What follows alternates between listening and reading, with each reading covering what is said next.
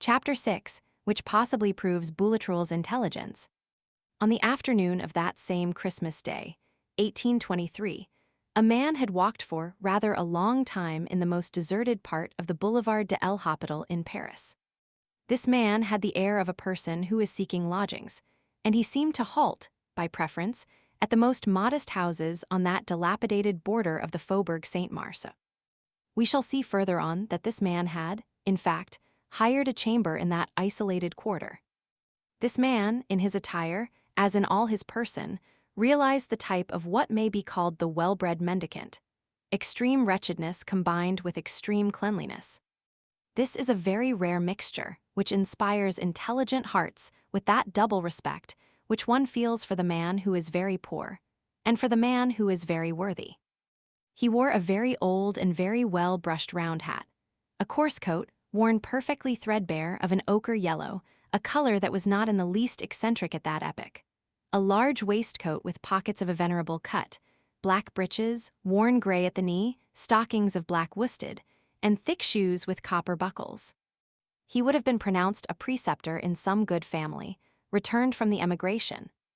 He would have been taken for more than 60 years of age from his perfectly white hair, his wrinkled brow, his livid lips, and his countenance, where everything breathed depression and weariness of life. Judging from his firm tread, from the singular vigor which stamped all his movements, he would have hardly been thought 50. The wrinkles on his brow were well placed, and would have disposed in his favor anyone who observed him attentively.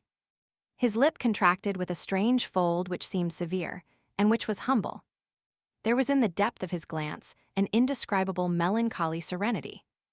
In his left hand he carried a little bundle tied up in a handkerchief. In his right he leaned on a sort of a cudgel, cut from some hedge. This stick had been carefully trimmed, and had an air that was not too threatening. The most had been made of its knots, and it had received a coral-like head made from red wax. It was a cudgel, and it seemed to be a cane. There are but few passers-by on that boulevard, particularly in the winter. The man seemed to avoid them rather than to seek them, but this without any affectation. At that epoch, King Louis Roman XVIII went nearly every day to Choisy-le-Roi. It was one of his favorite excursions. Towards 2 o'clock, almost invariably, the royal carriage and cavalcade was seen to pass at full speed along the Boulevard de l'Hôpital. This served in lieu of a watch or clock to the poor women of the quarter who said, "It is 2 o'clock. There he is returning to the Tuileries." And some rushed forward, and others drew up in line, for a passing king always creates a tumult. Besides, the appearance and disappearance of Louis Roman XVIII produced a certain effect in the streets of Paris. It was rapid but majestic. This impotent king had a taste for a fast gallop. As he was not able to walk, he wished to run. That cripple would gladly have had himself drawn by the lightning. He passed, pacific and severe, in the midst of naked swords. His massive couch, all covered with gilding, with great branches of lilies painted on the panels, thundered noisily along. There was hardly time to cast a glance upon it. In the rear angle on the right there was visible on tufted cushions of white satin a large, firm, and ruddy face, a brow freshly powdered at l'oiseau royal, a proud, hard, crafty eye, the smile of an educated man, 2 great epaulets with bullion fringe floating over a bourgeois coat, the golden fleece, the cross of St. Louis, the cross of the Legion of Honor, the silver plaque of the Saint-Esprit, a huge belly, and a wide blue ribbon. It was the king. Outside of Paris, he held his hat decked with white ostrich plumes on his knees and wrapped in high English gaiters. When he re-entered the city, he put on his hat and saluted rarely. He stared coldly at the people, and they returned it in kind. When he appeared for the first time in the Saint-Marceau quarter, the whole success which he produced is contained in this remark of an inhabitant of the Faubourg to his comrade: "That big fellow yonder is the government." This infallible passage of the king at the same hour was, therefore, the daily event of the Boulevard de l'Hôpital. The promenader in the yellow coat evidently did not belong in the quarter, and probably did not belong in Paris, for he was ignorant as to this detail. When, at 2 o'clock, the royal carriage, surrounded by a squadron of the bodyguard all covered with silver lace, debouched on the boulevard, after having made the turn of the Salpêtrière, he appeared surprised and almost alarmed. There was no one but himself in this cross lane. He drew up hastily behind the corner of the wall of an enclosure, though this did not prevent Le Duc de Havre from spying him out. Le Duc de Havre, as captain of the guard on duty that day, was seated in the carriage, opposite the king. He said to His Majesty, "Yonder is an evil-looking man." Members of the police, who were clearing the king's route, took equal note of him. One of them received an order to follow him. But the man plunged into the deserted little streets of the faubourg, and as twilight was beginning to fall, the agent lost trace of him, as is stated in a report addressed that same evening to Le Comte d'Angles, Minister of State, Prefect of Police. When the man in the yellow coat had thrown the agent off his track, he redoubled his pace, not without turning round many a time to assure himself that he was not being followed. At 4:15, that is to say, when night was fully come, he passed in front of the theatre of the Porte Saint-Martin, where the Two Convicts was being played that day. This poster, illuminated by the theatre lanterns, struck him, for, although he was walking rapidly, he halted to read it. An instant later, he was in the blind alley of La Planchette, and he entered the Plat d'Etain, where the office of the coach for Lagny was then situated. This coach set out at 4:30. The horses were harnessed, and the travelers, summoned by the coachman, were hastily climbing the lofty iron ladder of the vehicle. The man inquired, "Have you a place?" "Only one beside me on the box," said the coachman. "I will take it." "Climb up." Nevertheless, before setting out, the coachman cast a glance at the traveler's shabby dress, at the diminutive size of his bundle, and made him pay his fare. "Are you going as far as Lagny?" demanded the coachman. "Yes," said the man. The traveler paid to Lagny. They started. When they had passed the barrier, the coachman tried to enter into conversation, but the traveler only replied in monosyllables. The coachman took to whistling and swearing at his horses. The coachman wrapped himself up in his cloak. It was cold. The man did not appear to be thinking of that. Thus they passed Gournay and Neuilly-sur-Marne. Towards 6 o'clock in the evening they reached Chelles. The coachman drew up in front of the carters, installed in the ancient buildings of the Royal Abbey, to give his horses a breathing spell. "I get down here," said the man. He took his bundle and his cudgel and jumped down from the vehicle. An instant later he had disappeared. He did not enter the inn. When the coach set out for Lagny a few minutes later, it did not encounter him in the principal street of Chelles. The coachman turned to the inside travelers. "There," said he, "is a man who does not belong here, for I do not know him. He had not the air of owning a sou, but he does not consider money. He pays to Lagny, and he goes only as far as Chelles. It is night, all the houses are shut. He does not enter the inn, and he is not to be found. So he has dived through the earth." The man had not plunged into the earth, but he had gone with great strides through the dark, down the principal street of Chelles. Then he had turned to the right before reaching the church, into the crossroad leading to Montfermeil, like a person who was acquainted with the country and had been there before. He followed this road rapidly. At the spot where it is intersected by the ancient tree-bordered road, which runs from Gagny to Lagny, he heard people coming. He concealed himself precipitately in a ditch, and there waited until the passers-by were at a distance. The precaution was nearly superfluous, however, for, as we have already said, it was a very dark December night. Not more than 2 or 3 stars were visible in the sky. It is at this point that the ascent of the hill begins. The man did not return to the road to Montfermeil. He struck across the fields to the right and entered the forest with long strides.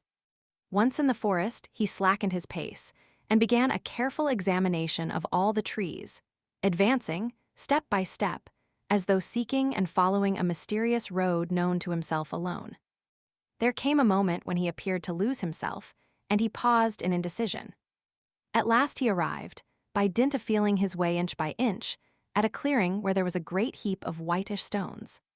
He stepped up briskly to these stones and examined them attentively through the mists of night, as though he were passing them in review.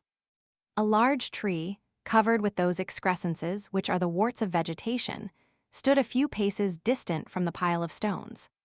He went up to this tree and passed his hand over the bark of the trunk, as though seeking to recognize and count all the warts. Opposite this tree, which was an ash, there was a chestnut tree, suffering from a peeling of the bark, to which a band of zinc had been nailed by way of dressing. He raised himself on tiptoe and touched this band of zinc. Then he trod about for a while on the ground comprised in the space between the tree and the heap of stones, like a person who is trying to assure himself that the soil has not recently been disturbed.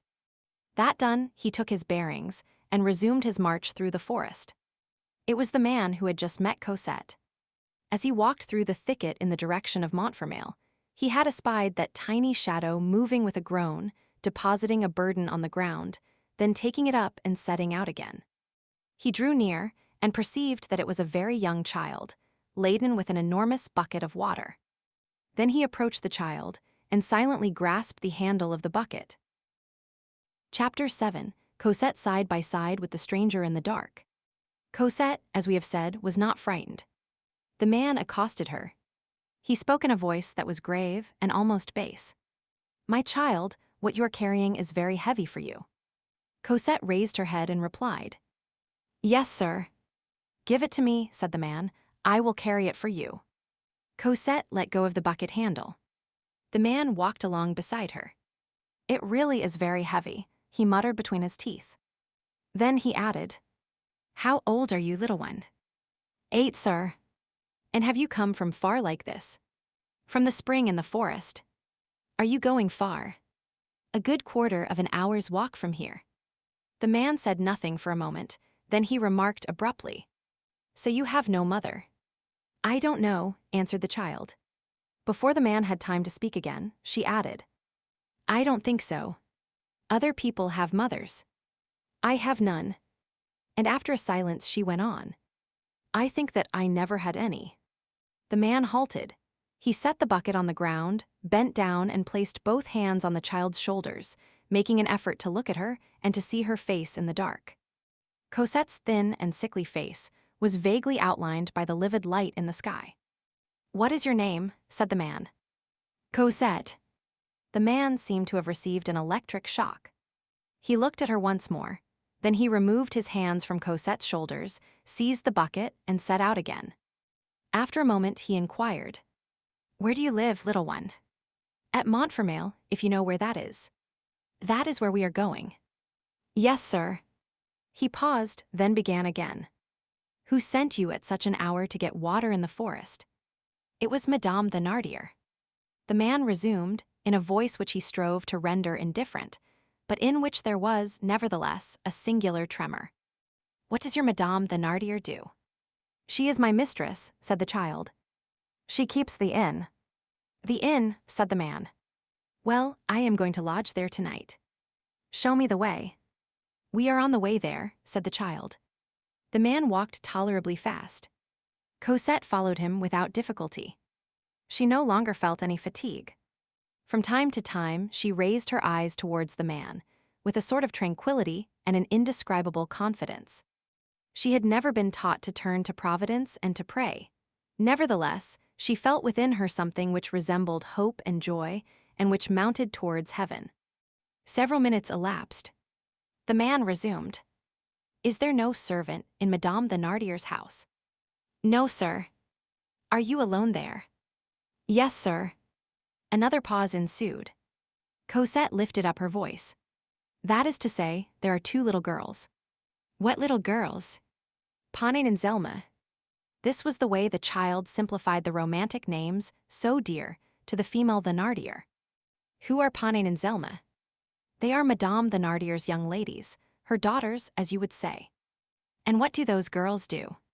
"Oh," said the child, "they have beautiful dolls, things with gold in them, all full of affairs. They play, they amuse themselves." "All day long?" "Yes, sir." "And you?" I work." "All day long?" The child raised her great eyes, in which hung a tear, which was not visible because of the darkness, and replied gently, "Yes, sir." After an interval of silence, she went on, "Sometimes, when I have finished my work and they let me, I amuse myself too." "How do you amuse yourself?" "In the best way I can. They let me alone, but I have not many playthings." Panin and Zelma will not let me play with their dolls. I have only a little lead sword, no longer than that. The child held up her tiny finger. And it will not cut. Yes, sir, said the child. It cuts salad and the heads of flies. They reached the village. Cosette guided the stranger through the streets. They passed the bake shop, but Cosette did not think of the bread which she had been ordered to fetch. The man had ceased to ply her with questions, and now preserved a gloomy silence. When they had left the church behind them, the man, on perceiving all the open-air booths, asked Cosette, "So there is a fair going on here?" "No, sir, it is Christmas." As they approached the tavern, Cosette timidly touched his arm. "Monsieur." "What, my child?" "We are quite near the house." "Well, will you let me take my bucket now?" "Why?" "If Madame sees that someone has carried it for me, she will beat me." The man handed her the bucket. An instant later, they were at the tavern door. Chapter 8. The unpleasantness of receiving into one's house a poor man who may be a rich man. Cosette could not refrain from casting a sidelong glance at the big doll, which was still displayed at the toy merchant S. Then she knocked. The door opened. The Thénardier appeared with a candle in her hand. So it's you little wretch. Good mercy, but you've taken your time. The hussy has been amusing herself." "Madame," said Cosette, trembling all over, "here's a gentleman who wants a lodging." The Thénardier speedily replaced her gruff air by her amiable grimace, a change of aspect common to tavern keepers, and eagerly sought the newcomer with her eyes. "This is the gentleman," said she. "Yes, madame," replied the man, raising his hand to his hat. Wealthy travelers are not so polite. This gesture, and an inspection of the stranger's costume and baggage, which the Thénardier passed in review with one glance, caused the amiable grimace to vanish, and the gruff mien to reappear. She resumed dryly, "Enter, my good man." The good man entered. The Thénardier cast a second glance at him, paid particular attention to his frock coat, which was absolutely threadbare, and to his hat, which was a little battered, and tossing her head, wrinkling her nose, and screwing up her eyes, she consulted her husband, who was still drinking with the carters. The husband replied by that imperceptible movement of the forefinger, which, backed up by an inflation of the lips, signifies in such cases a regular beggar. Thereupon the Thénardier exclaimed, See here, my good man, I am very sorry, but I have no room left." "Put me where you like," said the man, "in the attic in the stable. I will pay as though I occupied a room." 40 sous. 40 sous, agreed. "Very well then." 40 sous, said a carter in a low tone to the Thénardier woman. "Why, the charge is only 20 sous." "It is 40 in his case," retorted the Thénardier in the same tone. "I don't lodge poor folks for less." "That's true," added her husband gently. "It ruins a house to have such people in it." In the meantime, the man, laying his bundle and his cudgel on a bench, had seated himself at a table, on which Cosette made haste to place a bottle of wine and a glass. The merchant who had demanded the bucket of water took it to his horse himself. Cosette resumed her place under the kitchen table and her knitting. The man, who had barely moistened his lips in the wine which he had poured out for himself, observed the child with peculiar attention. Cosette was ugly. If she had been happy, she might have been pretty. We have already given a sketch of that somber little figure. Cosette was thin and pale. She was nearly 8 years old, but she seemed to be hardly 6.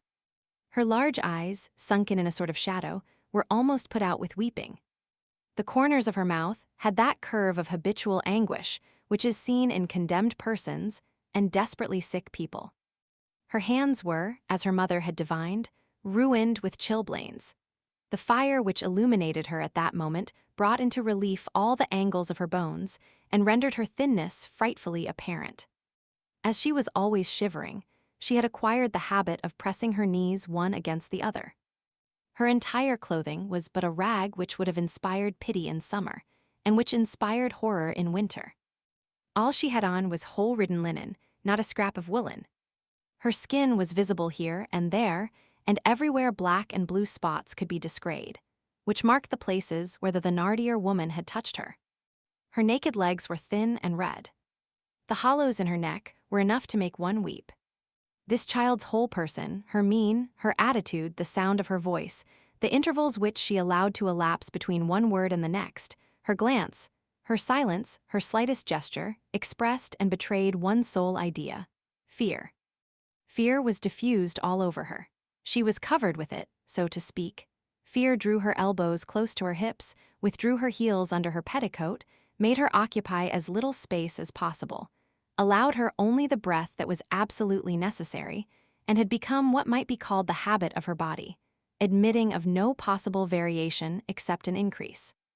In the depths of her eyes, there was an astonished nook where terror lurked. Her fear was such that on her arrival, wet as she was, Cosette did not dare to approach the fire and dry herself, but sat silently down to her work again. The expression in the glance of that child of 8 years was habitually so gloomy, and at times so tragic, that it seemed at certain moments as though she were on the verge of becoming an idiot or a demon. As we have stated, she had never known what it is to pray. She had never set foot in a church. "Have I the time?" said the Thénardier. The man in the yellow coat never took his eyes from Cosette. All at once, the Thénardier exclaimed, "By the way, where is that bread?" Cosette, according to her custom, whenever the Thénardier uplifted her voice, emerged with great haste from beneath the table. She had completely forgotten the bread. She had recourse to the expedient of children who live in a constant state of fear. She lied. "Madame, the baker's shop was shut. You should have knocked." "I did knock, madame." "Well, he did not open the door." "I'll find out tomorrow whether that is true," said the Thénardier, "and if you are telling me a lie, I'll lead you a pretty dance. In the meantime, give me back my 15-sou piece." Cosette plunged her hand into the pocket of her apron and turned green. The 15-sou piece was not there. "Ah, come now," said Madame Thénardier, "did you hear me?" Cosette turned her pocket inside out. There was nothing in it. What could have become of that money? The unhappy little creature could not find a word to say. She was petrified. "Have you lost that 15-sou piece?" screamed the Thénardier hoarsely, "or do you want to rob me of it?" At the same time, she stretched out her arm towards the cat-o' nine-tails, which hung on a nail in the chimney corner. This formidable gesture restored to Cosette sufficient strength to shriek, "Mercy, madame, madame. I will not do so any more." The Thénardier took down the whip. In the meantime, the man in the yellow coat had been fumbling in the fob of his waistcoat, without anyone having noticed his movements. Besides, the other travelers were drinking or playing cards, and were not paying attention to anything. Cosette contracted herself into a ball, with anguish, within the angle of the chimney, endeavoring to gather up and conceal her poor half-nude limbs. The Thénardier raised her arm. "Pardon me, madame," said the man, "but just now I caught sight of something which had fallen from this little one's apron pocket and rolled aside. Perhaps this is it." At the same time, he bent down and seemed to be searching on the floor for a moment. "Exactly, here it is," he went on, straightening himself up. And he held out a silver coin to the Thénardier. "Yes, that's it," said she. It was not it, for it was a 20-sou piece, but the Thénardier found it to her advantage. She put the coin in her pocket and confined herself to casting a fierce glance at the child, accompanied with the remark, "Don't let this ever happen again." Cosette returned to what the Thénardier called her kennel, and her large eyes, which were riveted on the traveler, began to take on an expression such as they had never worn before. Thus far it was only an innocent amazement, but a sort of stupefied confidence was mingled with it. "By the way, would you like some supper?" the Thénardier inquired of the traveler. He made no reply. He appeared to be absorbed in thought. "What sort of a man is that?" she muttered between her teeth. "He's some frightfully poor wretch. He hasn't a sou to pay for a supper. Will he even pay me for his lodging? It's very lucky, all the same, that it did not occur to him to steal the money that was on the floor." In the meantime, a door had opened, and Eponine and Azelma entered. They were two really pretty little girls, more bourgeois than peasant in looks and very charming. The one with shining chestnut tresses, the other with long black braids hanging down her back, both vivacious, neat, plump, rosy, and healthy, and a delight to the eye. They were warmly clad, but with so much maternal art that the thickness of the stuffs did not detract from the coquetry of arrangement. There was a hint of winter, though the springtime was not wholly effaced. Light emanated from these two little beings. Besides this, they were on the throne. In their toilettes, in their gaiety, in the noise which they made, there was sovereignty. When they entered, the Thénardier said to them in a grumbling tone which was full of adoration, "Ah, there you are, you children." Then drawing them, one after the other to her knees, smoothing their hair, tying their ribbons afresh, and then releasing them with that gentle manner of shaking off which is peculiar to mothers, she exclaimed, "What frights they are!" They went and seated themselves in the chimney corner. They had a doll, which they turned over and over on their knees, with all sorts of joyous chatter. From time to time, Cosette raised her eyes from her knitting, and watched their play with a melancholy air. Éponine and Azelma did not look at Cosette. She was the same as a dog to them. These three little girls did not yet reckon up 24 years between them, but they already represented the whole society of man, envy on the one side, disdain on the other. The doll of the Thénardier sisters was very much faded, very old, and much broken, but it seemed none the less admirable to Cosette, who had never had a doll in her life, a real doll, to make use of the expression which all children will understand. All at once, the Thénardier, who had been going back and forth in the room, perceived that Cosette's mind was distracted, and that, instead of working, she was paying attention to the little ones at their play. "Ah, I've caught you at it," she cried. "So that's the way you work. I'll make you work to the tune of the whip, that I will." The stranger turned to the Thénardier, without quitting his chair. "Bah, madame," he said with an almost timid air, "let her play." Such a wish expressed by a traveler who had eaten a slice of mutton, and had drunk a couple of bottles of wine with his supper, and who had not the air of being frightfully poor, would have been equivalent to an order. But that a man with such a hat should permit himself such a desire, and that a man with such a coat should permit himself to have a will, was something which Madame Thénardier did not intend to tolerate. She retorted with acrimony, "She must work since she eats. I don't feed her to do nothing." "What is she making?" went on the stranger, in a gentle voice which contrasted strangely with his beggarly garments and his porter's shoulders. The Thénardier deigned to reply, "Stockings, if you please. Stockings for my little girls, who have none, so to speak, and who are absolutely barefoot just now." The man looked at Cosette's poor little red feet and continued, "When will she have finished this pair of stockings?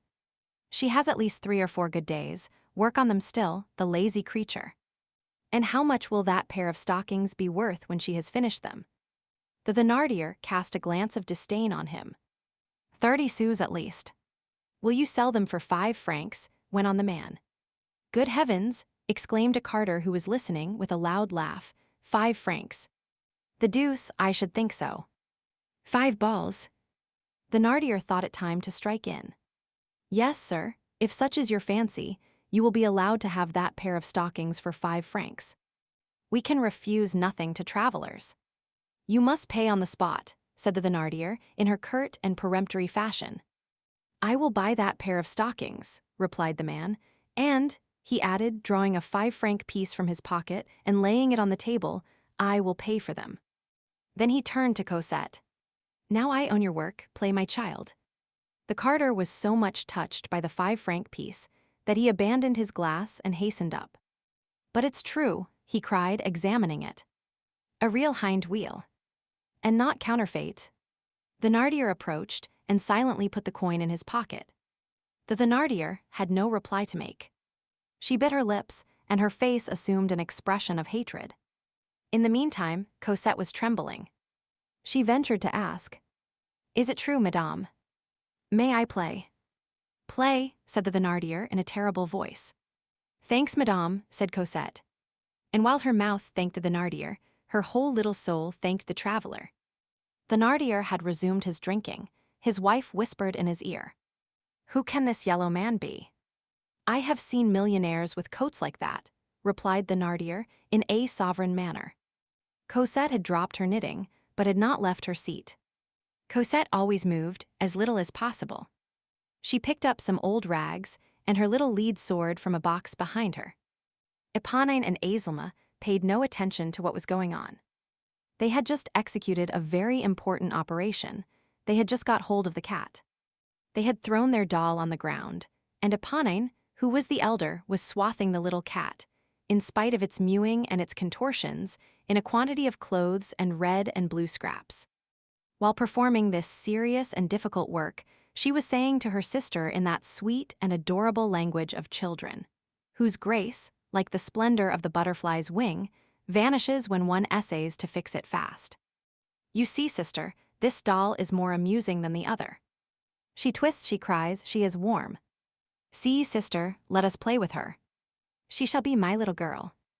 I will be a lady. I will come to see you, and you shall look at her. Gradually, you will perceive her whiskers, and that will surprise you. And then you will see her ears, and then you will see her tail, and it will amaze you. And you will say to me, ah, mon Dieu, and I will say to you, yes, madame, it is my little girl. Little girls are made like that just at present. Azelma listened admiringly to Eponine. In the meantime, the drinkers had begun to sing an obscene song, and to laugh at it until the ceiling shook. Thénardier accompanied and encouraged them. As birds make nests out of everything, so children make a doll out of anything which comes to hand. While Eponine and Azelma were bundling up the cat, Cosette, on her side, had dressed up her sword. That done, she laid it in her arms and sang to it softly, to lull it to sleep. The doll is one of the most imperious needs, and at the same time, one of the most charming instincts of feminine childhood. To care for, to clothe, to deck, to dress, to undress, to redress, to teach, scold a little, to rock, to dandle, to lull to sleep, to imagine that something is someone. Therein lies the whole woman's future. While dreaming and chattering, making tiny outfits and baby clothes, while sewing little gowns and corsages and bodices, the child grows into a young girl, the young girl into a big girl, the big girl into a woman. The first child is the continuation of the last doll. A little girl without a doll is almost as unhappy, and quite as impossible, as a woman without children. So Cosette had made herself a doll out of the sword. Madame Thénardier approached the yellow man. My husband is right, she thought. Perhaps it is M. Laugh it, there are such queer rich men.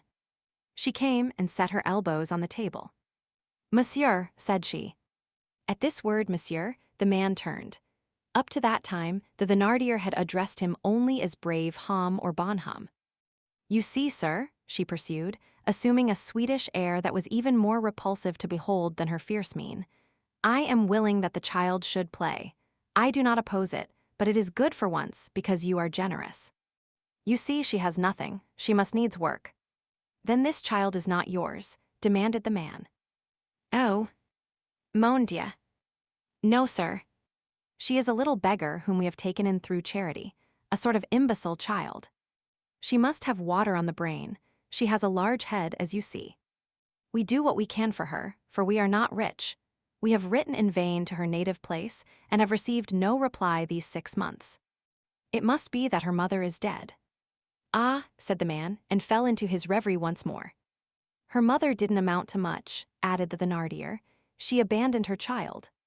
During the whole of this conversation, Cosette, as though warned by some instinct that she was under discussion, had not taken her eyes from the Thénardier's face.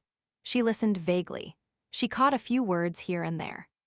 Meanwhile, the drinkers, all 3/4 intoxicated, were repeating their unclean refrain with redoubled gaiety. It was a highly spiced and wanton song, in which the Virgin and the infant Jesus were introduced. The Thénardier went off to take part in the shouts of laughter. Cosette, from her post under the table, gazed at the fire, which was reflected from her fixed eyes. She had begun to rock the sort of baby which she had made, and, as she rocked it, she sang in a low voice, My mother is dead. My mother is dead. My mother is dead. On being urged afresh by the hostess, the yellow man, the millionaire, consented at last to take supper. What does monsieur wish?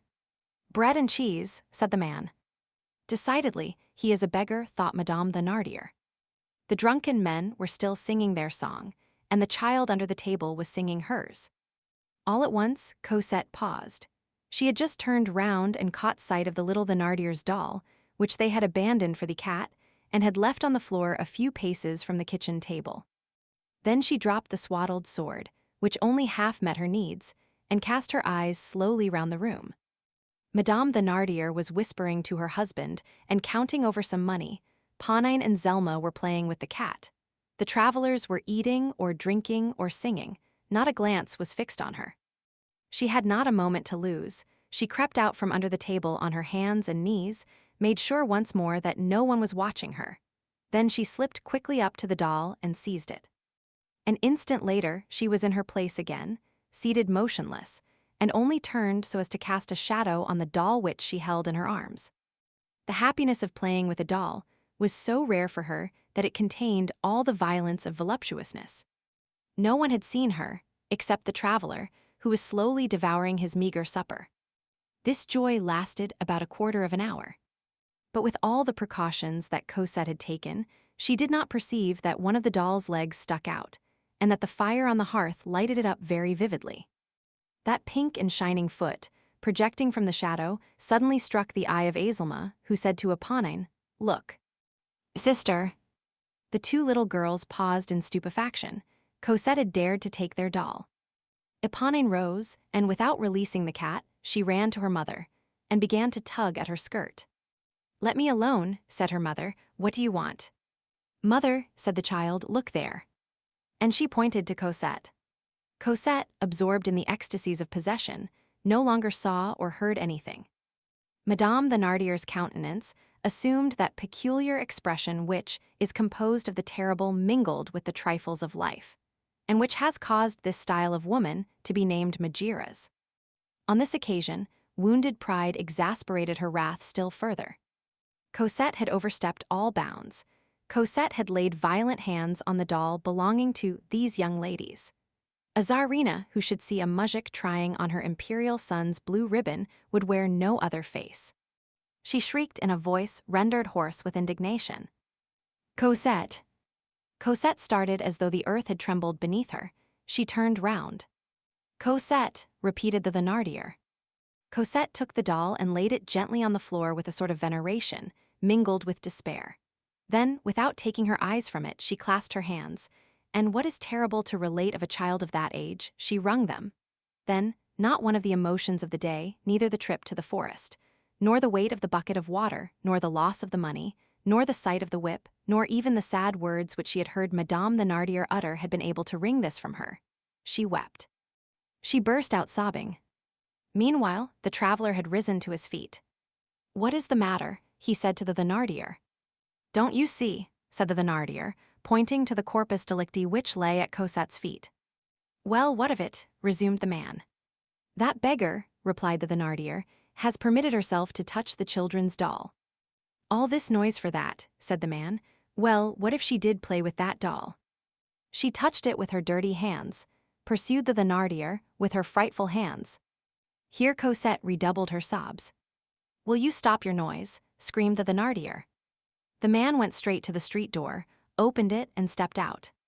As soon as he had gone, the Thénardier profited by his absence to give Cosette a hearty kick under the table, which made the child utter loud cries. The door opened again, the man reappeared.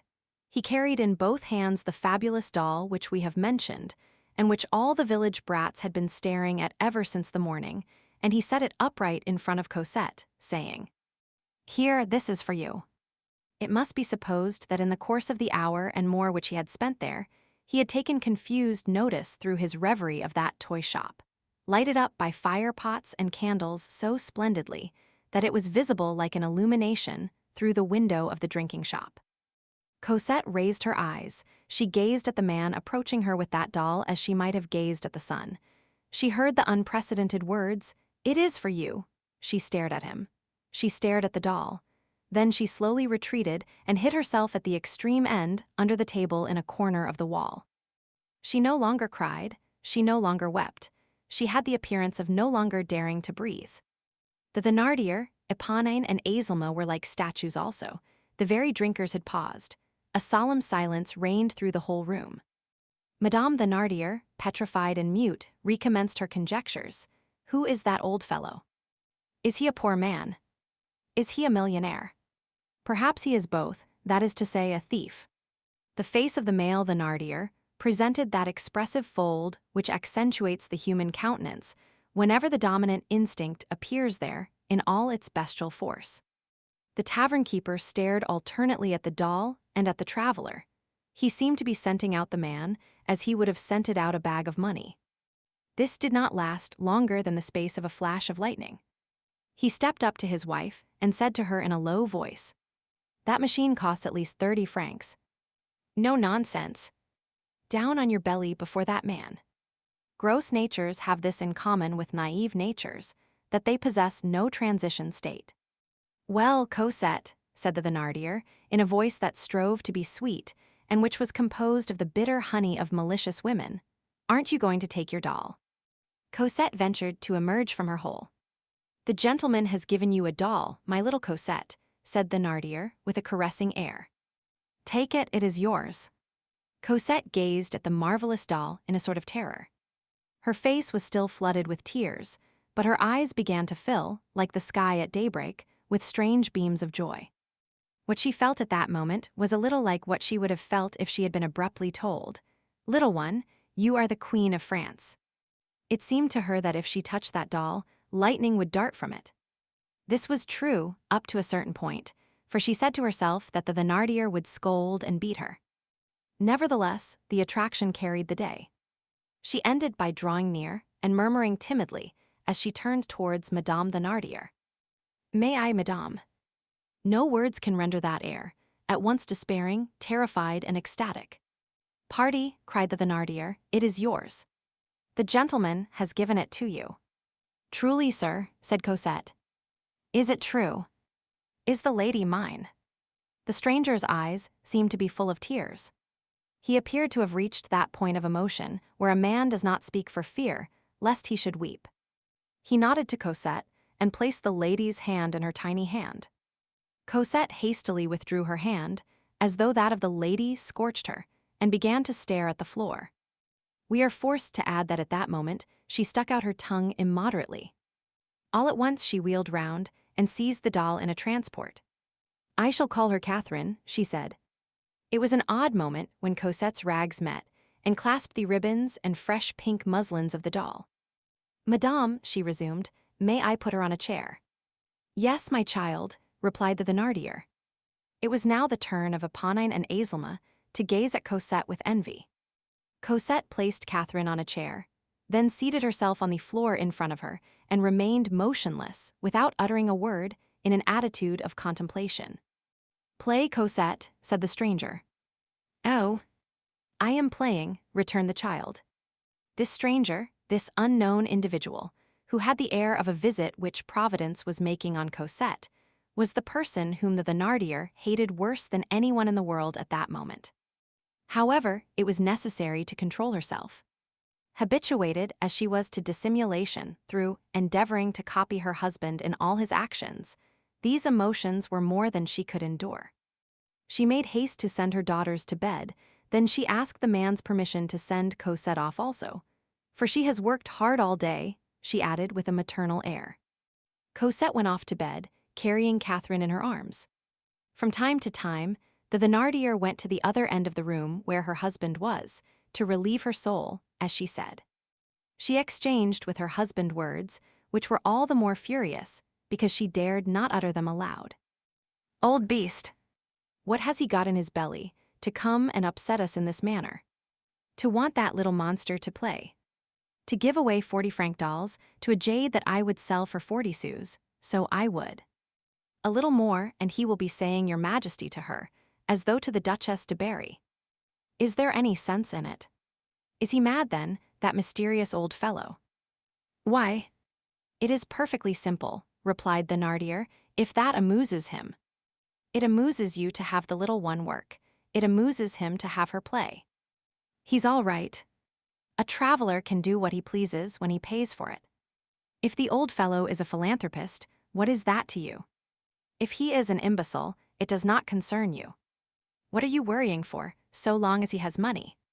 The language of a master and the reasoning of an innkeeper, neither of which admitted of any reply. The man had placed his elbows on the table and resumed his thoughtful attitude. All the other travelers, both peddlers and carters, had withdrawn a little and had ceased singing. They were staring at him from a distance with a sort of respectful awe. This poorly dressed man, who drew hindwheels from his pocket with so much ease, and who lavished gigantic dolls on dirty little brats in wooden shoes, was certainly a magnificent fellow, and one to be feared. Many hours passed. The midnight mass was over, the chimes had ceased, the drinkers had taken their departure, the drinking shop was closed, the public room was deserted, the fire extinct, the stranger still remained in the same place and the same attitude.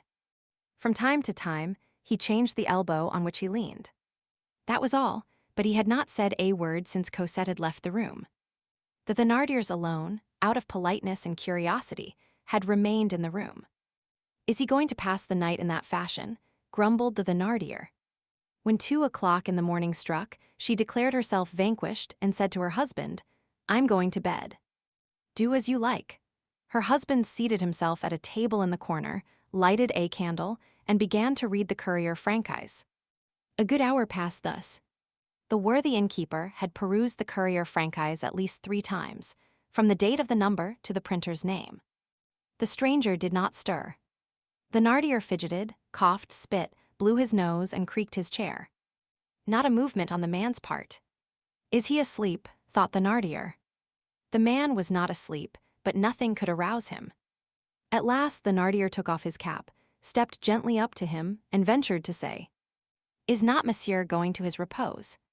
Not going to bed would have seemed to him excessive and familiar. To repose smacked of luxury and respect. These words possessed the mysterious and admirable property of swelling the bill on the following day.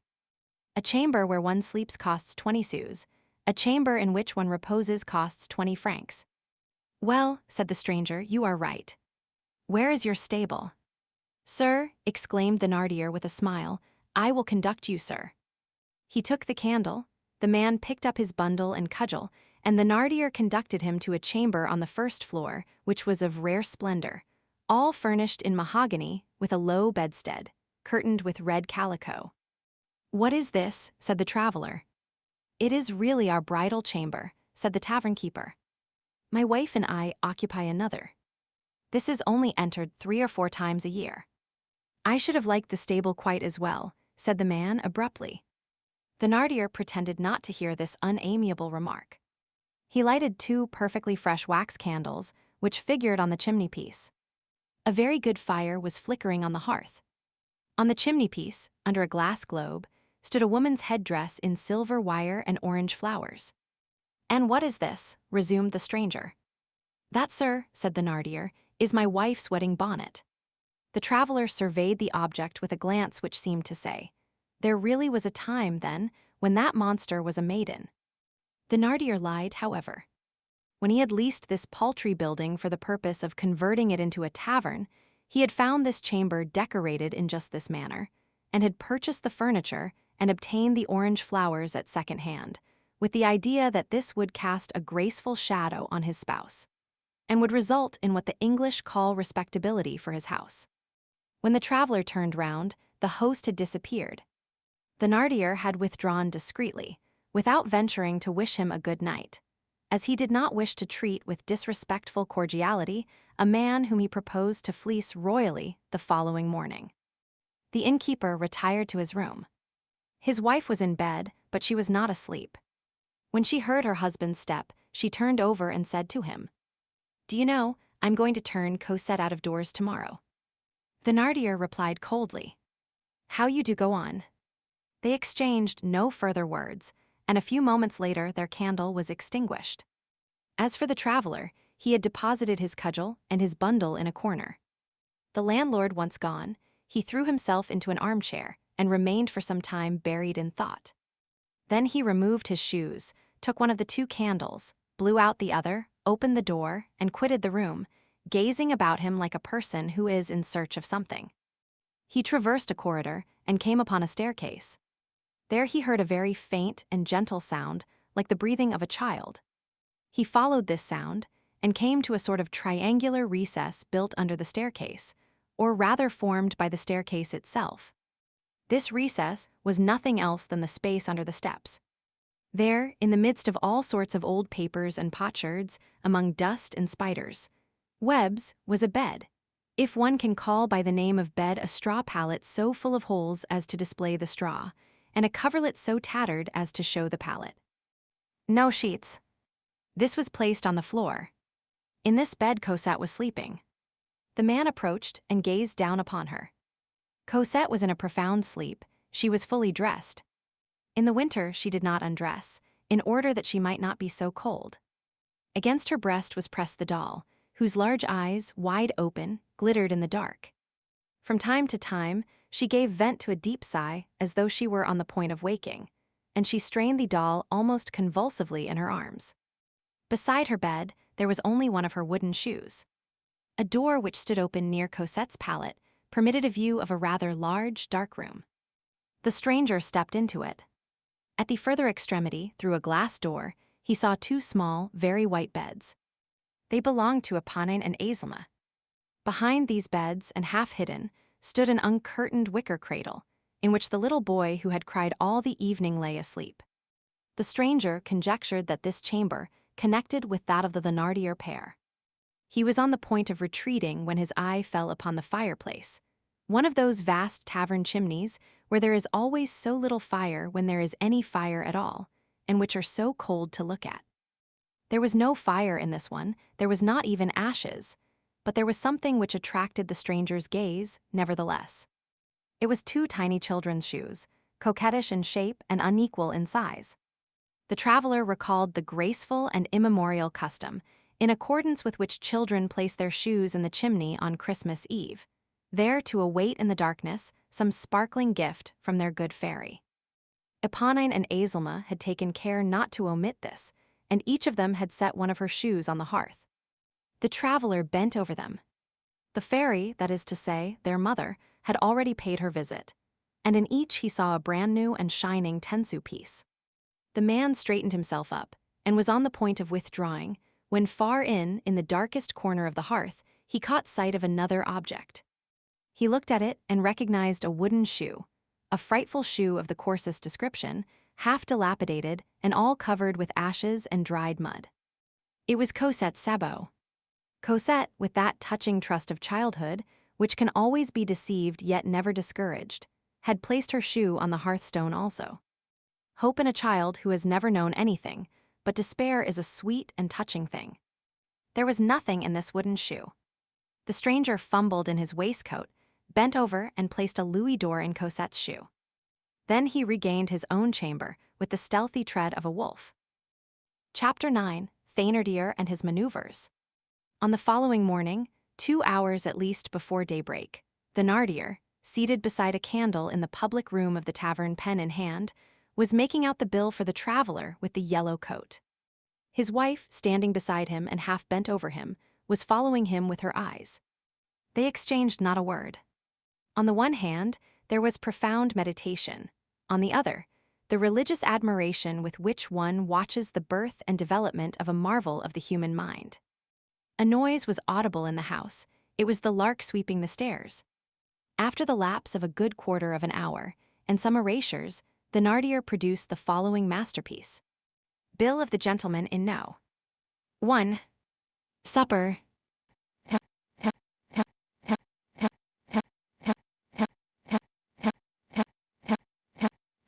Francs.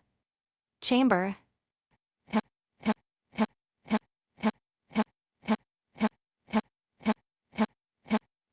Candle.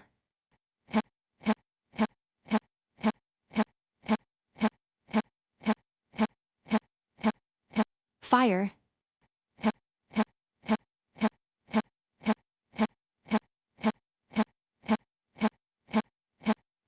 Service.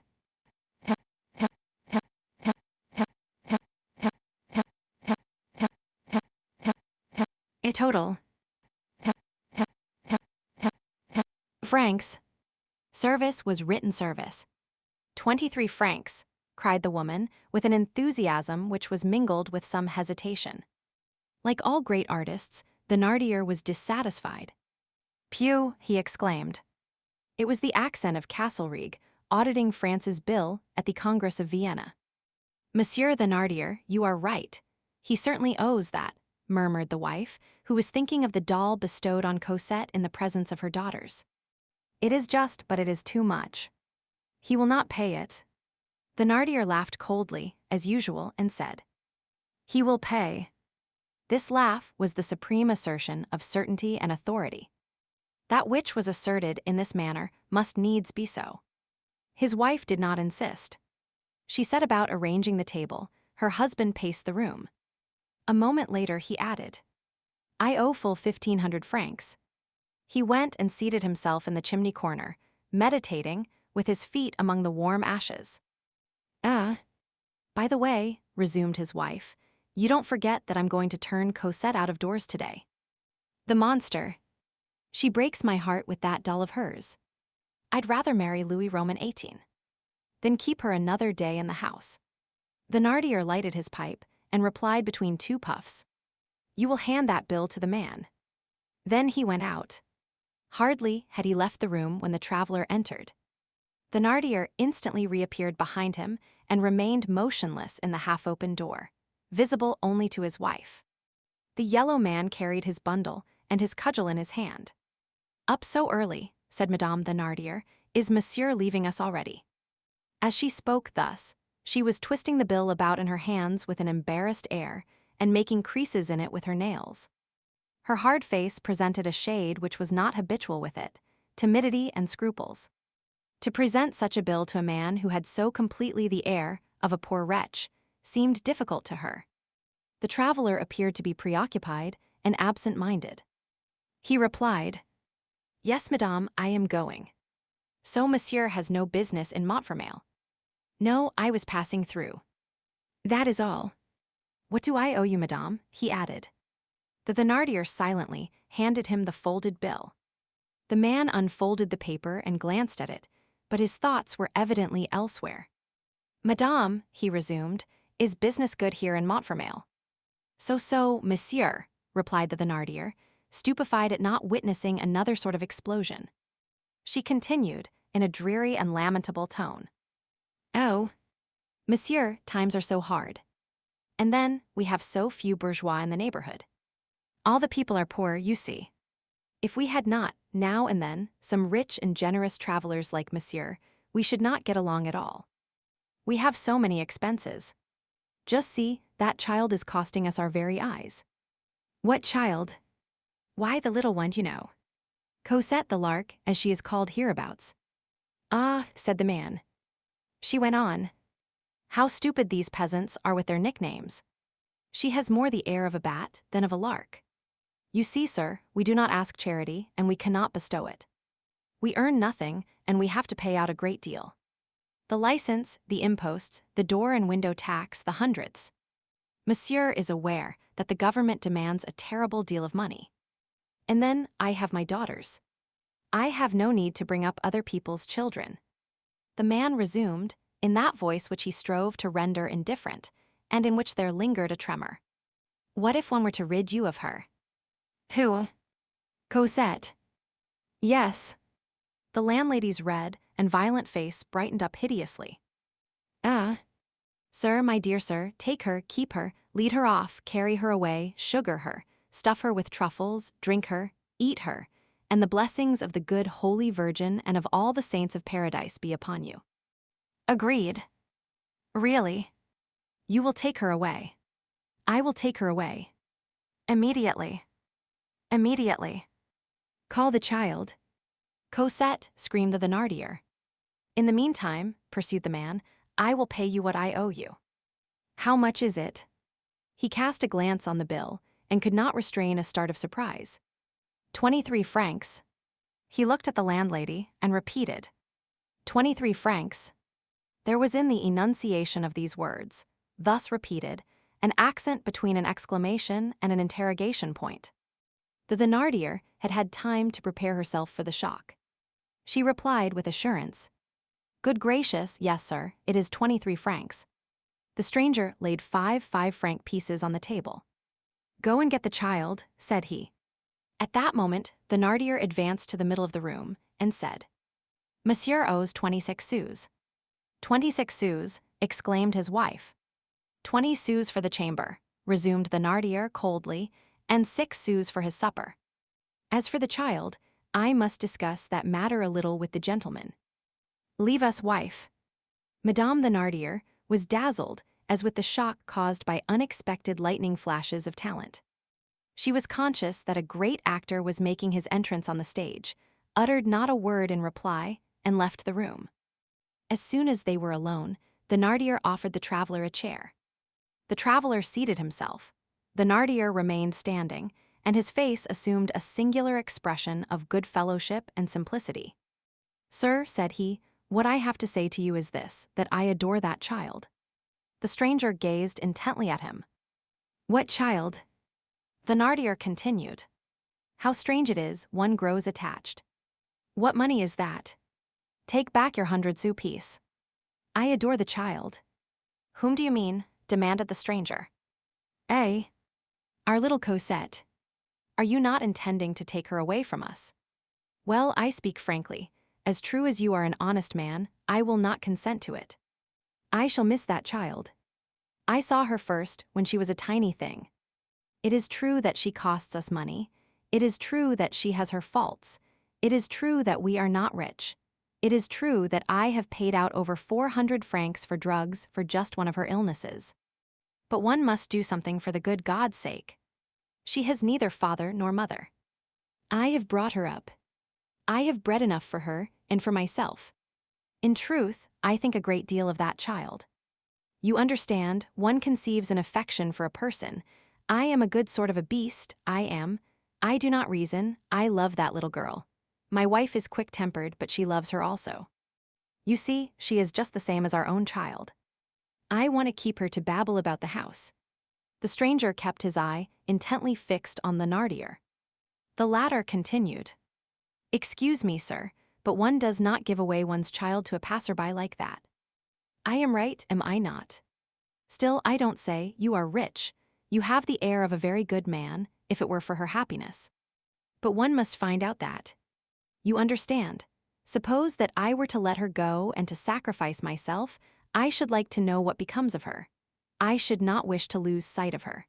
I should like to know with whom she is living, so that I could go to see her from time to time, so that she may know that her good foster father is alive, that he is watching over her. In short, there are things which are not possible. I do not even know your name. If you were to take her away, I should say, well, and the lark, what has become of her? One must, at least, see some petty scrap of paper, some trifle in the way of a passport, you know." The stranger, still surveying him with that gaze which penetrates, as the saying goes, to the very depths of the conscience, replied in a grave, firm voice. "Monsieur Thénardier, one does not require a passport to travel 5 leagues from Paris. If I take Cosette away, I shall take her away, and that is the end of the matter. You will not know my name, you will not know my residence, you will not know where she is. And my intention is that she shall never set eyes on you again so long as she lives. I break the thread which binds her foot, and she departs. Does that suit you? Yes or no?" Since geniuses, like demons, recognize the presence of a superior god by certain signs, the Thénardier comprehended that he had to deal with a very strong person. It was like an intuition. He comprehended it with his clear and sagacious promptitude. While drinking with the Carters, smoking, and singing coarse songs on the preceding evening, he had devoted the whole of the time to observing the stranger, watching him like a cat, and studying him like a mathematician. He had watched him, both on his own account, for the pleasure of the thing and through instinct, and had spied upon him as though he had been paid for so doing. Not a movement, not a gesture, on the part of the man in the yellow greatcoat had escaped him. Even before the stranger had so clearly manifested his interest in Cosette, the Thénardier had divined his purpose. He had caught the old man's deep glances, returning constantly to the child. Who was this man? Why this interest? Why this hideous costume, when he had so much money in his purse? Questions which he put to himself without being able to solve them, and which irritated him. He had pondered it all night long. He could not be Cosette's father. Was he her grandfather? Then why not make himself known at once? When one has a right, one asserts it. This man, evidently, had no right over Cosette. What was it then? Thénardier lost himself in conjectures. He caught glimpses of everything, but he saw nothing. Be that as it may, on entering into conversation with the man, sure that there was some secret in the case, that the latter had some interest in remaining in the shadow, he felt himself strong. When he perceived from the stranger's clear and firm retort that this mysterious personage was mysterious in so simple a way, he became conscious that he was weak. He had expected nothing of the sort. His conjectures were put to the rout. He rallied his ideas. He weighed everything in the space of a second. Thénardier was one of those men who take in a situation at a glance. He decided that the moment had arrived for proceeding straight forward, and quickly at that. He did as great leaders do at the decisive moment, which they know that they alone recognize. He abruptly unmasked his batteries. "Sir," said he, "I am in need of 1,500 francs." The stranger took from his side pocket an old pocket-book of black leather, opened it, drew out 3 bank bills, which he laid on the table. Then he placed his large thumb on the notes and said to the innkeeper, "Go and fetch Cosette." While this was taking place, what had Cosette been doing? On waking up, Cosette had run to get her shoe. In it, she had found the gold piece. It was not a Napoleon. It was one of those perfectly new 20-franc pieces of the Restoration, on whose effigy the little Prussian Q had replaced the laurel wreath. Cosette was dazzled. Her destiny began to intoxicate her. She did not know what a gold piece was. She had never seen one. She hid it quickly in her pocket as though she had stolen it. Still, she felt that it really was hers. She guessed whence her gift had come, but the joy which she experienced was full of fear. She was happy, above all she was stupefied. Such magnificent and beautiful things did not appear real. The doll frightened her, the gold piece frightened her. She trembled vaguely in the presence of this magnificence. The stranger alone did not frighten her. On the contrary, he reassured her. Ever since the preceding evening, amid all her amazement, even in her sleep, she had been thinking in her little childish mind of that man who seemed to be so poor and so sad, and who was so rich and so kind. Everything had changed for her since she had met that good man in the forest. Cosette, less happy than the most insignificant swallow of heaven, had never known what it was to take refuge under a mother's shadow and under a wing. For the last 5 years, that is to say, as far back as her memory ran, the poor child had shivered and trembled. She had always been exposed completely naked to the sharp wind of adversity. Now it seemed to her she was clothed. Formerly her soul had seemed cold, now it was warm. Cosette was no longer afraid of the Thénardier. She was no longer alone, there was someone there. She hastily set about her regular morning duties. That louis which she had about her, in the very apron pocket whence the 15-sou piece had fallen on the night before, distracted her thoughts. She dared not touch it, but she spent 5 minutes in gazing at it with her tongue hanging out, if the truth must be told. As she swept the staircase, she paused, remained standing there motionless, forgetful of her broom and of the entire universe, occupied in gazing at that star which was blazing at the bottom of her pocket. It was during one of these periods of contemplation that the Thénardier joined her. She had gone in search of Cosette at her husband's orders. What was quite unprecedented, she neither struck her nor said an insulting word to her. "Cosette," she said almost gently, "come immediately." An instant later Cosette entered the public room. The stranger took up the bundle which he had brought and untied it. This bundle contained a little woolen gown, an apron, a fustian bodice, a kerchief, a petticoat, woolen stockings, shoes, a complete outfit for a girl of 7 years. All was black. "My child," said the man, "take these and go and dress yourself quickly." Daylight was appearing when those of the inhabitants of Montfermeil, who had begun to open their doors, beheld a poorly clad old man leading a little girl dressed in mourning, and carrying a pink doll in her arms, pass along the road to Paris. They were going in the direction of Livry. It was Armand and Cosette. No one knew the man. As Cosette was no longer in rags, many did not recognize her. Cosette was going away. With whom? She did not know. Whither? She knew not. All that she understood was that she was leaving the Thénardier tavern behind her. No one had thought of bidding her farewell, nor had she thought of taking leave of anyone. She was leaving that hated and hating house. Poor, gentle creature, whose heart had been repressed up to that hour. Cosette walked along gravely, with her large eyes wide open and gazing at the sky. She had put her louis in the pocket of her new apron. From time to time, she bent down and glanced at it, then she looked at the good man. She felt something as though she were beside the good God. Chapter 10. He who seeks to better himself may render his situation worse. Madame Thénardier had allowed her husband to have his own way, as was her wont. She had expected great results. When the man and Cosette had taken their departure, Thénardier allowed a full quarter of an hour to elapse. Then he took her aside and showed her the 1,500 francs. "Is that all?" said she. It was the first time since they had set up housekeeping that she had dared to criticize one of the master's acts. The blow told. "You are right in sooth," said he. "I am a fool. Give me my hat." He folded up the 3 bank bills, thrust them into his pocket, and ran out in all haste. But he made a mistake and turned to the right first. Some neighbors, of whom he made inquiries, put him on the track again. The Lark and the man had been seen going in the direction of Livry. He followed these hints, walking with great strides and talking to himself the while. That man is evidently a million dressed in yellow, and I am an animal. First he gave 20 sous, then 5 francs, then 50 francs, then 1,500 francs, all with equal readiness. He would have given 15,000 francs. But I shall overtake him. And then that bundle of clothes prepared beforehand for the child, all that was singular, many mysteries lay concealed under it.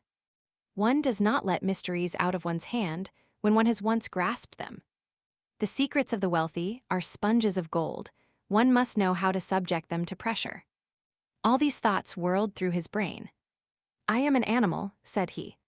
When one leaves Montfermeil and reaches the turn which the road takes that runs to Livry, it can be seen stretching out before one to a great distance across the plateau.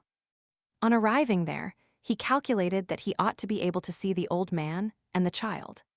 He looked as far as his vision reached and saw nothing. He made fresh inquiries, but he had wasted time. Some passers-by informed him that the man and child of whom he was in search had gone towards the forest in the direction of Gagny. He hastened in that direction. They were far in advance of him, but a child walks slowly and he walked fast, and then he was well acquainted with the country. All at once he paused and dealt himself a blow on his forehead, like a man who has forgotten some essential point, and who is ready to retrace his steps. "I ought to have taken my gun," said he to himself. Thénardier was one of those double natures which sometimes pass through our midst without our being aware of the fact, and who disappear without our finding them out, because destiny has only exhibited one side of them. It is the fate of many men to live thus half submerged. In a calm and even situation, Thénardier possessed all that is required to make, we will not say to be, what people have agreed to call an honest trader, a good bourgeois. At the same time, certain circumstances being given, certain shocks arriving to bring his under nature to the surface, he had all the requisites for a blackguard. He was a shopkeeper in whom there was some taint of the monster. Satan must have occasionally crouched down in some corner of the hovel in which Thénardier dwelt, and have fallen a-dreaming in the presence of this hideous masterpiece. After a momentary hesitation, "Bah," he thought, "they will have time to make their escape." And he pursued his road, walking rapidly straight ahead, and with almost an air of certainty, with the sagacity of a fox scenting a covey of partridges. In truth, when he had passed the ponds and had traversed in an oblique direction the large clearing which lies on the right of the Avenue de Bellevue, and reached that turf alley which nearly makes the circuit of the hill, and covers the arch of the ancient aqueduct of the Abbey of Chelles, he caught sight, over the top of the brushwood, of the hat on which he had already erected so many conjectures. It was that man's hat. The brushwood was not high. Thénardier recognized the fact that the man and Cosette were sitting there. The child could not be seen on account of her small size, but the head of her doll was visible. Thénardier was not mistaken. The man was sitting there, and letting Cosette get somewhat rested. The innkeeper walked round the brushwood, and presented himself abruptly to the eyes of those whom he was in search of. "Pardon, excuse me, sir," he said, quite breathless, "but here are your 1,500 francs." So saying, he handed the stranger the 3 bank bills. The man raised his eyes. "What is the meaning of this?" The Thénardier replied respectfully. "It means, sir, that I shall take back Cosette." Cosette shuddered and pressed close to the old man. He replied, gazing to the very bottom of the Thénardier's eyes the while, and enunciating every syllable distinctly. "You are going to take back Cosette?" "Yes, sir, I am." "I will tell you, I have considered the matter. In fact, I have not the right to give her to you. I am an honest man, you see. This child does not belong to me, she belongs to her mother. It was her mother who confided her to me. I can only resign her to her mother. You will say to me, but her mother is dead. Good. In that case, I can only give the child up to the person who shall bring me a writing, signed by her mother, to the effect that I am to hand the child over to the person therein mentioned. That is clear." The man, without making any reply, fumbled in his pocket, and the Thénardier beheld the pocketbook of bank bills make its appearance once more. The tavern-keeper shivered with joy. "Good," thought he, "let us hold firm, he is going to bribe me." Before opening the pocketbook, the traveler cast a glance about him. The spot was absolutely deserted. There was not a soul either in the woods or in the valley.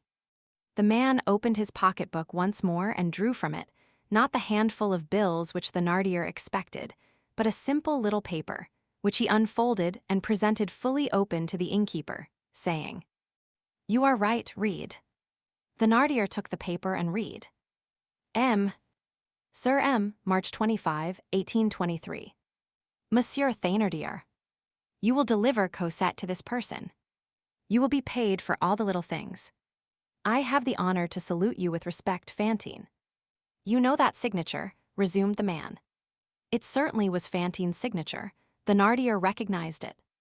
There was no reply to make. He experienced 2 violent vexations, the vexation of renouncing the bribery which he had hoped for, and the vexation of being beaten. The man added, "You may keep this paper as your receipt." The Thénardier retreated in tolerably good order. "This signature is fairly well imitated," he growled between his teeth. "However, let it go." Then he essayed a desperate effort. "It is well, sir," he said, "since you are the person, but I must be paid for all those little things. A great deal is owing to me." The man rose to his feet, filliping the dust from his threadbare sleeve. "Monsieur Thénardier, in January last, the mother reckoned that she owed you 120 francs. In February, you sent her a bill of 500 francs. You received 300 francs at the end of February and 300 francs at the beginning of March. Since then 9 months have elapsed, at 15 francs a month, the price agreed upon, which makes 135 francs. You had received 100 francs too much, that makes 35 still owing you. I have just given you 1,500 francs. The Thénardier's sensations were those of the wolf at the moment, when he feels himself nipped and seized by the steel jaw of the trap. Who is this devil of a man? He thought. He did what the wolf does, he shook himself. Audacity had succeeded with him once. "Monsieur, I don't know your name," he said resolutely, and this time casting aside all respectful ceremony, "I shall take back Cosette if you do not give me 1,000 crowns." The stranger said tranquilly, "Come, Cosette." He took Cosette by his left hand, and with his right he picked up his cudgel, which was lying on the ground. The Thénardier noted the enormous size of the cudgel and the solitude of the spot. The man plunged into the forest with the child, leaving the innkeeper motionless and speechless. While they were walking away, the Thénardier scrutinized his huge shoulders, which were a little rounded, and his great fists. Then, bringing his eyes back to his own person, they fell upon his feeble arms and his thin hands. "I really must have been exceedingly stupid not to have thought to bring my gun," he said to himself, "since I was going hunting." However, the innkeeper did not give up. "I want to know where he is going," said he, and he set out to follow them at a distance. 2 things were left on his hands, an irony in the shape of the paper signed Fantine, and a consolation, the 1,500 francs. The man led Cosette off in the direction of Livry and Bondy. He walked slowly, with drooping head, in an attitude of reflection and sadness. The winter had thinned out the forest, so that Thénardier did not lose them from sight, although he kept at a good distance. The man turned round from time to time and looked to see if he was being followed. All at once he caught sight of Thénardier. He plunged suddenly into the brushwood with Cosette, where they could both hide themselves. "The deuce," said Thénardier, and he redoubled his pace. The thickness of the undergrowth forced him to draw nearer to them. When the man had reached the densest part of the thicket, he wheeled round. It was in vain that Thénardier sought to conceal himself in the branches. He could not prevent the man seeing him. The man cast upon him an uneasy glance, then elevated his head and continued his course. The innkeeper set out again in pursuit. Thus they continued for 200 or 300 paces. All at once the man turned round once more. He saw the innkeeper. This time he gazed at him with so somber an air that Thénardier decided that it was useless to proceed further. Thénardier retraced his steps. Chapter 11, number 9430 reappears, and Cosette wins it in the lottery. Jean Valjean was not dead. When he fell into the sea, or rather when he threw himself into it, he was not ironed as we have seen. He swam under water until he reached a vessel at anchor, to which a boat was moored. He found means of hiding himself in this boat until night. At night he swam off again, and reached the shore a little way from Cape Brun. There, as he did not lack money, he procured clothing. A small country house in the neighborhood of Balaguer was at that time the dressing room of escaped convicts, a lucrative specialty. Then Jean Valjean, like all the sorry fugitives who are seeking to evade the vigilance of the law and social fatality, pursued an obscure and undulating itinerary. He found his first refuge at Prédox, near Beausset. Then he directed his course towards Grand Villard, near Briançon, in the Hautes-Alpes. It was a fumbling and uneasy flight, a mole's track, whose branchings are untraceable. Later on, some trace of his passage into Ain, in the territory of Civria, was discovered. In the Pyrenees, at Acons, at the spot called Grange de Daumec, near the market of Chevales, and in the environs of Périgueux at Brunis, canton of La Chapelle-Gonaight. He reached Paris. We have just seen him at Montfermeil. His first care on arriving in Paris had been to buy mourning clothes for a little girl of from 7 to 8 years of age, then to procure a lodging. That done, he had betaken himself to Montfermeil. It will be remembered that already, during his preceding escape, he had made a mysterious trip thither, or somewhere in that neighborhood, of which the law had gathered an inkling. However, he was thought to be dead, and this still further increased the obscurity which had gathered about him. At Paris, one of the journals which chronicled the fact fell into his hands. He felt reassured and almost at peace, as though he had really been dead. On the evening of the day when Jean Valjean rescued Cosette from the claws of the Thénardiers, he returned to Paris. He re-entered it at nightfall, with the child, by way of the barrier Monceau. There he entered a cabriolet, which took him to the esplanade of the Observatoire. There he got out, paid the coachman, took Cosette by the hand, and together they directed their steps through the darkness, through the deserted streets which adjoin the Arsène and the Glacière, towards the Boulevard de l'Hôpital. The day had been strange and filled with emotions for Cosette. They had eaten some bread and cheese purchased in isolated taverns, behind hedges. They had changed carriages frequently. They had traveled short distances on foot. She made no complaint, but she was weary, and Jean Valjean perceived it by the way she dragged more and more on his hand as she walked. He took her on his back. Cosette, without letting go of Catherine, laid her head on Jean Valjean's shoulder, and there fell asleep. Book 4th, The Gorbeau Hovel. Chapter 1, Master Gorbeau. 40 years ago, a rambler who had ventured into that unknown country of the Salpêtrière, and who had mounted to the Barrière d'Italie by way of the boulevard, reached a point where it might be said that Paris disappeared. It was no longer solitude, for there were passers-by. It was not the country, for there were houses and streets. It was not the city, for the streets had ruts like highways and the grass grew in them. It was not a village, the houses were too lofty. What was it then? It was an inhabited spot where there was no one. It was a desert place where there was someone. It was a boulevard of the great city, a street of Paris, more wild at night than the forest, more gloomy by day than a cemetery. It was the old quarter of the Marchak-Chevox.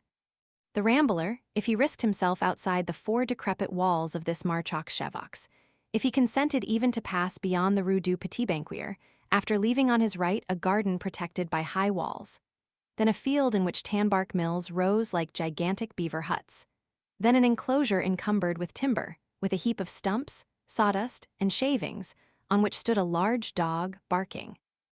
Then a long, low, utterly dilapidated wall, with a little black door in mourning, laden with mosses, which were covered with flowers in the spring. Then, in the most deserted spot, a frightful and decrepit building, on which ran the inscription in large letters, "Post no bills." This daring rambler would have reached little-known latitudes at the corner of the Rue des Vins Saint-Marcel.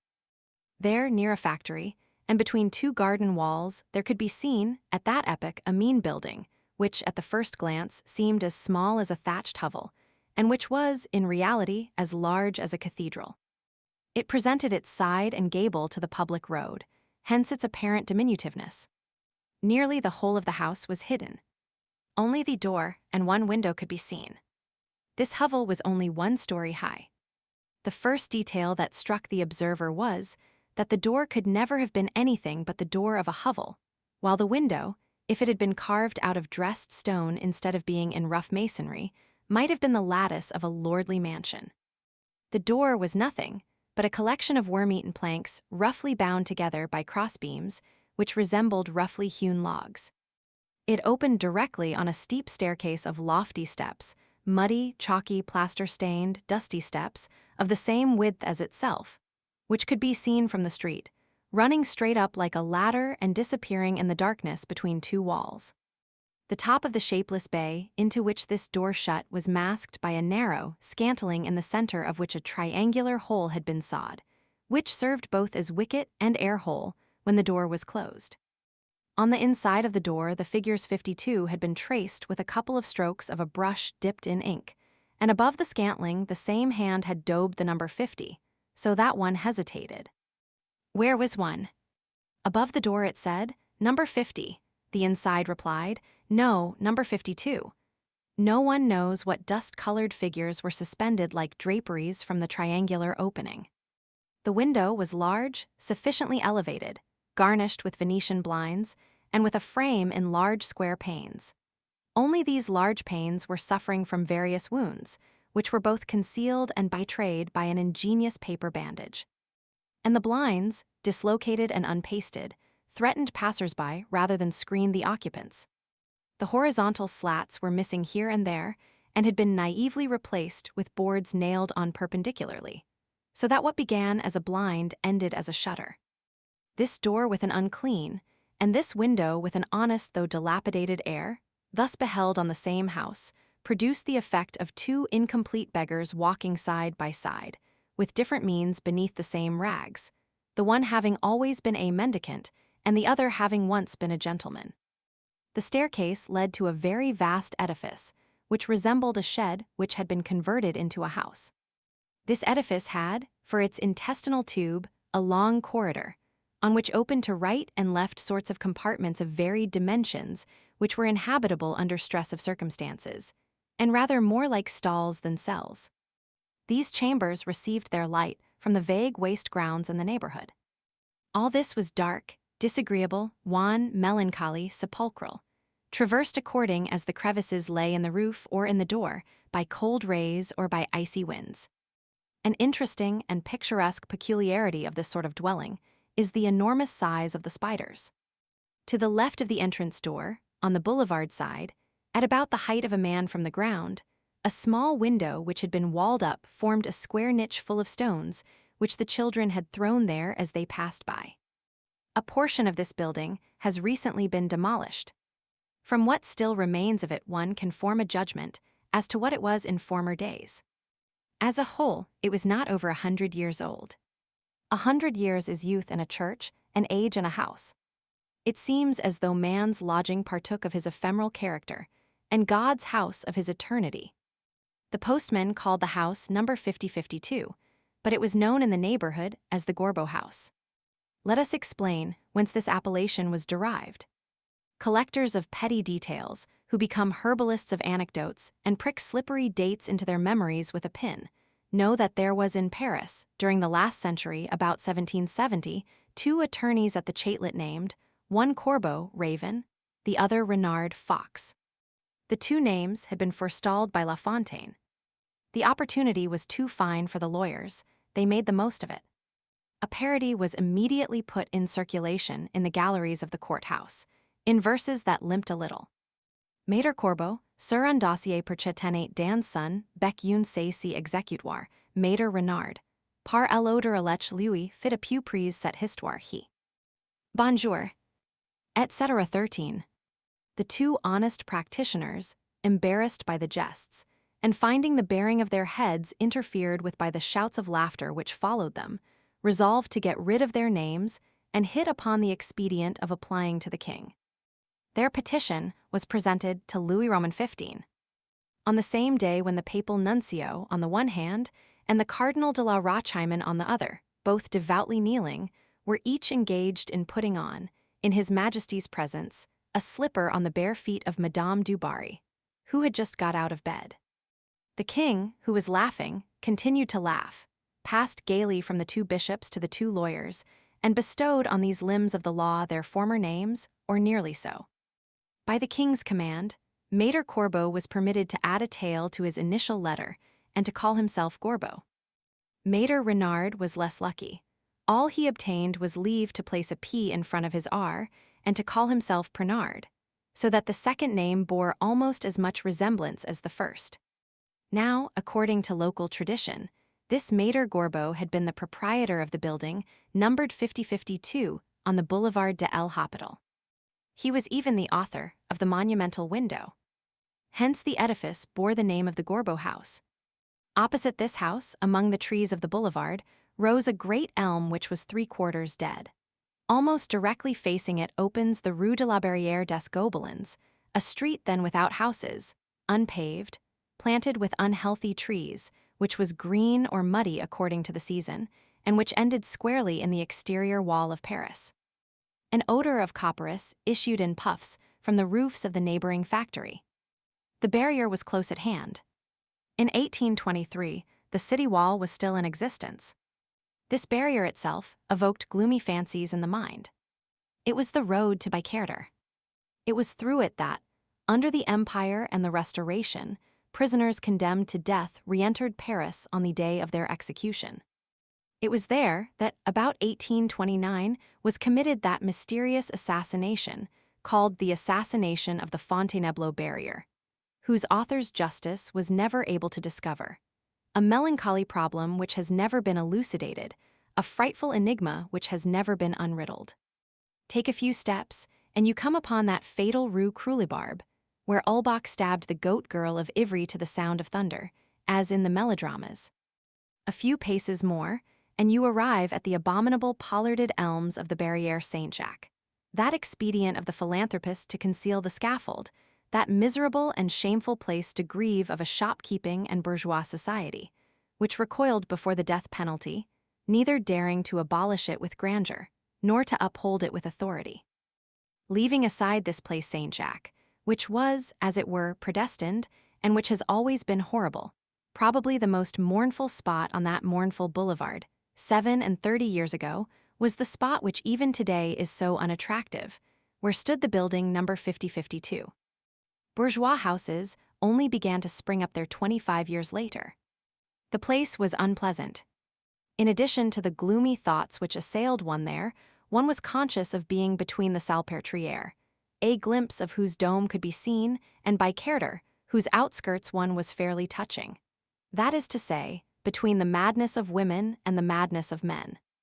As far as the eye could see, one could perceive nothing but the abattoirs, the city wall, and the fronts of a few factories, resembling barracks or monasteries.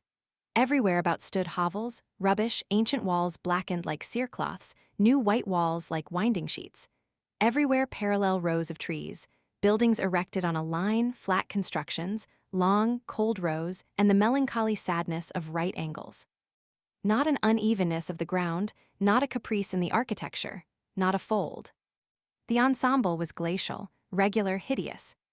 Nothing oppresses the heart like symmetry. It is because symmetry is ennui, and ennui is at the very foundation of grief. Despair yawns. Something more terrible than a hell where one suffers may be imagined, and that is a hell where one is bored. If such a hell existed, that bit of the Boulevard de El Hospital might have formed the entrance to it. Nevertheless, at nightfall, at the moment when the daylight is vanishing, especially in winter, at the hour when the twilight breeze tears from the elms their last russet leaves, when the darkness is deep and starless, or when the moon and the wind are making openings in the clouds and losing themselves in the shadows, this boulevard suddenly becomes frightful. The black lines sink inwards and are lost in the shades, like morsels of the infinite. The passerby cannot refrain from recalling the innumerable traditions of the place, which are connected with the gibbet. The solitude of this spot, where so many crimes have been committed, had something terrible about it. One almost had a presentiment of meeting with traps in that darkness. All the confused forms of the darkness seemed suspicious, and the long, hollow square, of which one caught a glimpse between each tree, seemed graves. By day it was ugly, in the evening melancholy, by night it was sinister. In summer, at twilight, one saw, here and there, a few old women seated at the foot of the elm, on benches moldy with rain. These good old women were fond of begging. However, this quarter, which had a superannuated rather than an antique air, was tending even then to transformation. Even at that time, anyone who was desirous of seeing it had to make haste. Each day some detail of the whole effect was disappearing. For the last 20 years, the station of the Orleans Railway has stood beside the old faubourg and distracted it, as it does today. Wherever it is placed on the borders of a capital, a railway station is the death of a suburb and the birth of a city. It seems as though, around these great centers of the movements of a people, the earth, full of germs, trembled and yawned, to engulf the ancient dwellings of men, and to allow new ones to spring forth at the rattle of these powerful machines, at the breath of these monstrous horses of civilization which devour coal and vomit fire. The old houses crumble and new ones rise. Since the Orleans Railway has invaded the region of the Salpêtrière, the ancient, narrow streets which adjoin the Motte Saint-Victor and the Jardin des Plantes tremble, as they are violently traversed 3 or 4 times each day by those currents of coach fiacres and omnibuses which, in a given time, crowd back the houses to the right and the left. For there are things which are odd when said that are rigorously exact. And just as it is true to say that in large cities the sun makes the southern fronts of houses to vegetate and grow, it is certain that the frequent passage of vehicles enlarges streets. The symptoms of a new life are evident. In this old provincial quarter, in the wildest nooks, the pavement shows itself. The sidewalks begin to crawl and to grow longer, even where there are as yet no pedestrians. One morning, a memorable morning in July, 1845, black pots of bitumen were seen smoking there. On that day, it might be said that civilization had arrived in the Rue de l'Ursine, and that Paris had entered the suburb of Saint-Marceau. Chapter 2, A Nest for Owl and a Warbler. It was in front of this Gorbeau house that Jean Valjean halted. Like wild birds, he had chosen this desert place to construct his nest. He fumbled in his waistcoat pocket, drew out a sort of a passkey, opened the door, entered, closed it again carefully, and ascended the staircase, still carrying Cosette. At the top of the stairs, he drew from his pocket another key, with which he opened another door. The chamber which he entered, and which he closed again instantly, was a kind of moderately spacious attic, furnished with a mattress laid on the floor, a table and several chairs. A stove in which a fire was burning, and whose embers were visible, stood in one corner. A lantern on the boulevard cast a vague light into this poor room. At the extreme end, there was a dressing room with a folding bed. Jean Valjean carried the child to this bed and laid her down there without waking her. He struck a match and lighted a candle. All this was prepared beforehand on the table, and, as he had done on the previous evening, he began to scrutinize Cosette's face with a gaze full of ecstasy, in which the expression of kindness and tenderness almost amounted to aberration. The little girl, with that tranquil confidence which belongs only to extreme strength and extreme weakness, had fallen asleep without knowing with whom she was, and continued to sleep without knowing where she was. Jean Valjean bent down and kissed that child's hand. 9 months before he had kissed the hand of the mother, who had also just fallen asleep. The same sad, piercing, religious sentiment filled his heart. He knelt beside Cosette's bed. It was broad daylight, and the child still slept. A wan ray of the December sun penetrated the window of the attic and lay upon the ceiling in long threads of light and shade. All at once a heavily laden carrier's cart, which was passing along the boulevard, shook the frail bed like a clap of thunder and made it quiver from top to bottom. "Yes, madame," cried Cosette, waking with a start. "Here I am. Here I am." And she sprang out of bed, her eyes still half shut with the heaviness of sleep, extending her arms towards the corner of the wall. "Ah, mon Dieu, my broom," said she. She opened her eyes wide now, and beheld the smiling countenance of Jean Valjean. "Ah, so it is true," said the child. "Good morning, monsieur." Children accept joy and happiness instantly and familiarly, being themselves by nature joy and happiness. Cosette caught sight of Catherine at the foot of her bed, and took possession of her, and, as she played, she put 100 questions to Jean Valjean. Where was she? Was Paris very large? Was Madame Thénardier very far away? Was she to go back? Etc., etc. All at once she exclaimed, "How pretty it is here." It was a frightful hole, but she felt free. "Must I sweep?" she resumed at last. "Play," said Jean Valjean. The day passed thus. Cosette, without troubling herself to understand anything, was inexpressibly happy with that doll and that kind man. Chapter 3. 2 misfortunes make one piece of good fortune. On the following morning, at daybreak, Jean Valjean was still by Cosette's bedside. He watched there motionless, waiting for her to wake. Some new thing had come into his soul. Jean Valjean had never loved anything. For 25 years, he had been alone in the world. He had never been father, lover, husband, friend. In the prison he had been vicious, gloomy, chaste, ignorant, and shy. The heart of that ex-convict was full of virginity. His sister and his sister's children had left him only a vague and far-off memory which had finally almost completely vanished. He had made every effort to find them, and not having been able to find them, he had forgotten them. Human nature is made thus. The other tender emotions of his youth, if he had ever had any, had fallen into an abyss. When he saw Cosette, when he had taken possession of her, carried her off and delivered her, he felt his heart moved within him. All the passion and affection within him awoke, and rushed towards that child. He approached the bed, where she lay sleeping, and trembled with joy. He suffered all the pangs of a mother, and he knew not what it meant. For that great and singular movement of a heart which begins to love is a very obscure and a very sweet thing. Poor old man, with a perfectly new heart. Only, as he was 55, and Cosette 8 years of age, all that might have been love in the whole course of his life flowed together into a sort of ineffable light. It was the second white apparition which he had encountered. The bishop had caused the dawn of virtue to rise on his horizon. Cosette caused the dawn of love to rise. The early days passed in this dazzled state. Cosette, on her side, had also, unknown to herself, become another being, poor little thing. She was so little when her mother left her that she no longer remembered her.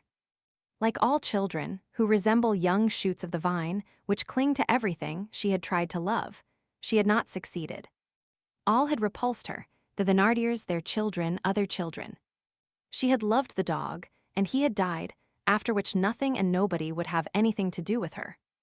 It is a sad thing to say, and we have already intimated it, that at 8 years of age her heart was cold.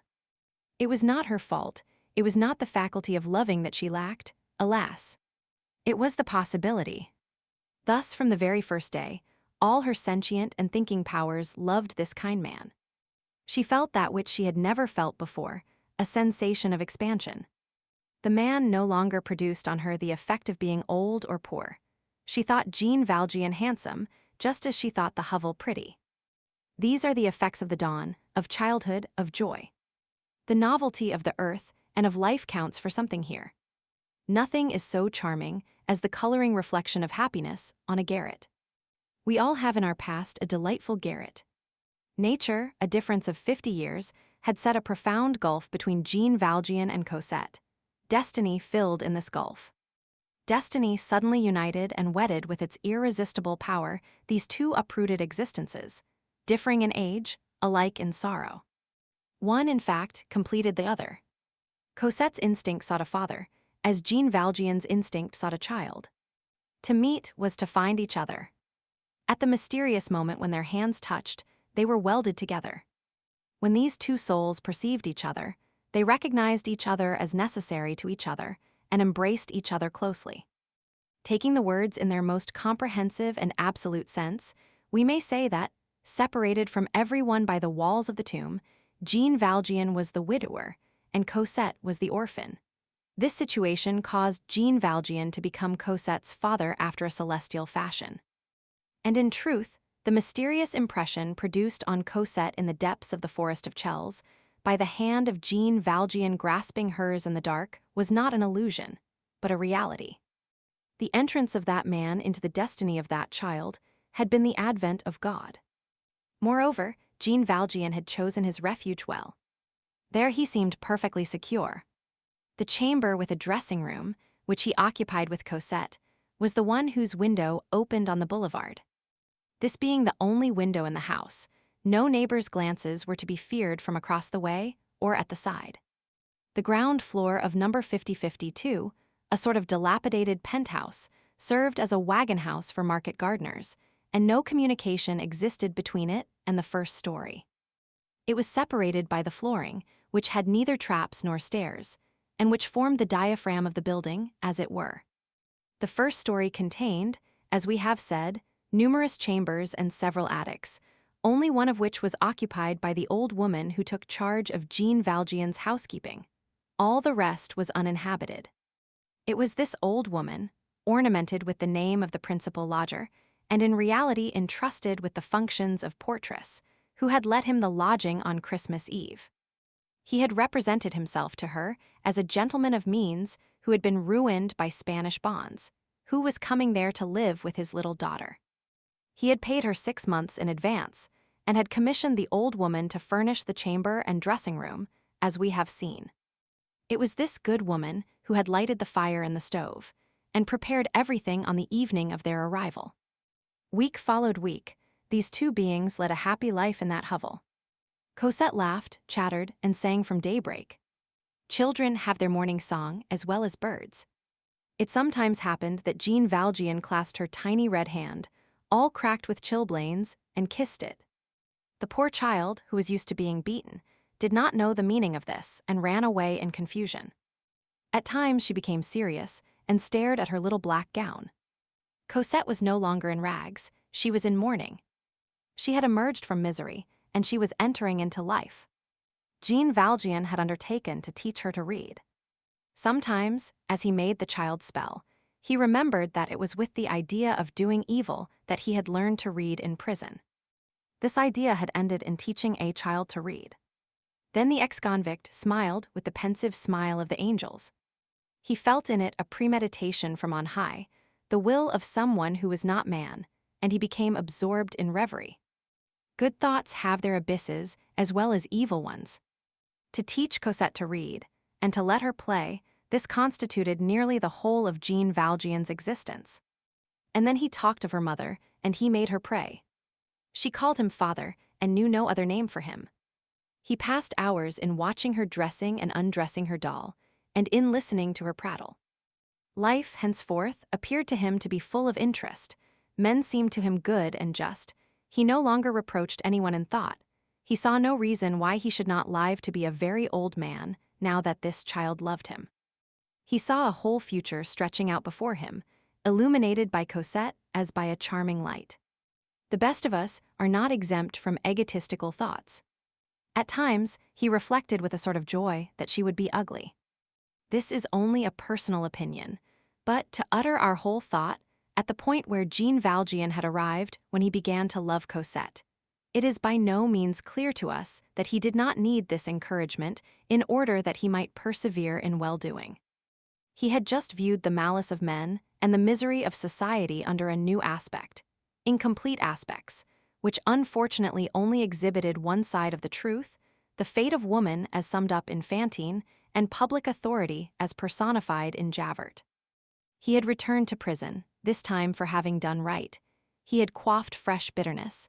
Disgust and lassitude were overpowering him. Even the memory of the bishop probably suffered a temporary eclipse, though sure to reappear later on luminous and triumphant. But after all, that sacred memory was growing dim.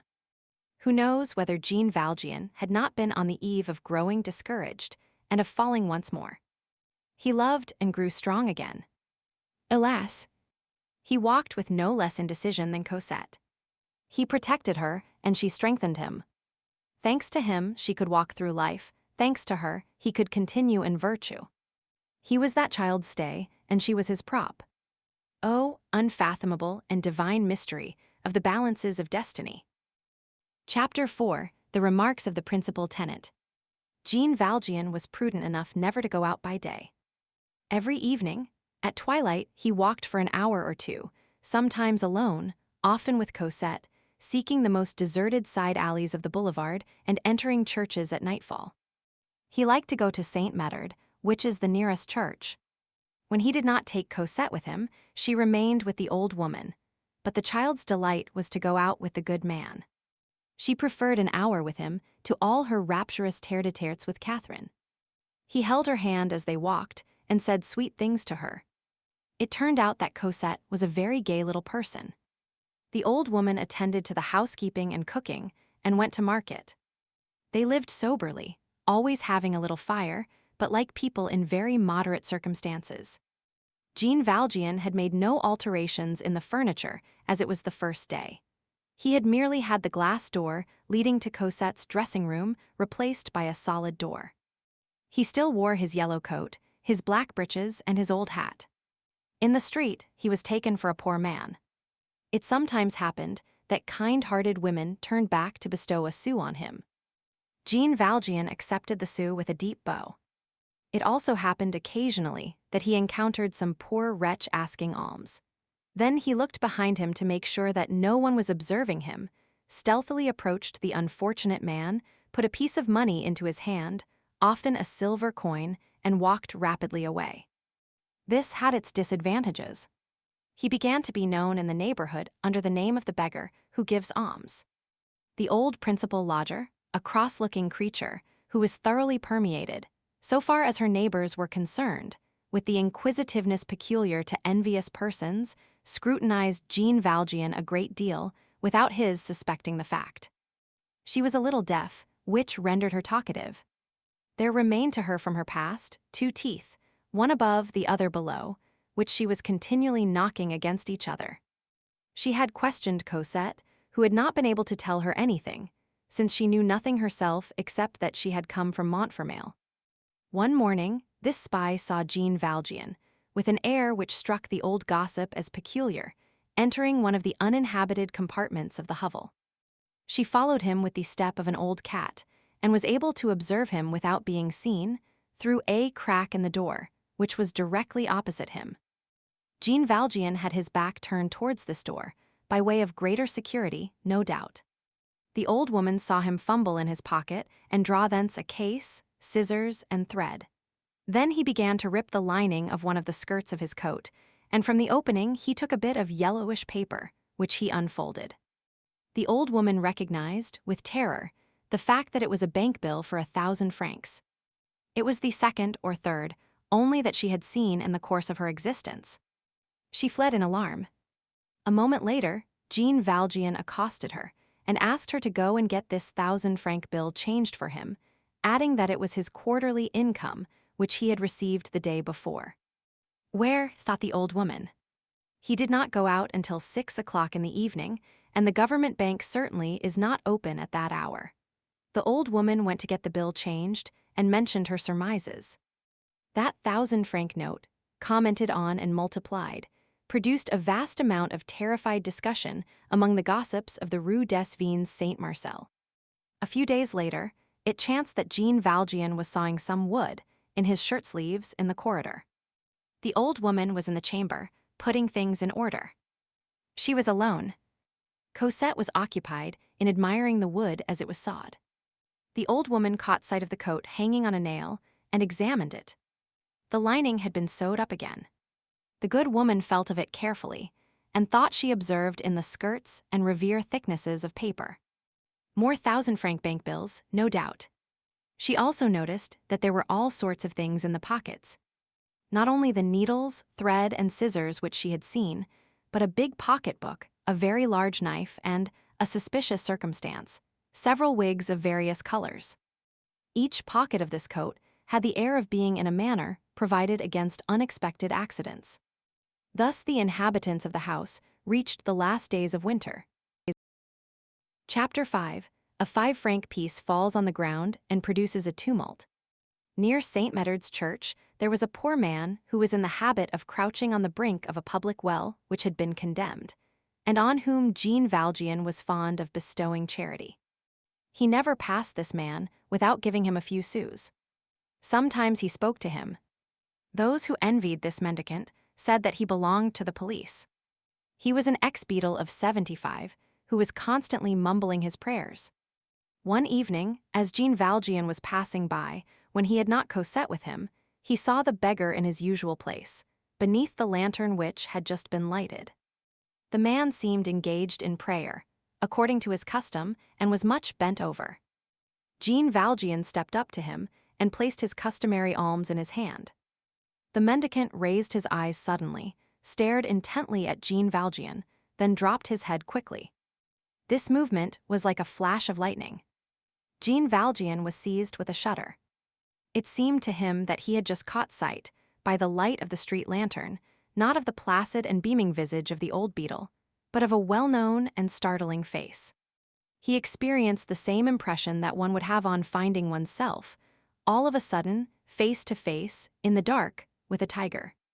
He recoiled, terrified, petrified, daring neither to breathe, to speak, to remain, nor to flee, staring at the beggar who had dropped his head, which was enveloped in a rag and no longer appeared to know that he was there. At this strange moment, an instinct, possibly the mysterious instinct of self-preservation, restrained Jean Valjean from uttering a word. The beggar had the same figure, the same rags, the same appearance as he had every day. "Bah," said Jean Valjean, "I am mad. I am dreaming. Impossible," and he returned profoundly troubled.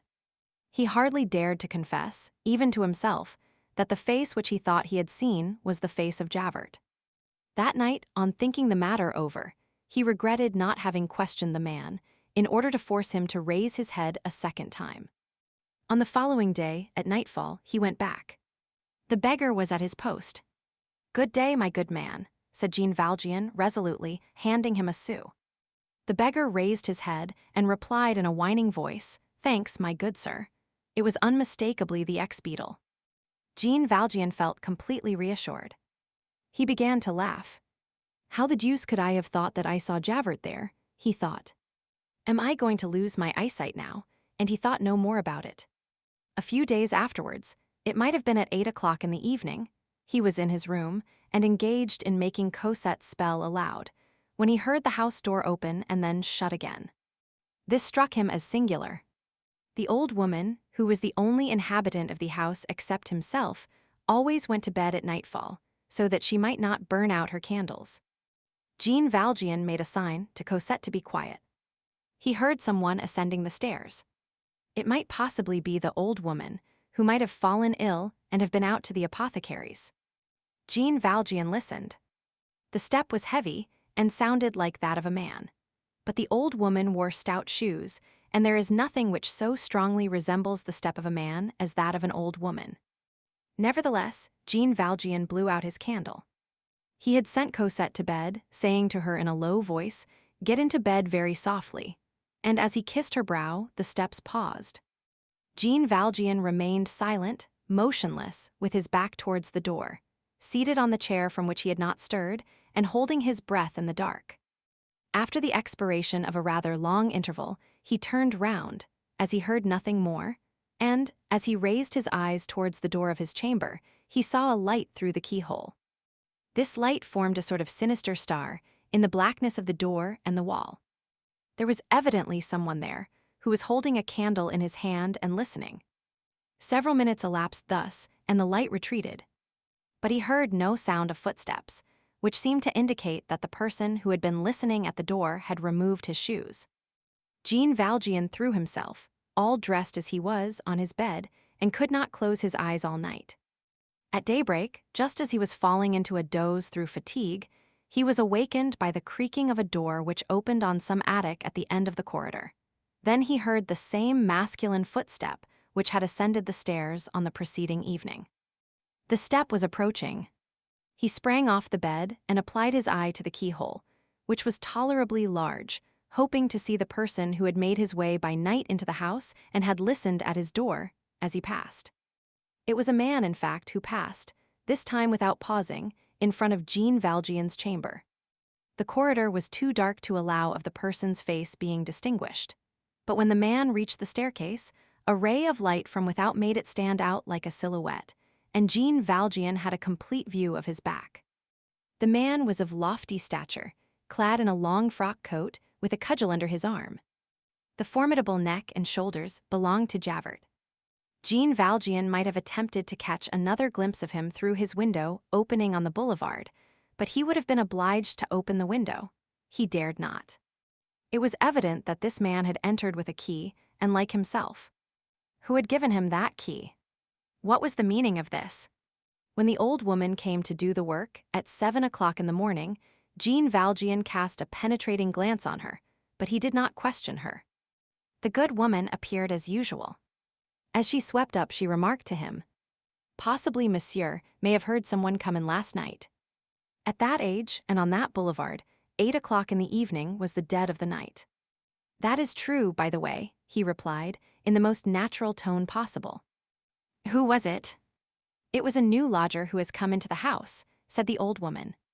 "And what is his name?" "I don't know exactly. Dumont or Daumont or some name of that sort." "And who is this Monsieur Dumont?" The old woman gazed at him with her little polecat eyes, and answered, "A gentleman of property, like yourself." Perhaps she had no ulterior meaning. Jean Valjean thought he perceived one.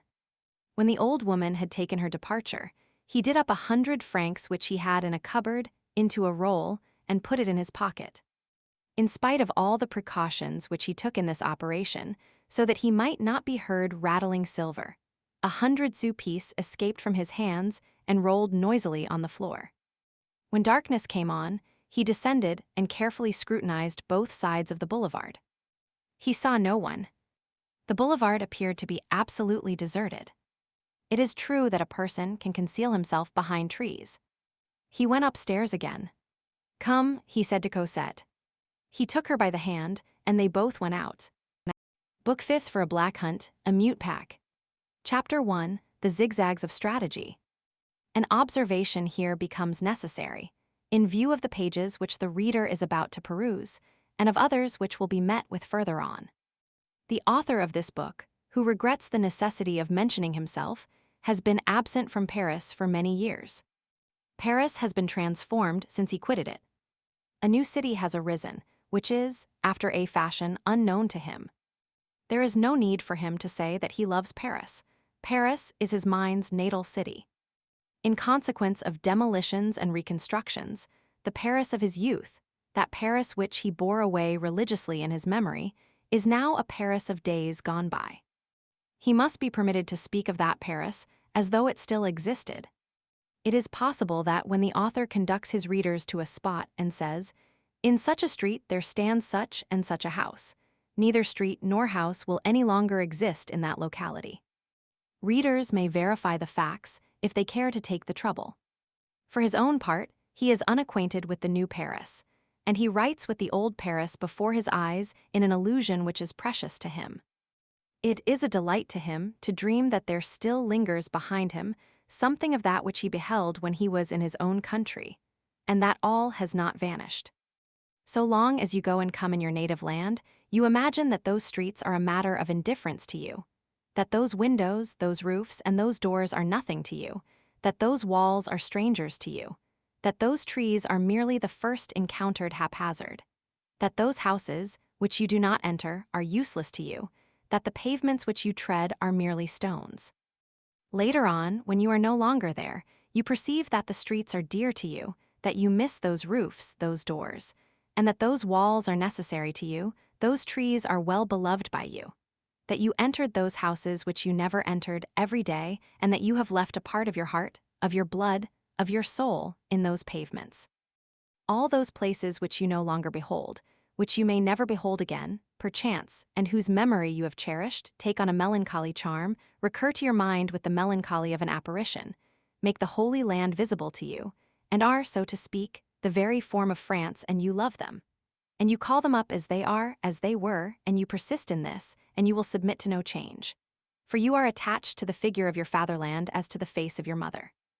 May we, then, be permitted to speak of the past and the present. That said, we beg the reader to take note of it, and we continue. Jean Valjean instantly quitted the boulevard and plunged into the streets, taking the most intricate lines which he could devise, returning on his track at times, to make sure that he was not being followed. This maneuver is peculiar to the hunted stag. On soil where an imprint of the track may be left, this maneuver possesses, among other advantages, that of deceiving the huntsmen and the dogs by throwing them on the wrong scent. In venery, this is called false reambushment. The moon was full that night. Jean Valjean was not sorry for this. The moon, still very close to the horizon, cast great masses of light and shadow in the streets. Jean Valjean could glide along close to the houses on the dark side, and yet keep watch on the light side. He did not, perhaps, take sufficiently into consideration the fact that the dark side escaped him. Still, in the deserted lanes which lie near the Rue Poliveau, he thought he felt certain that no one was following him. Cosette walked on without asking any questions. The sufferings of the first 6 years of her life had instilled something passive into her nature. Moreover, and this is a remark to which we shall frequently have occasion to recur, she had grown used, without being herself aware of it, to the peculiarities of this good man and to the freaks of destiny.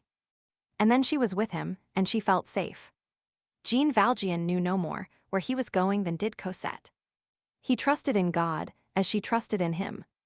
It seemed as though he also were clinging to the hand of some one greater than himself. He thought he felt a being leading him, though invisible. However, he had no settled idea, no plan, no project. He was not even absolutely sure that it was Javert, and then it might have been Javert, without Javert knowing that he was Jean Valjean. Was not he disguised? Was not he believed to be dead? Still, queer things had been going on for several days. He wanted no more of them. He was determined not to return to the Gorbeau house.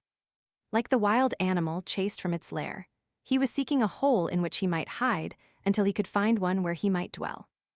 Jean Valjean described many and varied labyrinths in the Mouffetard quarter, which was already asleep, as though the discipline of the Middle Ages and the yoke of the curfew still existed. He combined in various manners, with cunning strategy, the Rue Censier and the Rue Copeau, the Rue du Battoir Saint-Victor, and the Rue du Puits-l'Ermite. There are lodging houses in this locality, but he did not even enter one, finding nothing which suited him. He had no doubt that if anyone had chanced to be upon his track, they would have lost it. As 11 o'clock struck from Saint-Étienne-du-Mont, he was traversing the Rue de Pontoise, in front of the office of the Commissary of Police, situated at No. 14. A few moments later, the instinct of which we have spoken above made him turn round. At that moment he saw distinctly, thanks to the commissary's lantern, which betrayed them 3 men who were following him closely, pass, one after the other, under that lantern on the dark side of the street. One of the 3 entered the alley leading to the commissary's house. The one who marched at their head struck him as decidedly suspicious. "Come, child," he said to Cosette, and he made haste to quit the Rue Pontoise. He took a circuit, turned into the Passage des Patriarches, which was closed on account of the hour, strode along the Rue de l'Épée de Bois and the Rue de l'Arbalète, and plunged into the Rue des Postes. At that time there was a square formed by the intersection of streets, where the College Rollin stands today, and where the Rue Neuve Sainte-Geneviève turns off.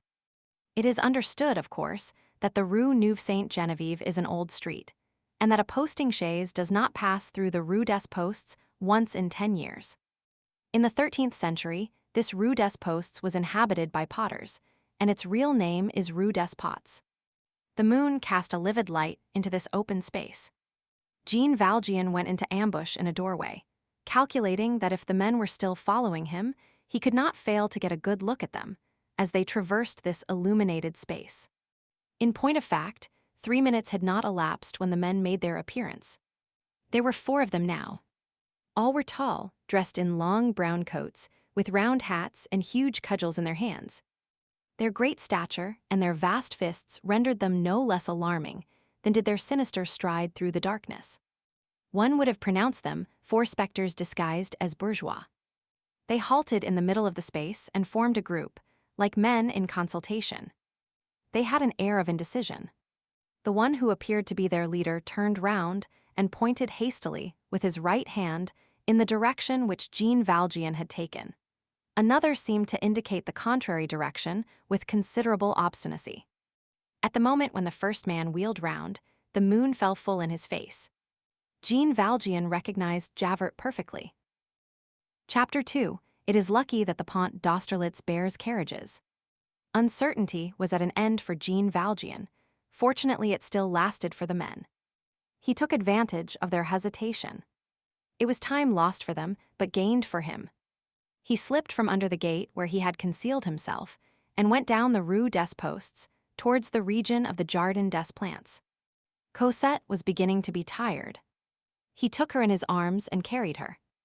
There were no passers-by, and the street lanterns had not been lighted on account of there being a moon. He redoubled his pace. In a few strides, he had reached the Goblet Potteries, on the front of which the moonlight rendered distinctly legible the ancient inscription: De goblet fils c'est à la fabrique, venes choisir des crutches et des brocs des pots à fleurs, des tailloux de la brique.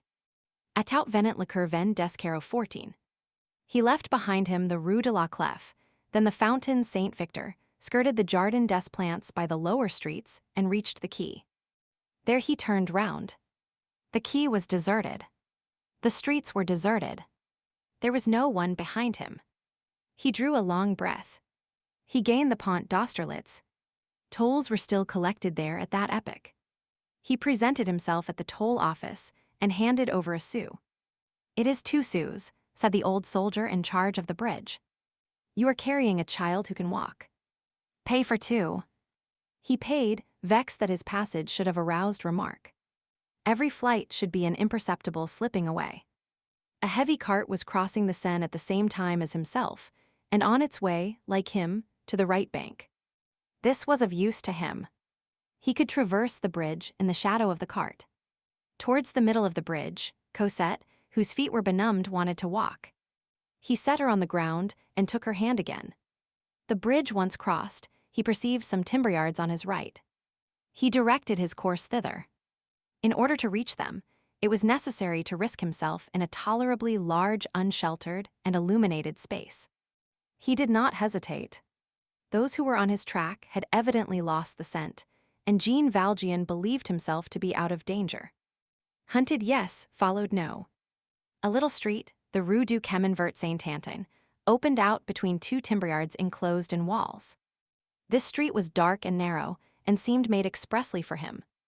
Before entering it, he cast a glance behind him. From the point where he stood, he could see the whole extent of the Pont d'Austerlitz. 4 shadows were just entering on the bridge. These shadows had their backs turned to the Jardin des Plantes and were on their way to the right bank. These 4 shadows were the 4 men. Jean Valjean shuddered like the wild beast which is recaptured. One hope remained to him. It was that the men had not, perhaps, stepped on the bridge and had not caught sight of him while he was crossing the large illuminated space, holding Cosette by the hand. In that case, by plunging into the little street before him, he might escape, if he could reach the timber yards, the marshes, the market gardens, the uninhabited ground which was not built upon. It seemed to him that he might commit himself to that silent little street. He entered it. Chapter 3, to wit, the plan of Paris in 1727. 300 paces further on, he arrived at a point where the street forked. It separated into 2 streets, which ran in a slanting line, one to the right and the other to the left. Jean Valjean had before him what resembled the 2 branches of a Y. Which should he choose? He did not hesitate, but took the one on the right. Why? because that to the left ran towards a suburb, that is to say, towards inhabited regions, and the right branched towards the open country, that is to say, towards deserted regions. However, they no longer walked very fast.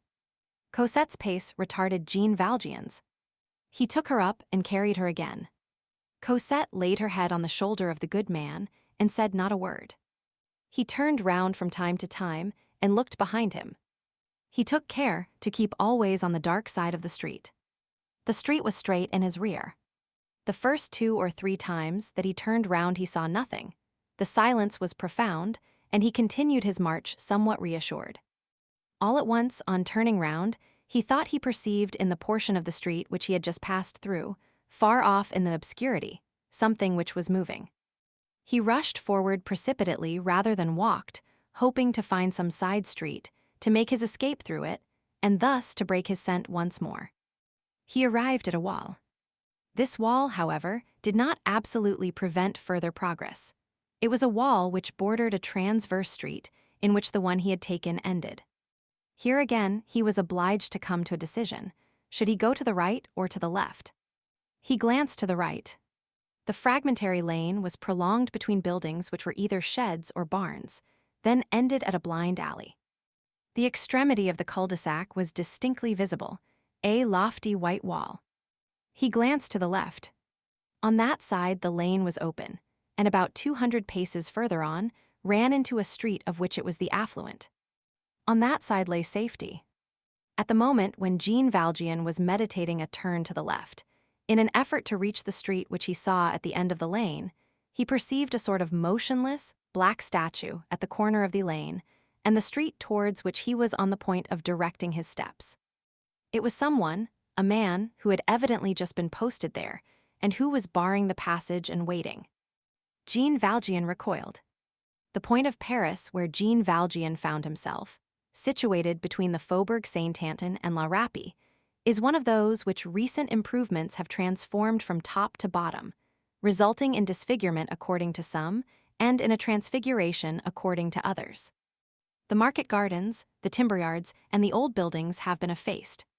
Today there are brand new, wide streets, arenas, circuses, hippodromes, railway stations, and a prison mazas there. Progress, as the reader sees, with its antidote.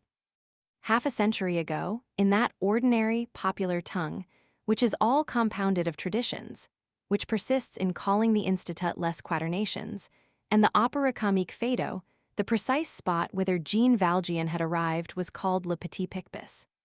The Porte Saint-Jacques, the Porte Paris, the Barrière des Sergents, the Porcherins, La Galiote, Les Celestins, Les Capucins, Le Mail, La Bourbe, l'Arbre de Cracovie, La Petite Boulogne.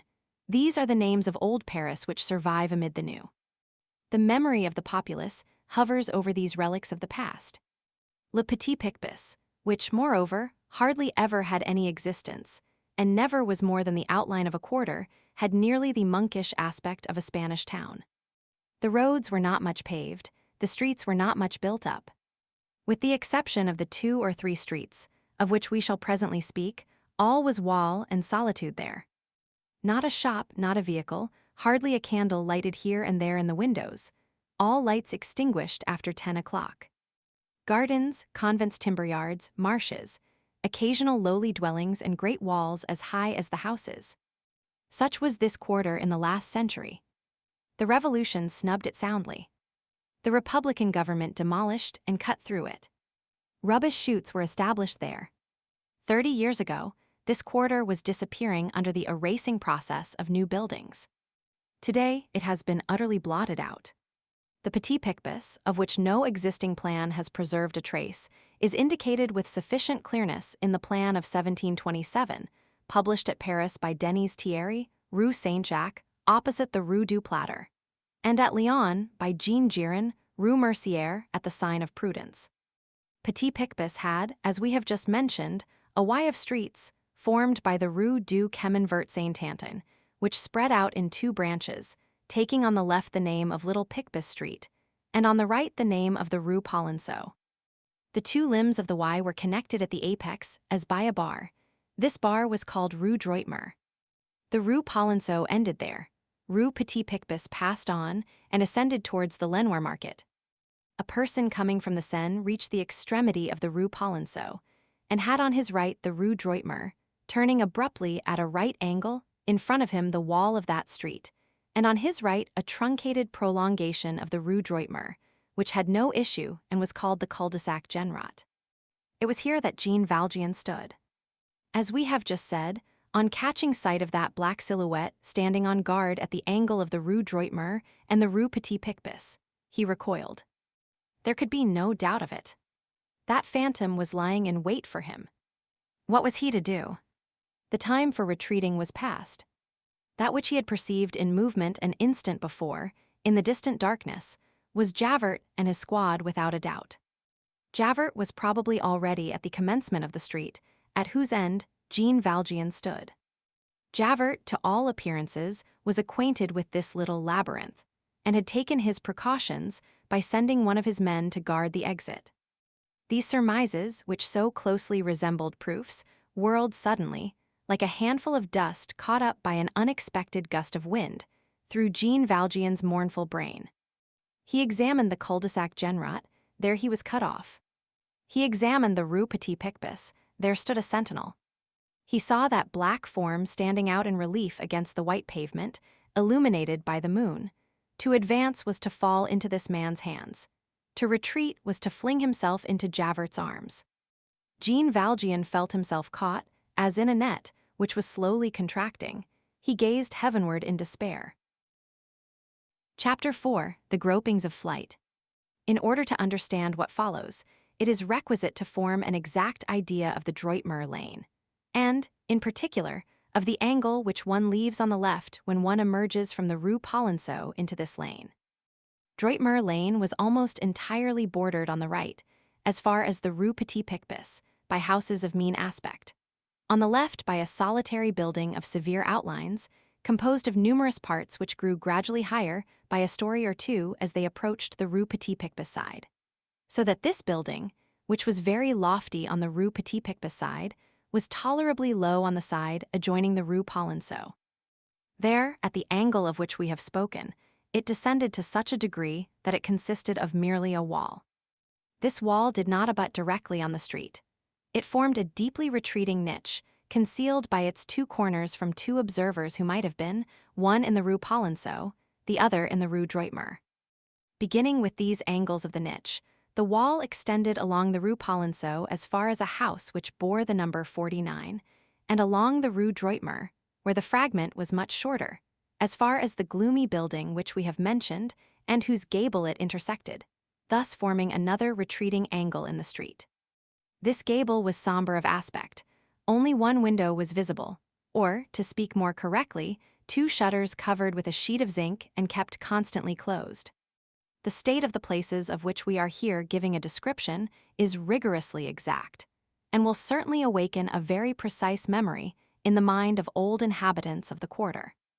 The niche was entirely filled by a thing which resembled a colossal and wretched door.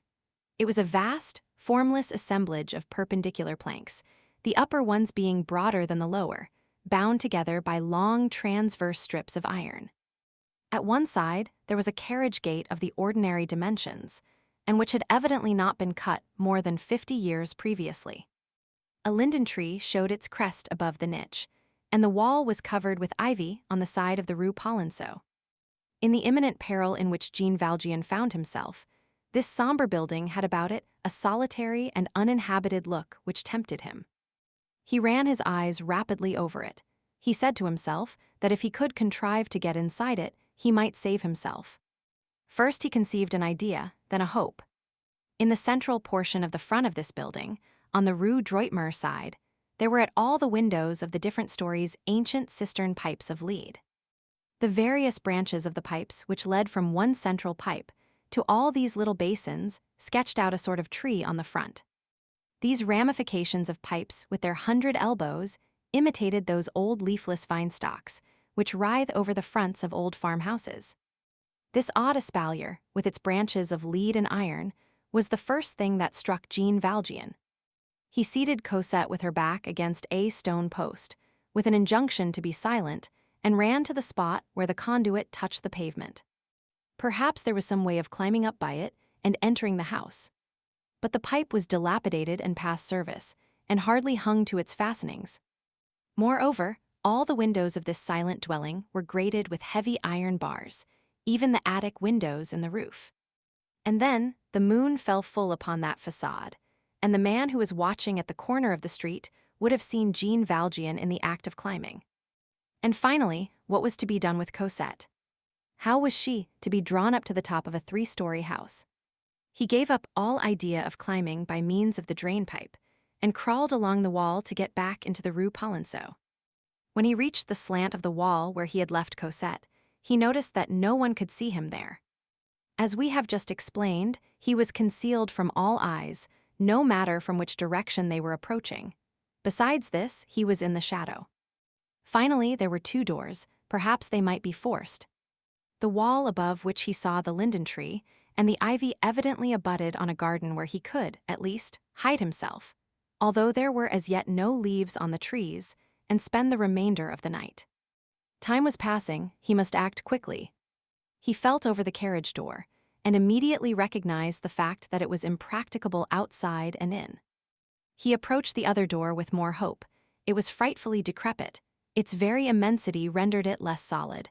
The planks were rotten, the iron bands, there were only 3 of them, were rusted.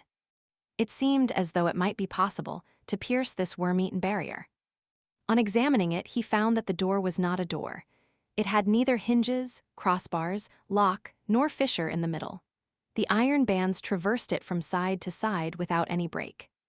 Through the crevices in the planks, he caught a view of unhewn slabs and blocks of stone roughly cemented together, which passers-by might still have seen there 10 years ago. He was forced to acknowledge with consternation that this apparent door was simply the wooden decoration of a building against which it was placed. It was easy to tear off a plank, but then one found one's self face to face with a wall. Chapter 5, which would be impossible with gas lanterns. At that moment, a heavy and measured sound began to be audible at some distance. Jean Valjean risked a glance round the corner of the street. 7 or 8 soldiers, drawn up in a platoon, had just debouched into the Rue Polonceau. He saw the gleam of their bayonets. They were advancing towards him. These soldiers, at whose head he distinguished Javert's tall figure, advanced slowly and cautiously. They halted frequently. It was plain that they were searching all the nooks of the walls and all the embrasures of the doors and alleys. This was some patrol that Javert had encountered. There could be no mistake as to this surmise, and whose aid he had demanded. Javert's 2 acolytes were marching in their ranks. At the rate at which they were marching, and in consideration of the halts which they were making, it would take them about a quarter of an hour to reach the spot where Jean Valjean stood. It was a frightful moment. A few minutes only separated Jean Valjean from that terrible precipice, which yawned before him for the 3rd time. And the galleys now meant not only the galleys, but Cosette lost to him forever. That is to say, a life resembling the interior of a tomb. There was but one thing which was possible. Jean Valjean had this peculiarity that he carried, as one might say, 2 beggars' pouches. In one he kept his saintly thoughts, in the other the redoubtable talents of a convict. He rummaged in the one or the other, according to circumstances.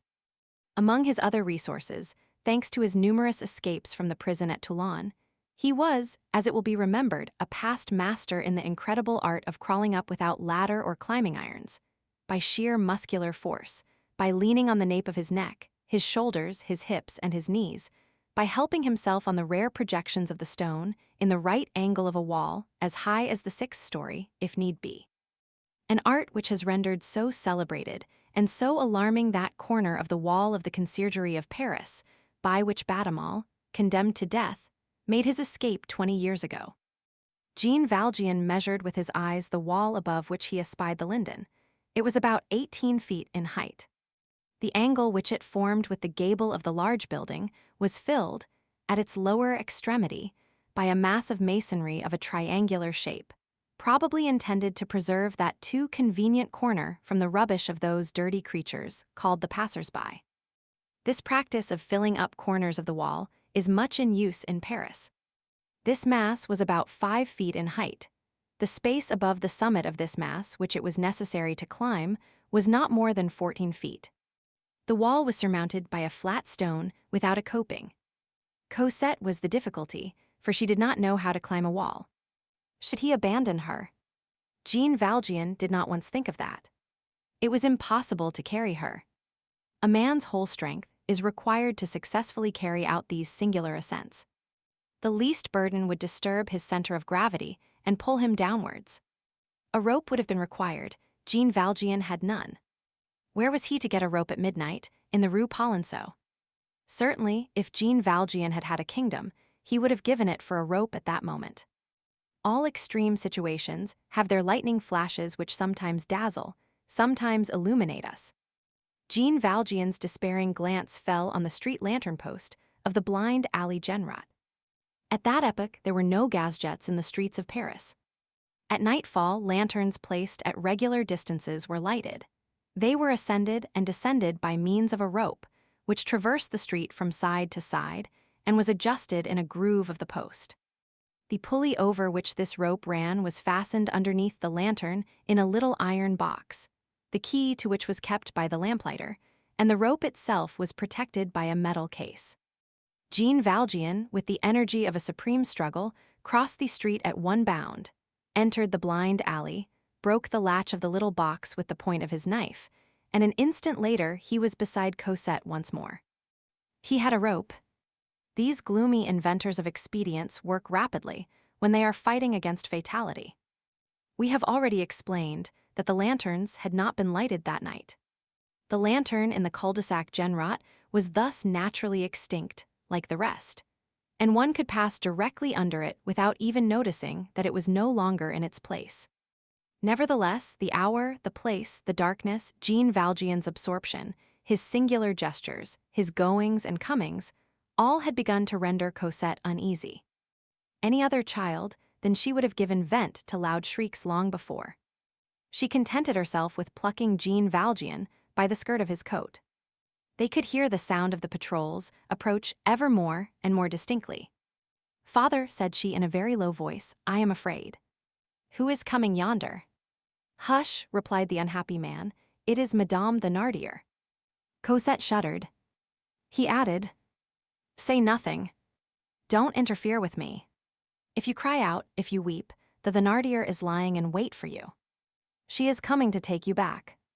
Then, without haste, but without making a useless movement, with firm and curt precision, the more remarkable at a moment when the patrol and Javert might come upon him at any moment, he undid his cravat, passed it round Cosette's body under the armpits, taking care that it should not hurt the child, fastened this cravat to one end of the rope, by means of that knot which seafaring men call a swallow knot, took the other end of the rope in his teeth, pulled off his shoes and stockings, which he threw over the wall, stepped upon the mass of masonry, and began to raise himself in the angle of the wall and the gable with as much solidity and certainty as though he had the rounds of a ladder under his feet and elbows. Half a minute had not elapsed when he was resting on his knees on the wall. Cosette gazed at him in stupid amazement, without uttering a word. Jean Valjean's injunction and the name of Madame Thénardier had chilled her blood. All at once she heard Jean Valjean's voice crying to her, though in a very low tone, "Put your back against the wall." She obeyed. "Don't say a word and don't be alarmed," went on Jean Valjean. And she felt herself lifted from the ground. Before she had time to recover herself, she was on the top of the wall.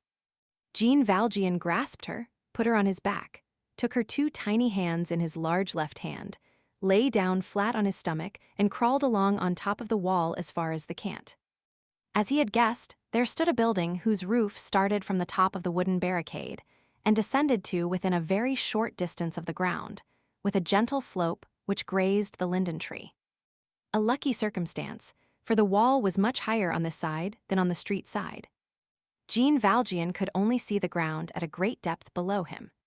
He had just reached the slope of the roof, and had not yet left the crest of the wall, when a violent uproar announced the arrival of the patrol. The thundering voice of Javert was audible. "Search the blind alley. The Rue Droitmar is guarded. So is the Rue Petit Picpus. I'll answer for it that he is in the blind alley." The soldiers rushed into the Genrot alley. Jean Valjean allowed himself to slide down the roof, still holding fast to Cosette, reached the linden tree and leaped to the ground. Whether from terror or courage, Cosette had not breathed a sound, though her hands were a little abraded. Chapter 6: The Beginning of an Enigma. Jean Valjean found himself in a sort of garden, which was very vast and of singular aspect. One of those melancholy gardens which seem made to be looked at in winter and at night. This garden was oblong in shape, with an alley of large poplars at the further end, tolerably tall forest trees in the corners, and an unshaded space in the center, where could be seen a very large, solitary tree, then several fruit trees, gnarled and bristling like bushes, beds of vegetables, a melon patch, whose glass frames sparkled in the moonlight, and an old well. Here and there stood stone benches, which seemed black with moss. The alleys were bordered with gloomy and very erect little shrubs. The grass had half taken possession of them, and a green mold covered the rest. Jean Valjean had beside him the building whose roof had served him as a means of descent, a pile of faggots, and behind the faggots, directly against the wall, a stone statue, whose mutilated face was no longer anything more than a shapeless mask which loomed vaguely through the gloom. The building was a sort of ruin, where dismantled chambers were distinguishable, one of which, much encumbered, seemed to serve as a shed. The large building of the Rue Droitmer, which had a wing on the Rue Petit Picpus, turned two facades, at right angles, towards this garden. These interior facades were even more tragic than the exterior. All the windows were grated. Not a gleam of light was visible at any one of them. The upper story had scuttles like prisons. One of those facades cast its shadow on the other, which fell over the garden like an immense black pall. No other house was visible. The bottom of the garden was lost in mist and darkness. Nevertheless, walls could be confusedly made out, which intersected as though there were more cultivated land beyond, and the low roofs of the Rue Polonceau. Nothing more wild and solitary than this garden could be imagined. There was no one in it, which was quite natural in view of the hour, but it did not seem as though this spot were made for anyone to walk in, even in broad daylight. Jean Valjean's first care had been to get hold of his shoes and put them on again, then to step under the shed with Cosette. A man who is fleeing never thinks himself sufficiently hidden. The child, whose thoughts were still on the Thénardier, shared his instinct for withdrawing from sight as much as possible. Cosette trembled and pressed close to him. They heard the tumultuous noise of the patrol searching the blind alley and the streets, the blows of their gun stocks against the stones, Javert's appeals to the police spies whom he had posted, and his imprecations mingled with words which could not be distinguished. At the expiration of a quarter of an hour, it seemed as though that species of stormy roar were becoming more distant. Jean Valjean held his breath. He had laid his hand lightly on Cosette's mouth. However, the solitude in which he stood was so strangely calm that this frightful uproar, close and furious as it was, did not disturb him by so much as the shadow of a misgiving. It seemed as though those walls had been built of the deaf stones of which the Scriptures speak. All at once, in the midst of this profound calm, a fresh sound arose, a sound as celestial, divine, ineffable, ravishing, as the other had been horrible.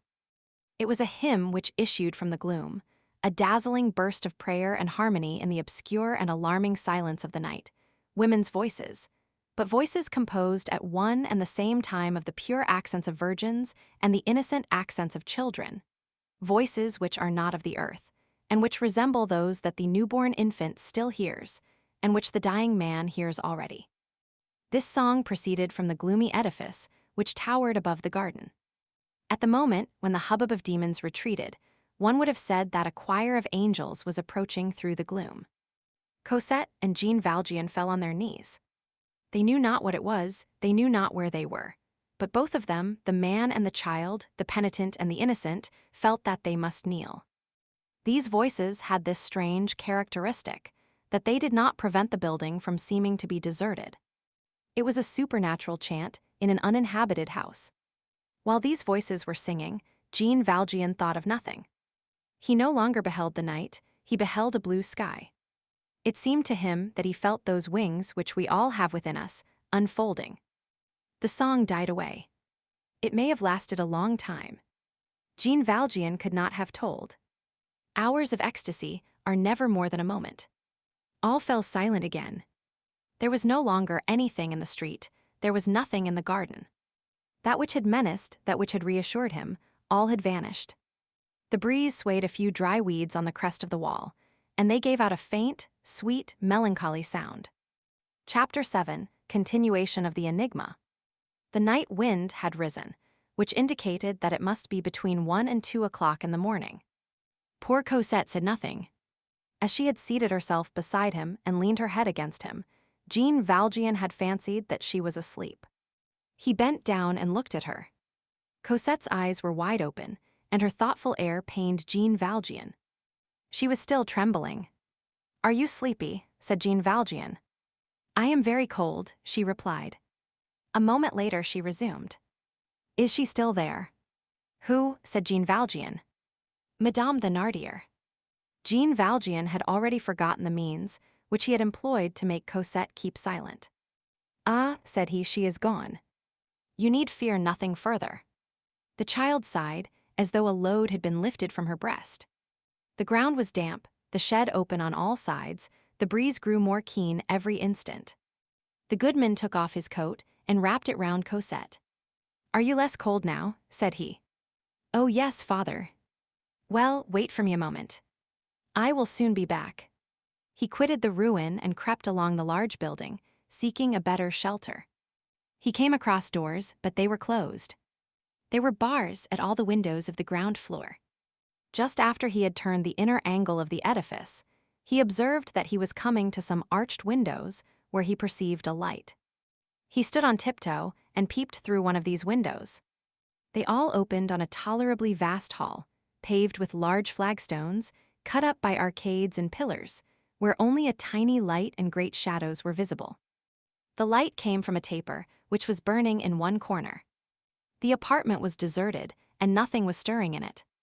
Nevertheless, by dint of gazing intently, he thought he perceived on the ground something which appeared to be covered with a winding sheet, and which resembled a human form.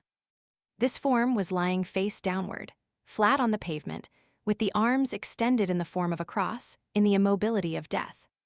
One would have said, judging from a sort of serpent which undulated over the floor, that this sinister form had a rope round its neck.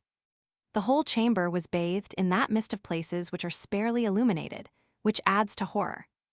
Jean Valjean often said afterwards that, although many funereal spectres had crossed his path in life, he had never beheld anything more blood-curdling and terrible than that enigmatical form accomplishing some inexplicable mystery in that gloomy place, and beheld thus at night.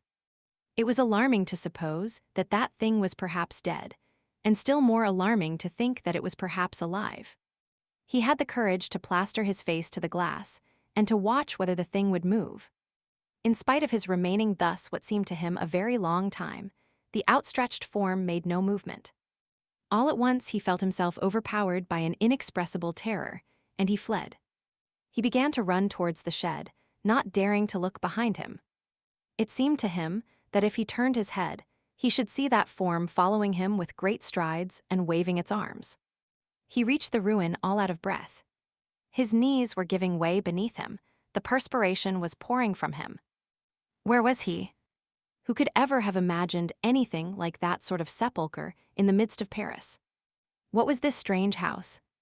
An edifice full of nocturnal mystery, calling to souls through the darkness with the voice of angels, and when they came, offering them abruptly that terrible vision, promising to open the radiant portals of heaven, and then opening the horrible gates of the tomb.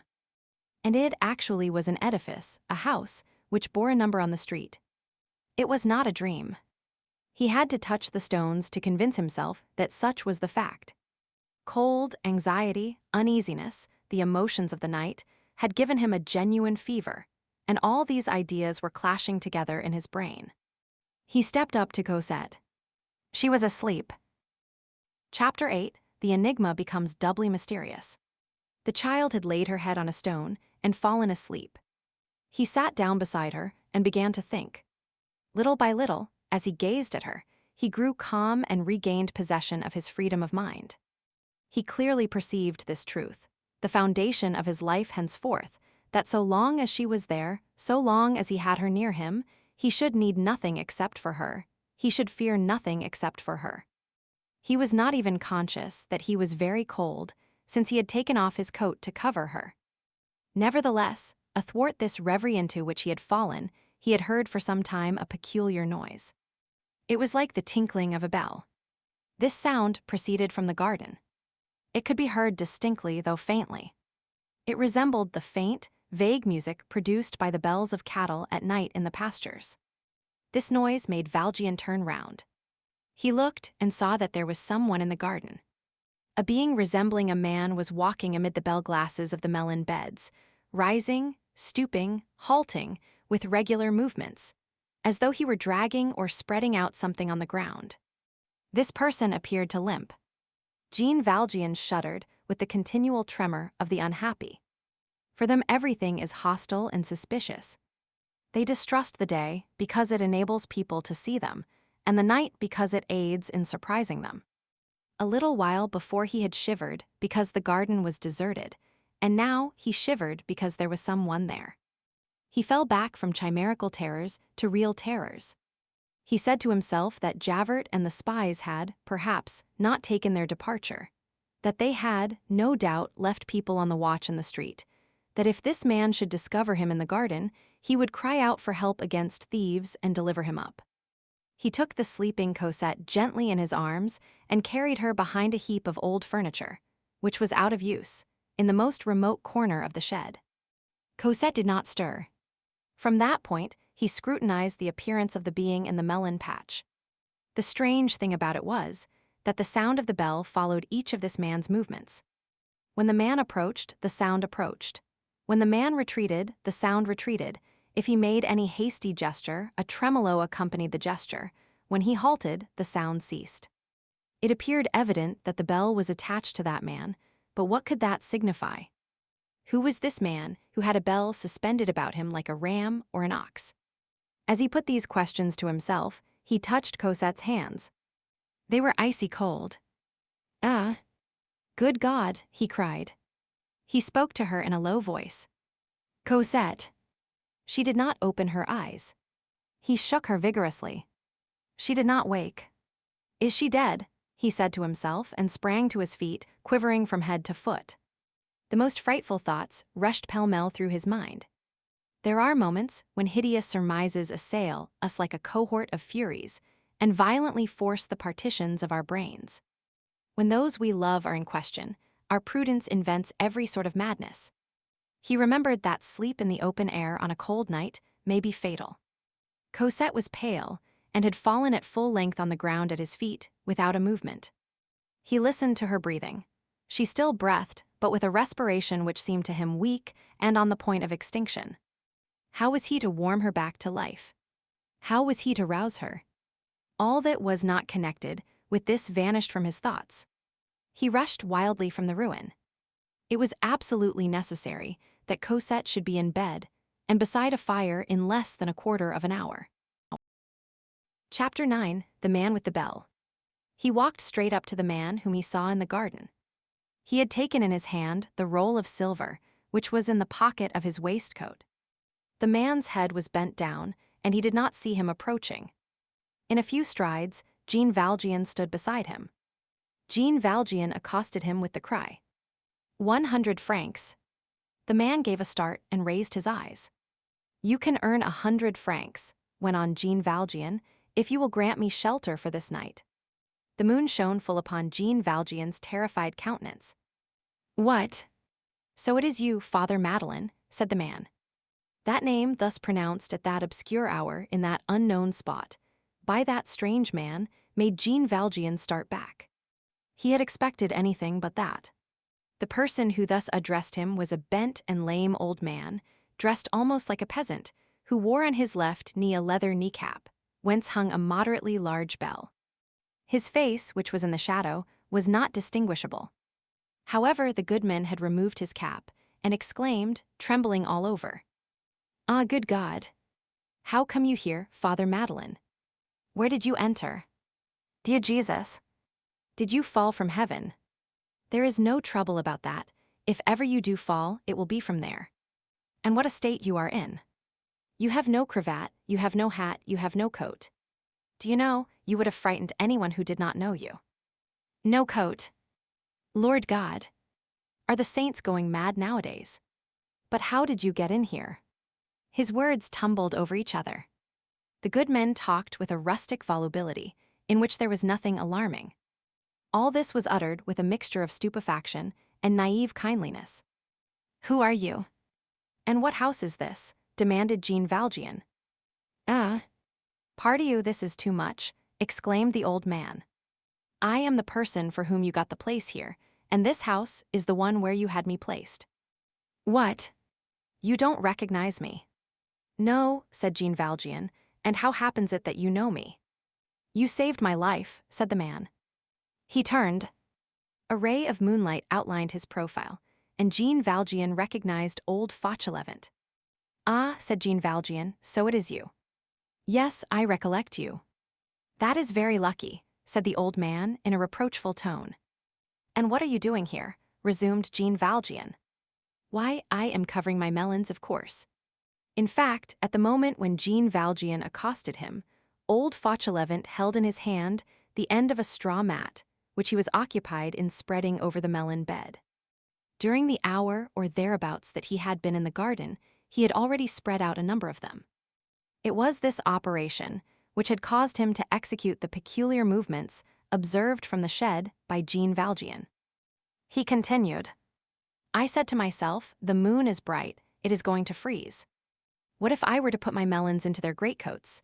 And, he added, looking at Jean Valjean with a broad smile, pardon you. You ought to have done the same. But how do you come here? Jean Valjean, finding himself known to this man, at least only under the name of Madeleine, thenceforth advanced only with caution. He multiplied his questions. Strange to say, their rôles seemed to be reversed. It was he, the intruder, who interrogated. And what is this bell which you wear on your knee? This, replied Fauchelevent, is so that I may be avoided. What? So that you may be avoided. Old Fauchelevent winked with an indescribable air. Ah, goodness! There are only women in this house, many young girls. It appears that I should be a dangerous person to meet. The bell gives them warning. When I come, they go. What house is this? Come, you know well enough. But I do not. Not when you got me the place here as gardener. Answer me as though I knew nothing. Well then, this is the Petit Picpus convent. Memories recurred to Jean Valjean. Chance, that is to say, Providence, had cast him into precisely that convent in the Quartier Saint-Antoine where old Fauchelevent, crippled by the fall from his cart, had been admitted on his recommendation 2 years previously. He repeated, as though talking to himself, the Petit Picpus convent. Exactly, returned old Fauchelevent. But to come to the point, how the deuce did you manage to get in here, you, Father Madeleine? No matter if you are a saint, you are a man as well, and no man enters here. You certainly are here. There is no one but me. Still, said Jean Valjean, I must stay here. Ah, good God, cried Fauchelevent. Jean Valjean drew near to the old man, and said to him in a grave voice, Father Fauchelevent, I saved your life. I was the first to recall it, returned Fauchelevent. Well, you can do today for me that which I did for you in the olden days. Fauchelevent took in his aged, trembling, and wrinkled hands Jean Valjean's 2 robust hands, and stood for several minutes as though incapable of speaking. At length he exclaimed, Oh, that would be a blessing from the good God, if I could make you some little return for that. Save your life. Monsieur le Maire, dispose of the old man. A wonderful joy had transfigured this old man. His countenance seemed to emit a ray of light. What do you wish me to do? He resumed. That I will explain to you. You have a chamber. I have an isolated hovel yonder, behind the ruins of the old convent, in a corner which no one ever looks into. There are 3 rooms in it. The hut was, in fact, so well hidden behind the ruins, and so cleverly arranged to prevent it being seen, that Jean Valjean had not perceived it. Good, said Jean Valjean. Now I am going to ask 2 things of you. What are they, Mr. Mayor? In the first place, you are not to tell anyone what you know about me.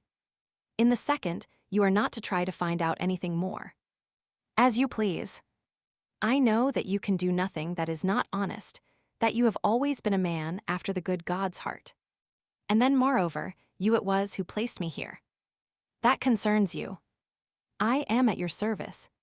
That is settled then. Now come with me. We will go and get the child. Ah, said Fauchelevent, so there is a child.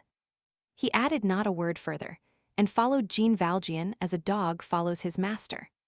Less than half an hour afterwards Cosette, who had grown rosy again before the flame of a good fire, was lying asleep in the old gardener's bed. Jean Valjean had put on his cravat and coat once more. His hat, which he had flung over the wall, had been found and picked up. While Jean Valjean was putting on his coat, Fauchelevent had removed the bell and kneecap, which now hung on a nail beside a vintage basket that adorned the wall. The two men were warming themselves with their elbows resting on a table upon which Fauchelevent had placed a bit of cheese, black bread, a bottle of wine, and 2 glasses, and the old man was saying to Jean Valjean, as he laid his hand on the latter's knee, "Ah, Father Madeleine, you did not recognize me immediately. You save people's lives, and then you forget them. That is bad. But they remember you. You are an ingrate." Chapter 10, which explains how Javert got on the scent. The events of which we have just beheld the reverse side, so to speak, had come about in the simplest possible manner. When Jean Valjean, on the evening of the very day when Javert had arrested him beside Fantine's deathbed, had escaped from the town jail of M. Sur M, the police had supposed that he had betaken himself to Paris. Paris is a maelstrom where everything is lost, and everything disappears in this belly of the world, as in the belly of the sea. No forest hides a man as does that crowd. Fugitives of every sort know this. They go to Paris as to an abyss. There are gulfs which save. The police know it also, and it is in Paris that they seek what they have lost elsewhere. They sought the ex-mayor of M. Sir M. Javert was summoned to Paris to throw light on their researches. Javert had, in fact, rendered powerful assistance in the recapture of Jean Valjean. Javert's zeal and intelligence on that occasion had been remarked by M. Chabouillet, secretary of the prefecture under Comte Angles. M. Chabouillet, who had, moreover, already been Javert's patron, had the inspector of M. Sir M. attached to the police force of Paris. There Javert rendered himself useful in divers, and, though the word may seem strange for such services, honorable manners. He no longer thought of Jean Valjean. The wolf of today causes these dogs who are always on the chase to forget the wolf of yesterday. When, in December 1823, he read a newspaper, he who never read newspapers. But Javert, a monarchical man, had a desire to know the particulars of the triumphal entry of the Prince Generalissimo into Bayonne. Just as he was finishing the article, which interested him, a name, the name of Jean Valjean, attracted his attention at the bottom of a page. The paper announced that the convict Jean Valjean was dead, and published the fact in such formal terms that Javert did not doubt it. He confined himself to the remark, "That's a good entry." Then he threw aside the paper and thought no more about it. Some time afterwards, it chanced that a police report was transmitted from the prefecture of the Seine-et-Oise to the prefecture of police in Paris, concerning the abduction of a child, which had taken place, under peculiar circumstances, as it was said, in the commune of Montfermeil. A little girl of 7 or 8 years of age, the report said, who had been entrusted by her mother to an innkeeper of that neighborhood, had been stolen by a stranger. This child answered to the name of Cosette, and was the daughter of a girl named Fantine, who had died in the hospital. It was not known where or when. This report came under Javert's eye and set him to thinking. The name of Fantine was well known to him. He remembered that Jean Valjean had made him, Javert, burst into laughter by asking him for a respite of 3 days, for the purpose of going to fetch that creature's child. He recalled the fact that Jean Valjean had been arrested in Paris at the very moment when he was stepping into the coach for Montfermeil. Some signs had made him suspect at the time that this was the second occasion of his entering that coach, and that he had already, on the previous day, made an excursion to the neighborhood of that village, for he had not been seen in the village itself. What had he been intending to do in that region of Montfermeil? It could not even be surmised. Javert understood it now. Fantine's daughter was there. Jean Valjean was going there in search of her. And now this child had been stolen by a stranger. Who could that stranger be? Could it be Jean Valjean? But Jean Valjean was dead. Javert, without saying anything to anybody, took the coach from the Pewter Platter, cul-de-sac de la Planchette, and made a trip to Montfermeil. He expected to find a great deal of light on the subject there. He found a great deal of obscurity. For the first few days, the Thénardiers had chattered in their rage. The disappearance of the lark had created a sensation in the village. He immediately obtained numerous versions of the story, which ended in the abduction of a child. Hence the police report.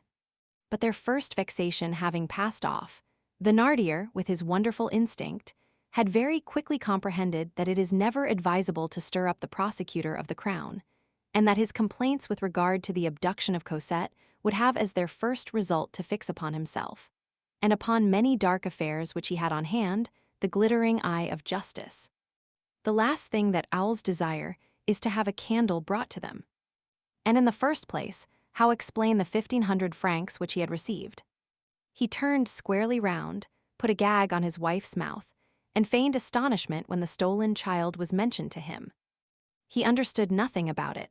No doubt he had grumbled for a while at having that dear little creature taken from him so hastily. He should have liked to keep her 2 or 3 days longer, out of tenderness, but her grandfather had come for her in the most natural way in the world. He added the grandfather, which produced a good effect. This was the story that Javert hit upon when he arrived at Montfermeil. The grandfather caused Jean Valjean to vanish. Nevertheless, Javert dropped a few questions, like plummets, into the Thénardier's history. Who was that grandfather? And what was his name? The Thénardier replied with simplicity, "He is a wealthy farmer. I saw his passport. I think his name was M. Guillaume Lambert. Lambert is a respectable and extremely reassuring name." Thereupon Javert returned to Paris. "Jean Valjean is certainly dead," said he, "and I am a ninny." He had again begun to forget this history, when in the course of March, 1824, he heard of a singular personage who dwelt in the parish of Saint Médard, and who had been surnamed the mendicant who gives alms. This person, the story ran, was a man of means, whose name no one knew exactly, and who lived alone with a little girl of 8 years, who knew nothing about herself, save that she had come from Montfermeil. Montfermeil. That name was always coming up, and it made Javert prick up his ears. An old beggar police spy, an ex-beadle, to whom this person had given alms, added a few more details. This gentleman of property was very shy, never coming out except in the evening, speaking to no one, except occasionally to the poor, and never allowing anyone to approach him. He wore a horrible old yellow frock coat, which was worth many millions, being all wadded with bank bills. This piqued Javert's curiosity in a decided manner.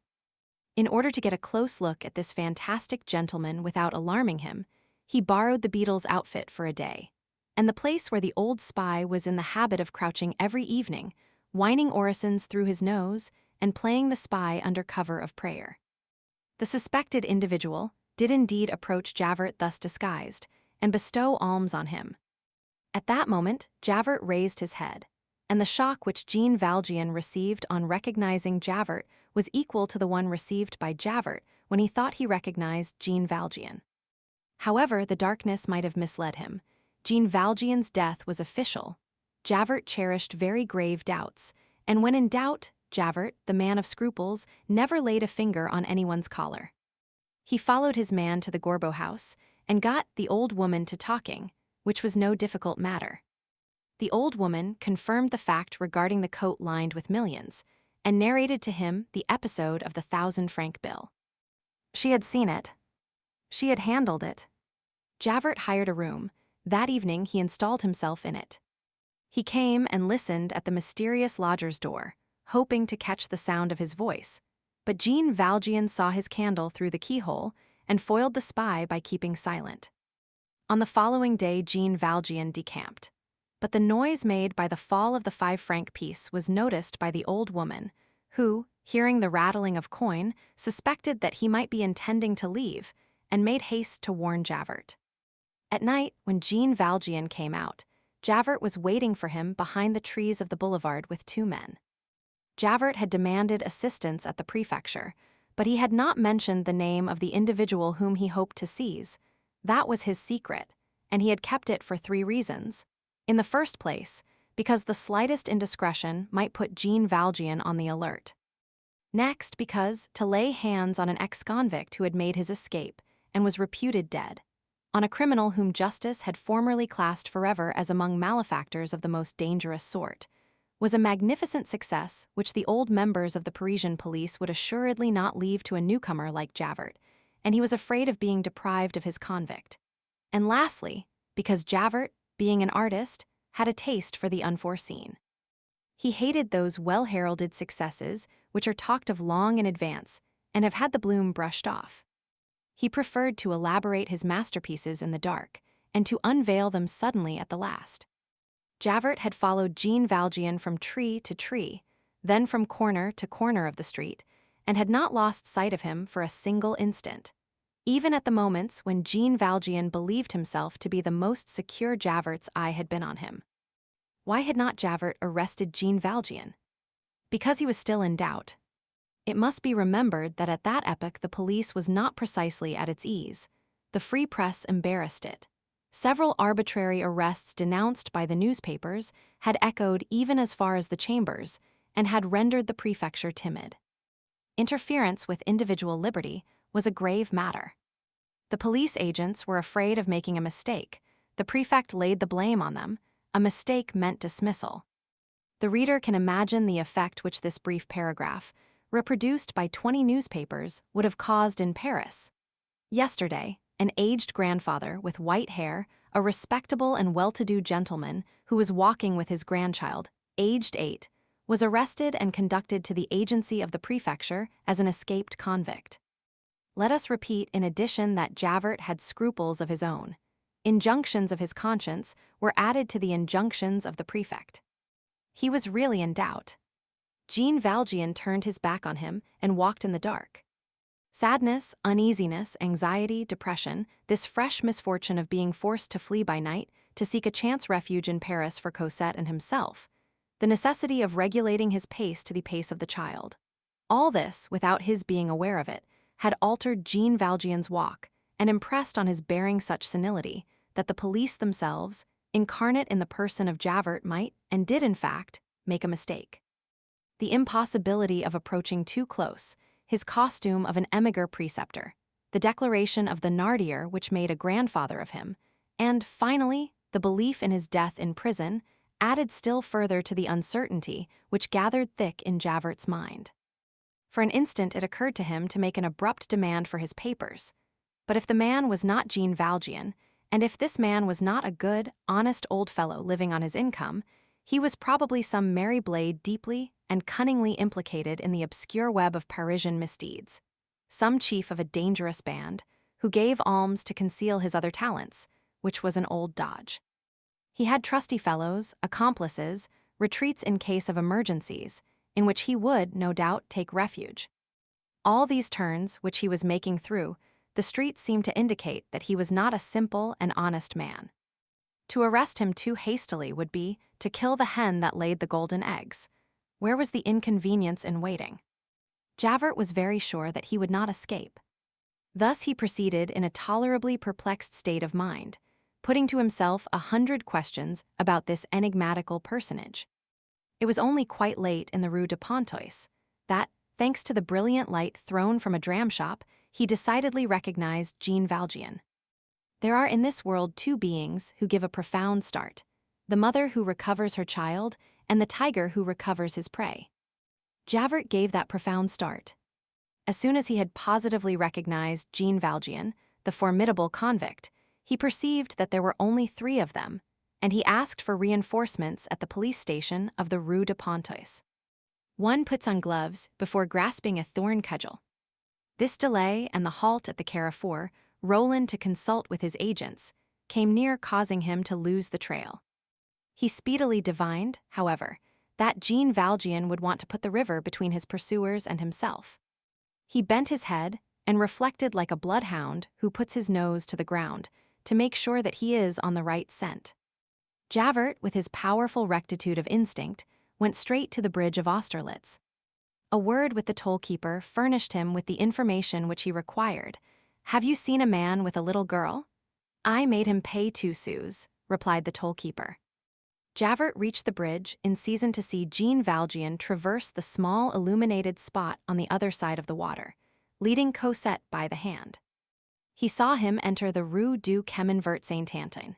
He remembered the cul-de-sac Genrot arranged there like a trap, and of the sole exit of the Rue Droit-Mur into the Rue Petit-Picpus. He made sure of his back burrows, as huntsmen say. He hastily dispatched one of his agents by a roundabout way to guard that issue. A patrol which was returning to the Arsenal post having passed him, he made a requisition on it and caused it to accompany him. In such games, soldiers are aces.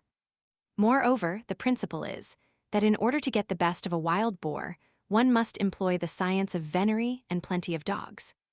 These combinations having been effected, feeling that Jean Valjean was caught between the blind alley Genrot on the right, his agent on the left, and himself, Javert, in the rear, he took a pinch of snuff.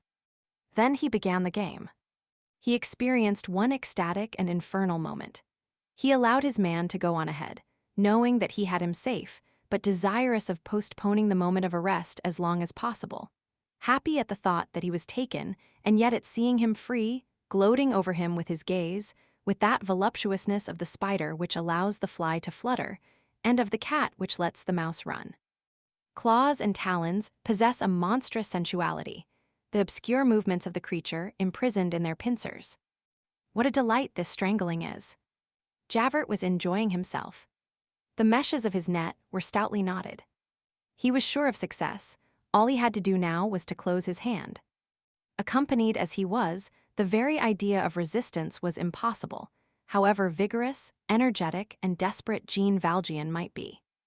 Javert advanced slowly, searching on his way all the nooks of the street like so many pockets of thieves. When he reached the center of the web, he found the fly no longer there. His exasperation can be imagined.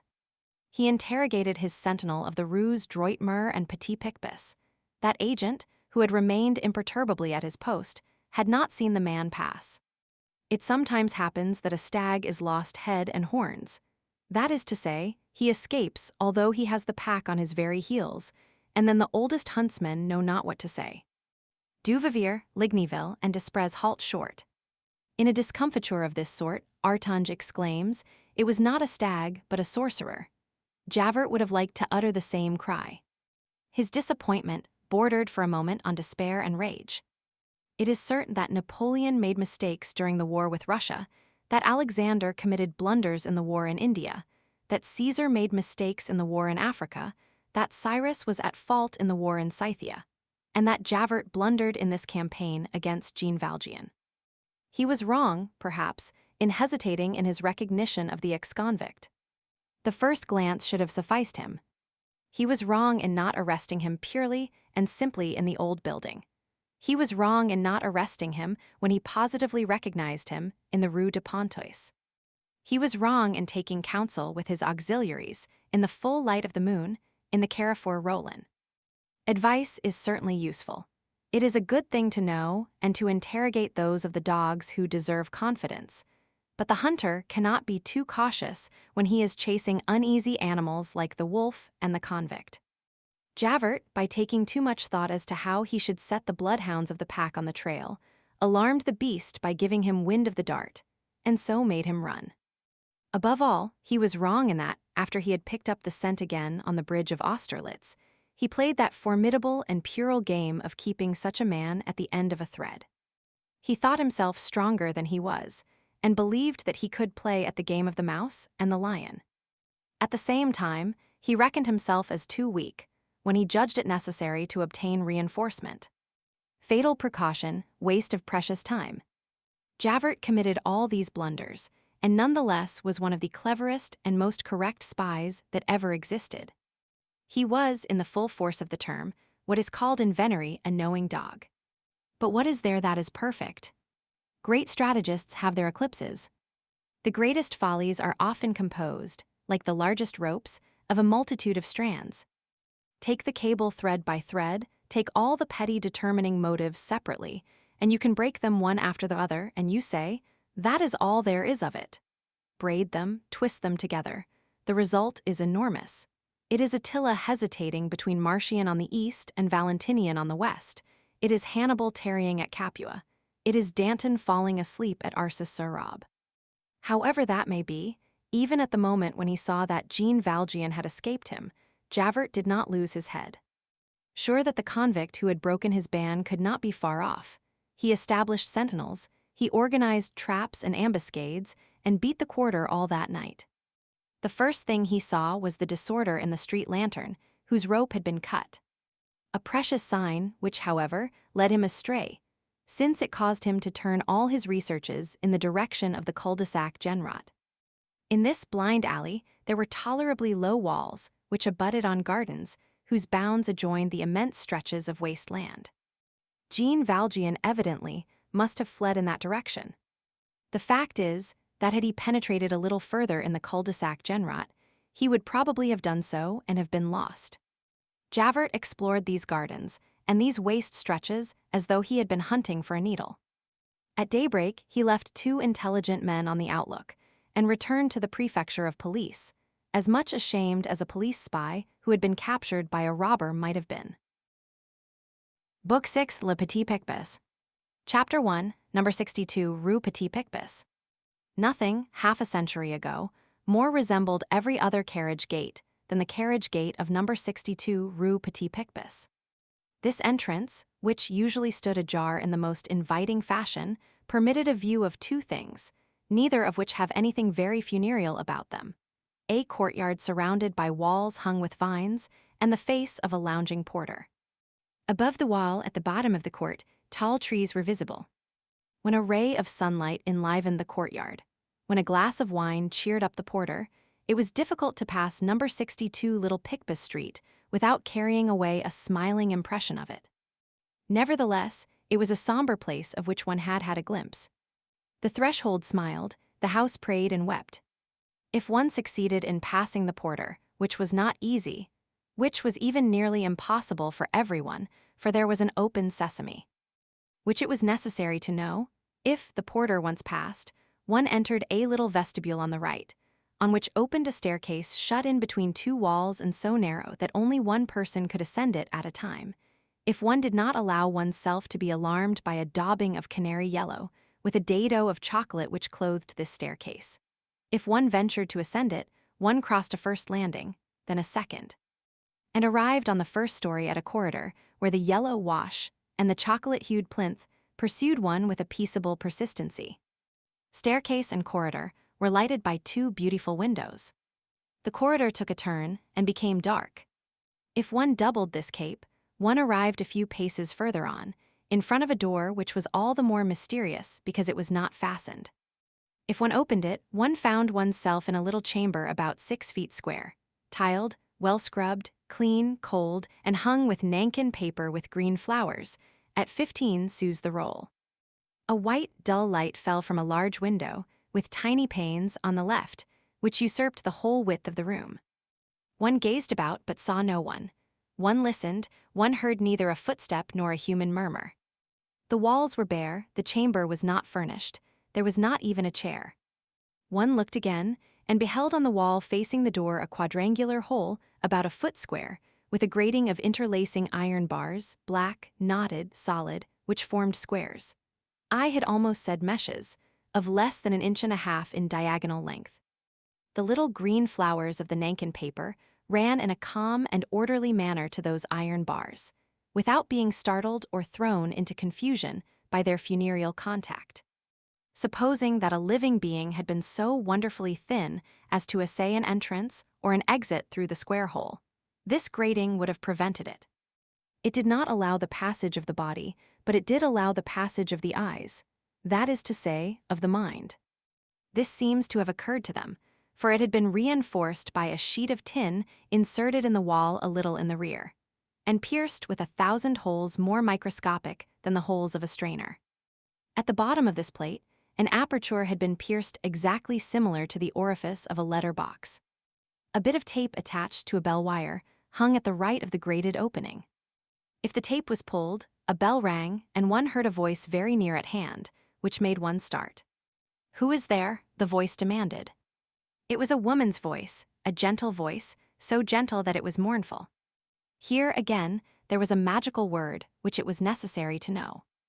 If one did not know it, the voice ceased, the wall became silent once more, as though the terrified obscurity of the sepulchre had been on the other side of it. If one knew the password, the voice resumed, "Enter on the right." One then perceived on the right, facing the window, a glass door surmounted by a frame glazed and painted gray. On raising the latch and crossing the threshold, one experienced precisely the same impression as when one enters at the theater into a grated baignoire, before the grating is lowered and the chandelier is lighted. One was, in fact, in a sort of theater box, narrow, furnished with 2 old chairs, and a much frayed straw matting, sparely illuminated by the vague light from the glass door. A regular box, with its front just of a height to lean upon, bearing a tablet of black wood.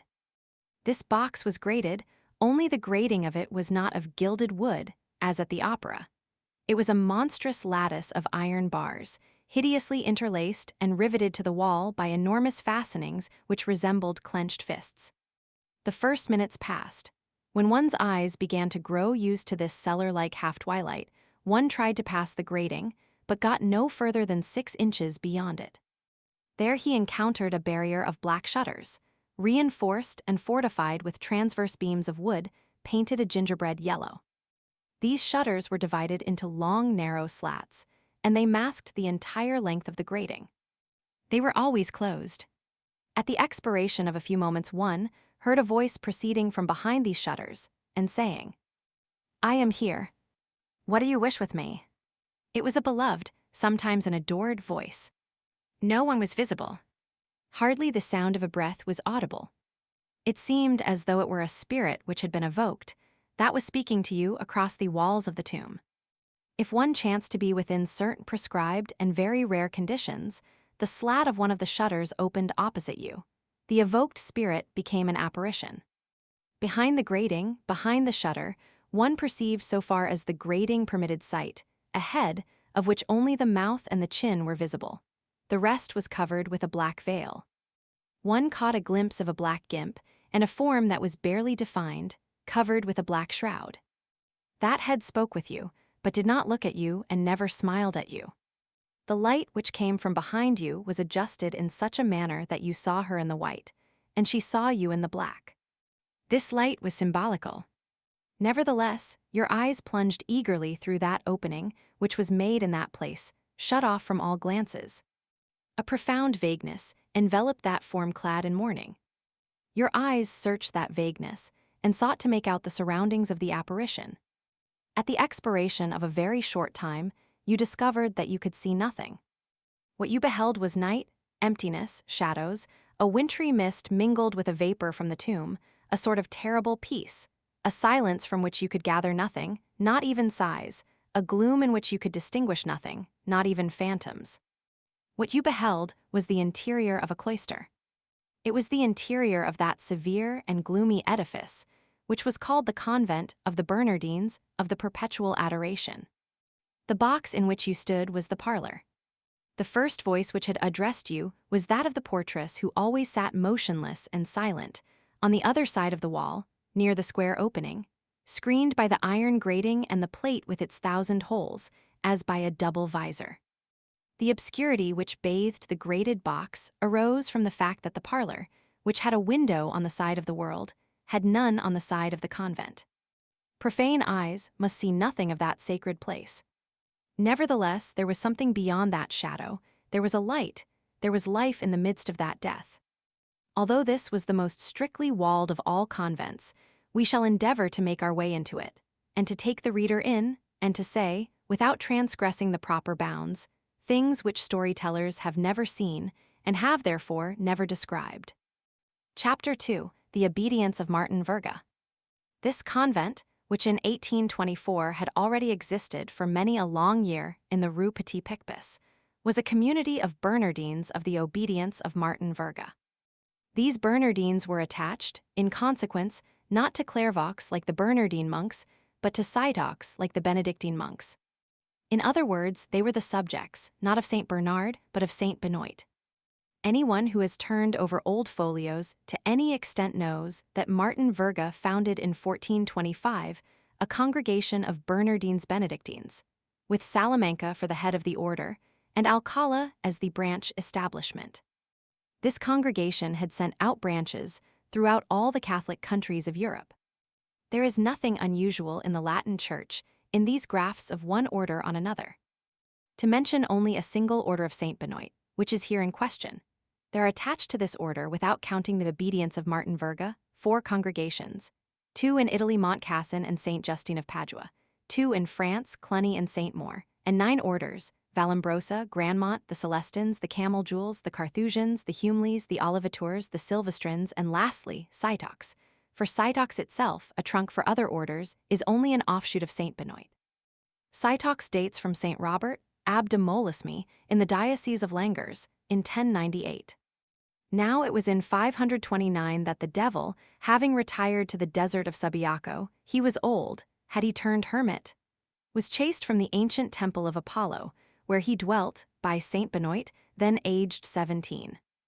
After the rule of the Carmelites, who go barefoot, wear a bit of willow on their throats, and never sit down, the harshest rule is that of the Bernardines Benedictines of Martin Verga. They are clothed in black, with a gimp, which, in accordance with the express command of Saint Benoit, mounts to the chin. A robe of serge with large sleeves, a large woolen veil, the gimp which mounts to the chin cut square on the breast, the band which descends over their brow to their eyes, this is their dress. All is black except the band, which is white. The novices wear the same habit, but all in white. The professed nuns also wear a rosary at their side.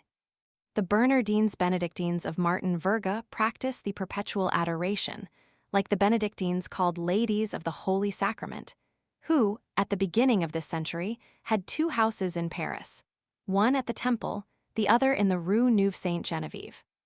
However, the Bernardines Benedictines of the Petit Picpus, of whom we are speaking, were a totally different order from the Ladies of the Holy Sacrament, cloistered in the Rue Neuve Sainte-Geneviève and at the Temple. There were numerous differences in their rule. There were some in their costume. The Bernardines Benedictines of the Petit Picpus wore the black gimp, and the Benedictines of the Holy Sacrament and of the Rue Neuve Sainte-Geneviève wore a white one, and had, besides, on their breasts, a Holy Sacrament about 3 inches long, in silver gilt or gilded copper. The nuns of the Petit Picpus did not wear this Holy Sacrament. The perpetual adoration, which was common to the house of the Petit Picpus and to the house of the Temple, leaves those 2 orders perfectly distinct. Their only resemblance lies in this practice of the Ladies of the Holy Sacrament and the Bernardines of Martin Verga, just as there existed a similarity in the study and the glorification of all the mysteries relating to the infancy, the life, and death of Jesus Christ and the Virgin, between the 2 orders, which were, nevertheless, widely separated and on occasion even hostile. The Oratory of Italy, established at Florence by Philip de Neri, and the Oratory of France, established by Pierre de Burrul. The Oratory of France claimed the precedence, since Philip de Neri was only a saint, while Burrul was a cardinal. Let us return to the harsh Spanish rule of Martin Verga. The Bernardines Benedictines of this obedience fast all the year round, abstain from meat, fast in Lent and on many other days which are peculiar to them, rise from their first sleep from 1 to 3 o'clock in the morning to read their breviary and chant matins, sleep in all seasons between serge sheets and on straw, make no use of the bath, never light a fire, scourge themselves every Friday, observe the rule of silence, speak to each other only during the recreation hours, which are very brief, and wear drugget chemises for 6 months in the year, from September 14th, which is the exaltation of the Holy Cross, until Easter. These 6 months are a modification. The rule says all the year, but this drugget chemise, intolerable in the heat of summer, produced fevers and nervous spasms. The use of it had to be restricted. Even with this palliation, When the nuns put on this chemise on the 14th of September, they suffer from fever for 3 or 4 days. Obedience, poverty, chastity, perseverance in their seclusion, these are their vows, which the rule greatly aggravates. The prioress is elected for 3 years by the mothers, who are called Mirs vocals because they have a voice in the chapter. A prioress can only be re-elected twice, which fixes the longest possible reign of a prioress at 9 years. They never see the officiating priest, who is always hidden from them by a serge curtain 9 feet in height. During the sermon, when the preacher is in the chapel, they drop their veils over their faces. They must always speak low, walk with their eyes on the ground and their heads bowed. One man only is allowed to enter the convent, the archbishop of the diocese. There is really one other, the gardener. But he is always an old man, and, in order that he may always be alone in the garden, and that the nuns may be warned to avoid him, a bell is attached to his knee. Their submission to the prioress is absolute and passive. It is the canonical subjection in the full force of its abnegation. As at the voice of Christ, ut voci Christi, at a gesture, at the first sign ad nudum, ad primum signum, immediately, with cheerfulness, with perseverance, with a certain blind obedience, prompt, hilaritor. Perseveranter et cica quadam obedientia, as the file in the hand of the workman, quasi limem in manibus fabri, without power to read or to write without express permission. Leger vel scriber non addicerit sine expressa superioris licentia. Each one of them, in turn, makes what they call reparation. The reparation is the prayer for all the sins, for all the faults, for all the dissensions, for all the violations, for all the iniquities, for all the crimes committed on earth. For the space of 12 consecutive hours, from 4 o'clock in the afternoon till 4 o'clock in the morning, or from 4 o'clock in the morning until 4 o'clock in the afternoon, the sister who is making reparation remains on her knees on the stone before the Holy Sacrament, with hands clasped, a rope around her neck. When her fatigue becomes unendurable, she prostrates herself flat on her face against the earth, with her arms outstretched in the form of a cross. This is her only relief. In this attitude, she prays for all the guilty in the universe. This is great to sublimity. As this act is performed in front of a post on which burns a candle, it is called without distinction, to make reparation or to be at the post. The nuns even prefer, out of humility, this last expression, which contains an idea of torture and abasement. To make reparation is a function in which the whole soul is absorbed. The sister at the post would not turn round were a thunderbolt to fall directly behind her. Besides this, there is always a sister kneeling before the Holy Sacrament. This station lasts an hour. They relieve each other like soldiers on guard. This is the perpetual adoration. The prioresses and the mothers almost always bear names stamped with peculiar solemnity, recalling not the saints and martyrs, but moments in the life of Jesus Christ. As Mother Nativity, Mother Conception, Mother Presentation, Mother Passion. But the names of saints are not interdicted. When one sees them, one never sees anything but their mouths. All their teeth are yellow. No toothbrush ever entered that convent. Brushing one's teeth is at the top of a ladder, at whose bottom is the loss of one's soul. They never say my. They possess nothing of their own, and they must not attach themselves to anything. They call everything our, thus, our veil, our chaplet. If they were speaking of their chemise, they would say our chemise. Sometimes they grow attached to some petty object, to a book of hours, a relic, a medal that has been blessed. As soon as they become aware that they are growing attached to this object, they must give it up. They recall the words of Saint Therese, to whom a great lady said, as she was on the point of entering her order, "Permit me, mother, to send for a Bible to which I am greatly attached."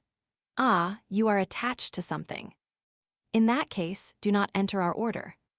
Every person whatever is forbidden to shut herself up, to have a place of her own, a chamber. They live with their cells open.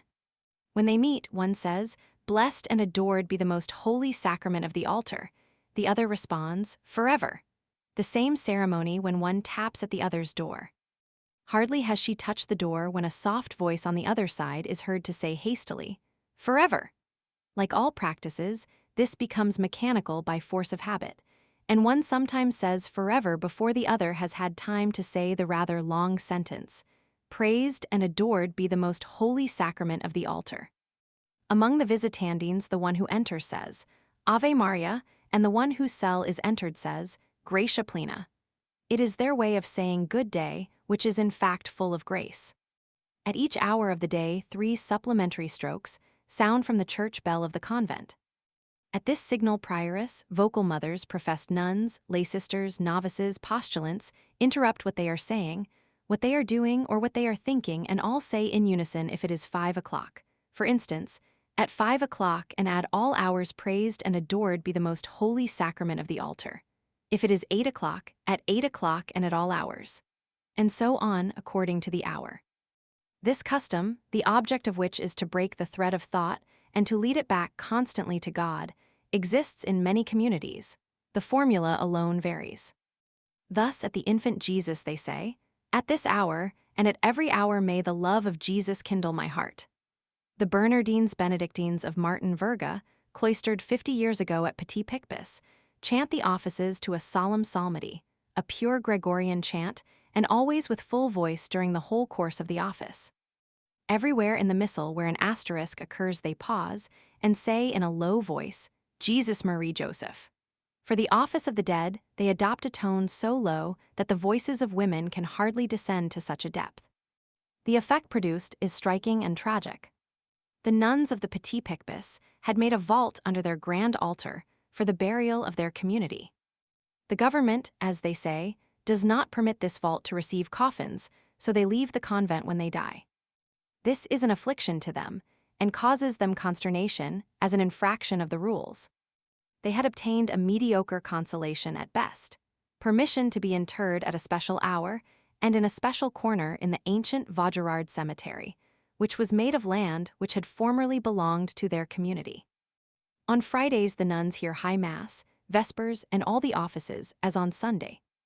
They scrupulously observe in addition all the little festivals unknown to people of the world, of which the Church of France was so prodigal in the olden days, and of which it is still prodigal in Spain and Italy.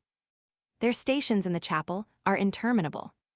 As for the number and duration of their prayers, we can convey no better idea of them than by quoting the ingenuous remark of one of them. "The prayers of the postulants are frightful, the prayers of the novices are still worse, and the prayers of the professed nuns are still worse. Once a week the chapter assembles, the prioress presides, the vocal mothers assist. Each sister kneels in turn on the stones, and confesses aloud, in the presence of all, the faults and sins which she has committed during the week. The vocal mothers consult after each confession, and inflict the penance aloud. Besides this confession in a loud tone, for which all faults in the least serious are reserved, they have for their venial offenses what they call the culp.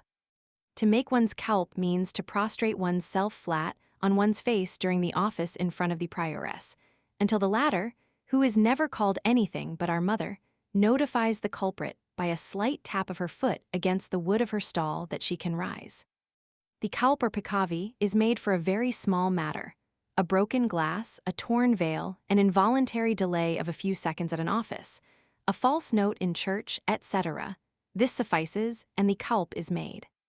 The culp is entirely spontaneous. It is the culpable person herself, the word is etymologically in its place here, who judges herself and inflicts it on herself. On festival days and Sundays 4 mother precentors intone the offices before a large reading desk, with 4 places. One day, one of the mother precentors intoned a psalm beginning with X, and instead of X, she uttered aloud the 3 notes do si sol. For this piece of absent-mindedness, she underwent a culp which lasted during the whole service. What rendered the fault enormous was the fact that the chapter had laughed.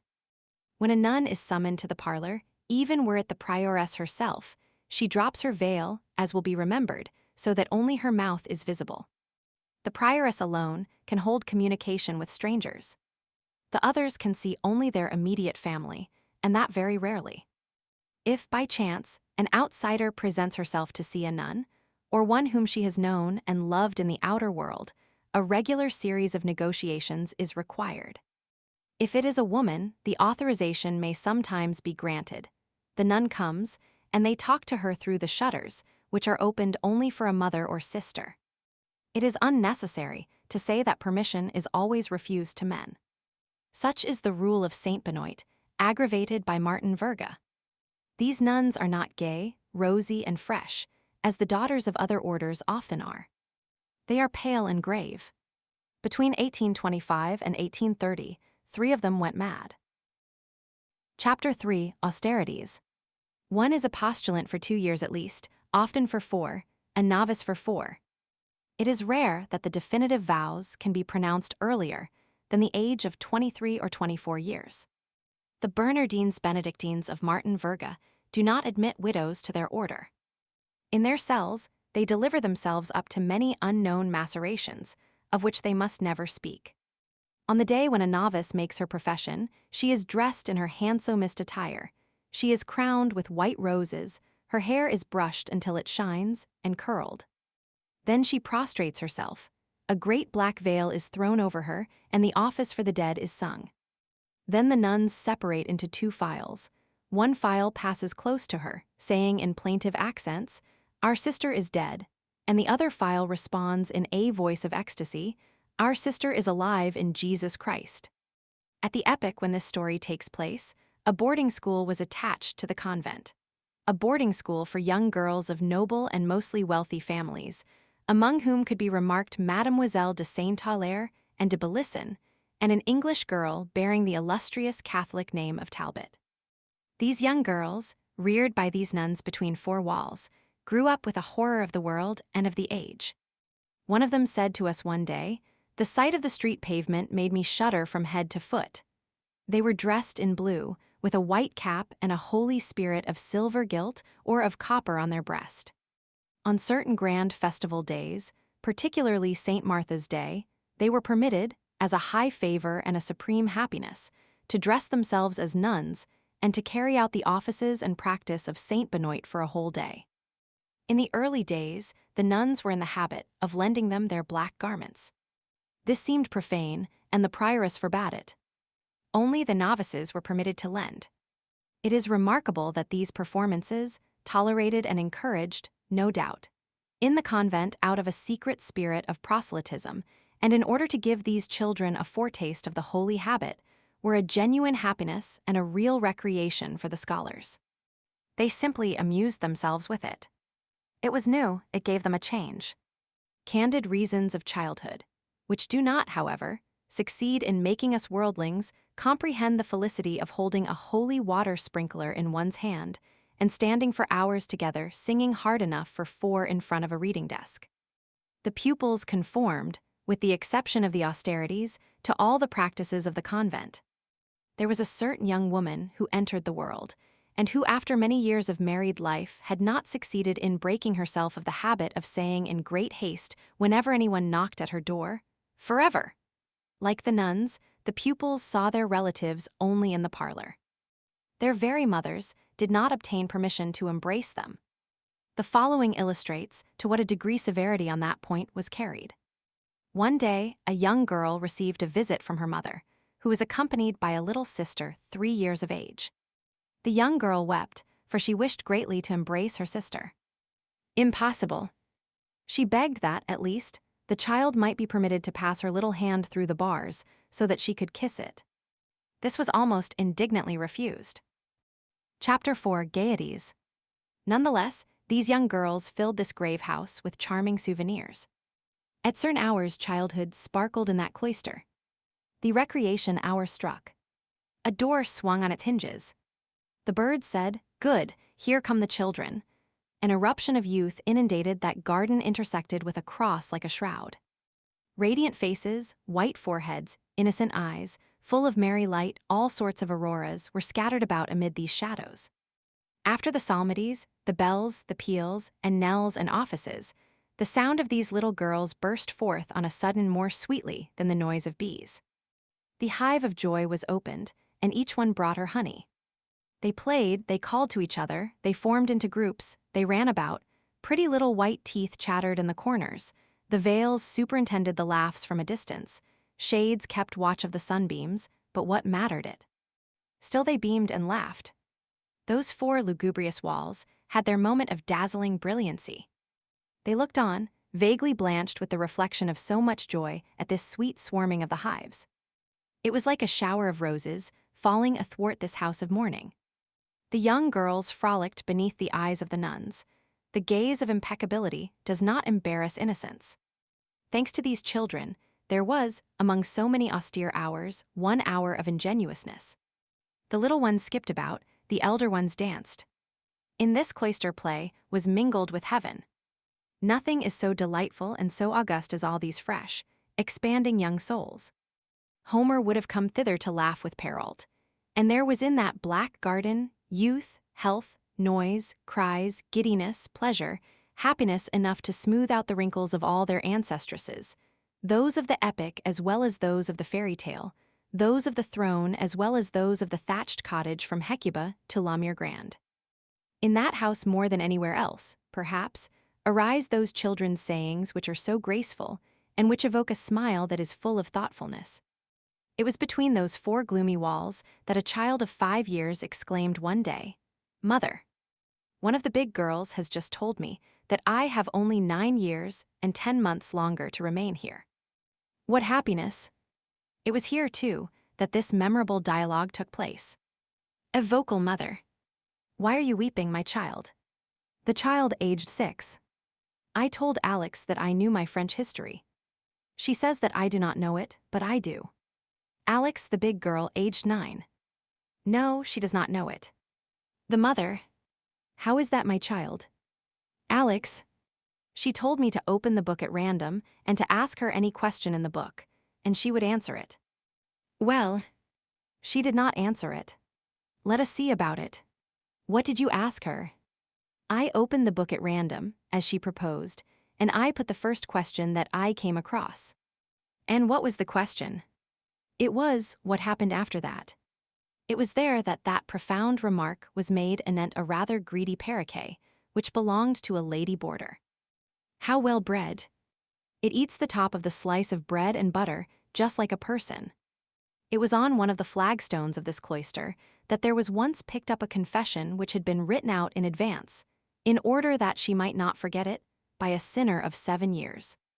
"Father, I accuse myself of having been avaricious." "Father, I accuse myself of having been an adulteress." "Father, I accuse myself of having raised my eyes to the gentleman."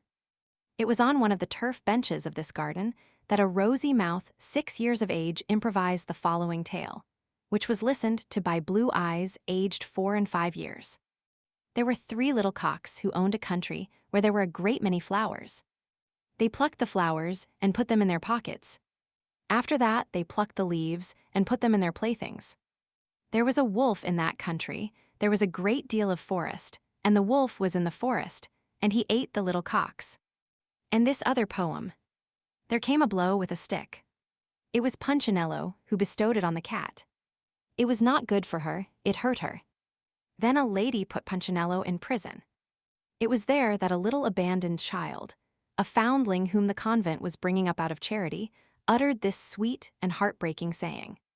She heard the others talking of their mothers, and she murmured in her corner, "As for me, my mother was not there when I was born." There was a stout portress who could always be seen hurrying through the corridors with her bunch of keys, and whose name was Sister Agatha. The big girls, those over 10 years of age, called her Agathocles. The refectory, a large apartment of an oblong square form, which received no light except through a vaulted cloister on a level with the garden, was dark and damp, and, as the children say, full of beasts. All the places round about furnished their contingent of insects. Each of its 4 corners had received, in the language of the pupils, a special and expressive name. There was Spider Corner, Caterpillar Corner, Woodlouse Corner, and Cricket Corner. Cricket Corner was near the kitchen and was highly esteemed. It was not so cold there as elsewhere. From the refectory, the names had passed to the boarding school, and there served as in the old college Mazarin to distinguish 4 nations. Every pupil belonged to one of these 4 nations, according to the corner of the refectory in which she sat at meals. One day Monseigneur the Archbishop, while making his pastoral visit, saw a pretty little rosy girl with beautiful golden hair enter the classroom through which he was passing. He inquired of another pupil, a charming brunette with rosy cheeks who stood near him. "Who is that?" "She is a spider, monseigneur." "Bah! And that one yonder?" "She is a cricket." "And that one?" "She is a caterpillar." "Really? And yourself?" "I am a woodlouse, monseigneur." Every house of this sort has its own peculiarities. At the beginning of this century, Ecouen was one of those strict and graceful places where young girls pass their childhood in a shadow that is almost august.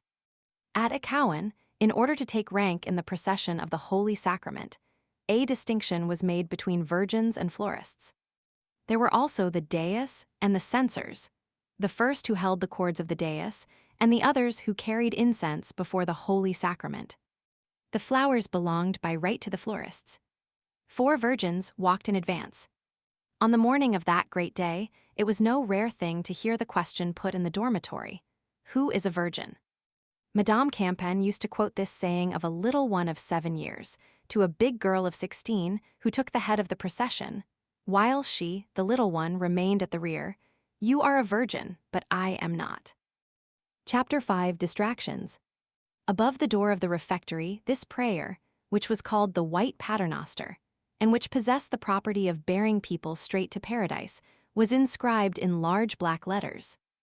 "Little white Paternoster, which God made, which God said, which God placed in paradise.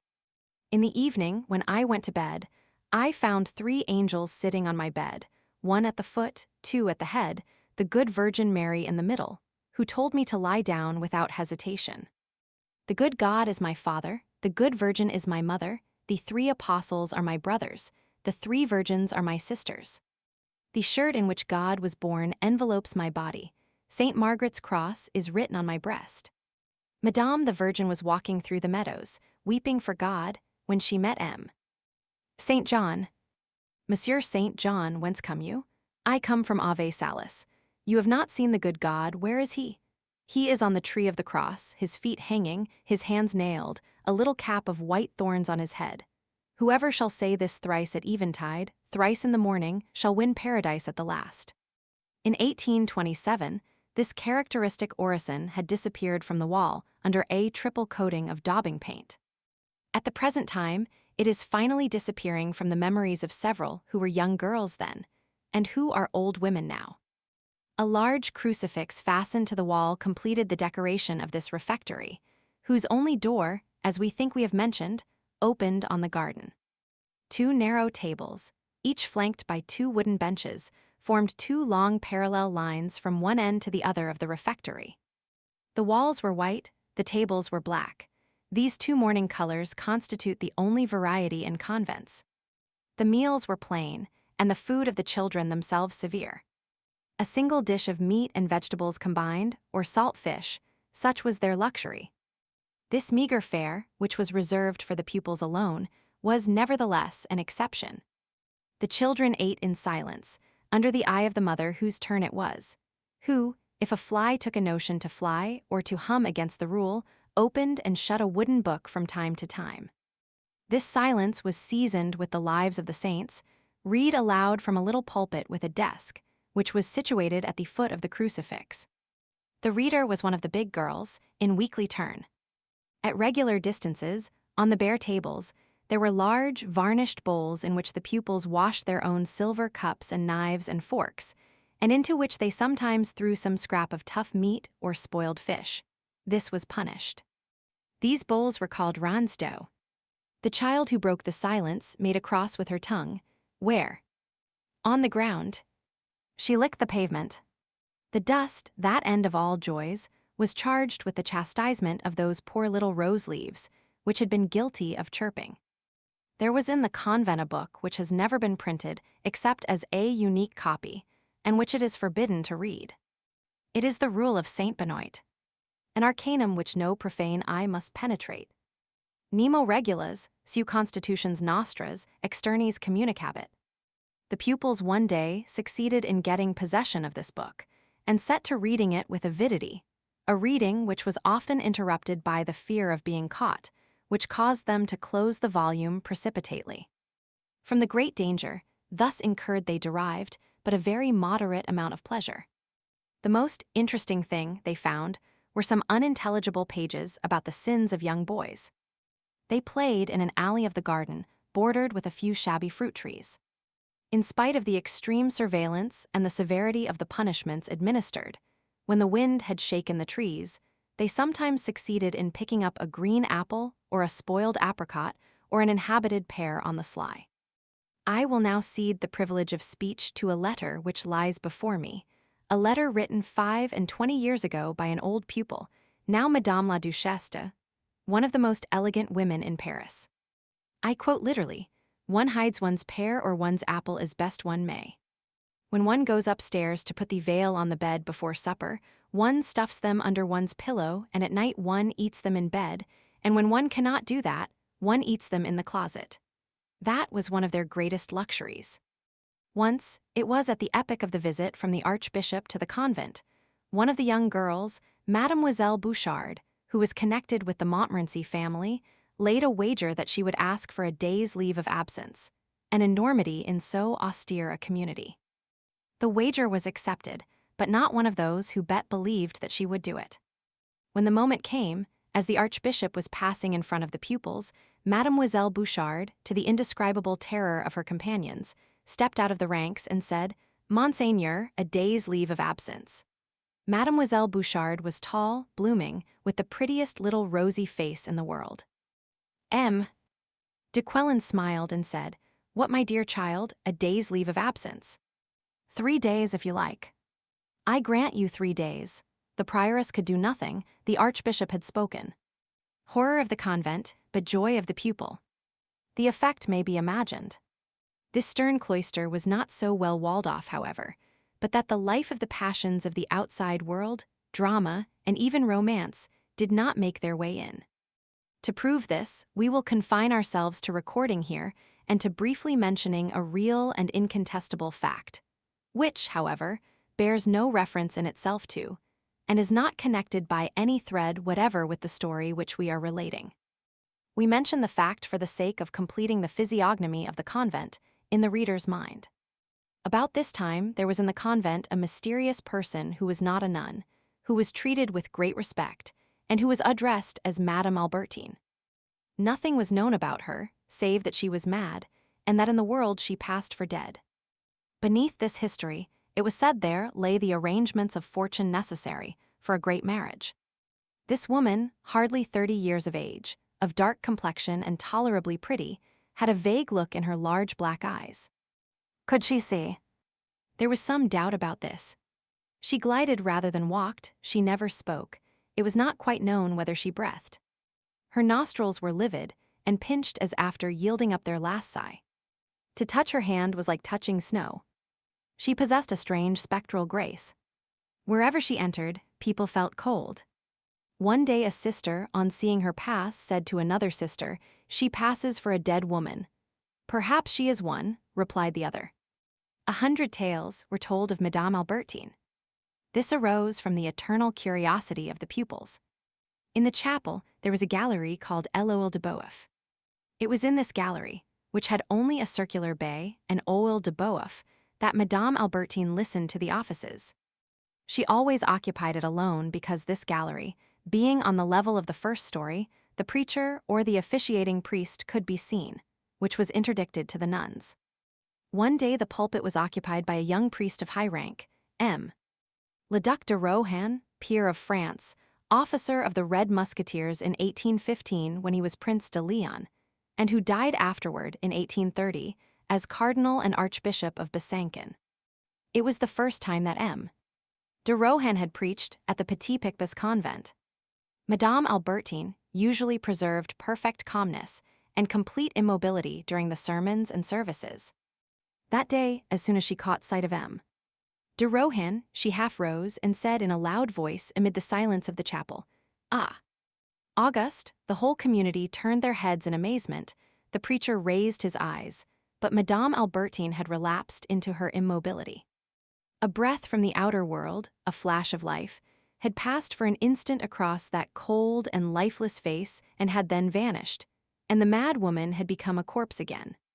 Those 2 words, however, had set everyone in the convent who had the privilege of speech to chattering.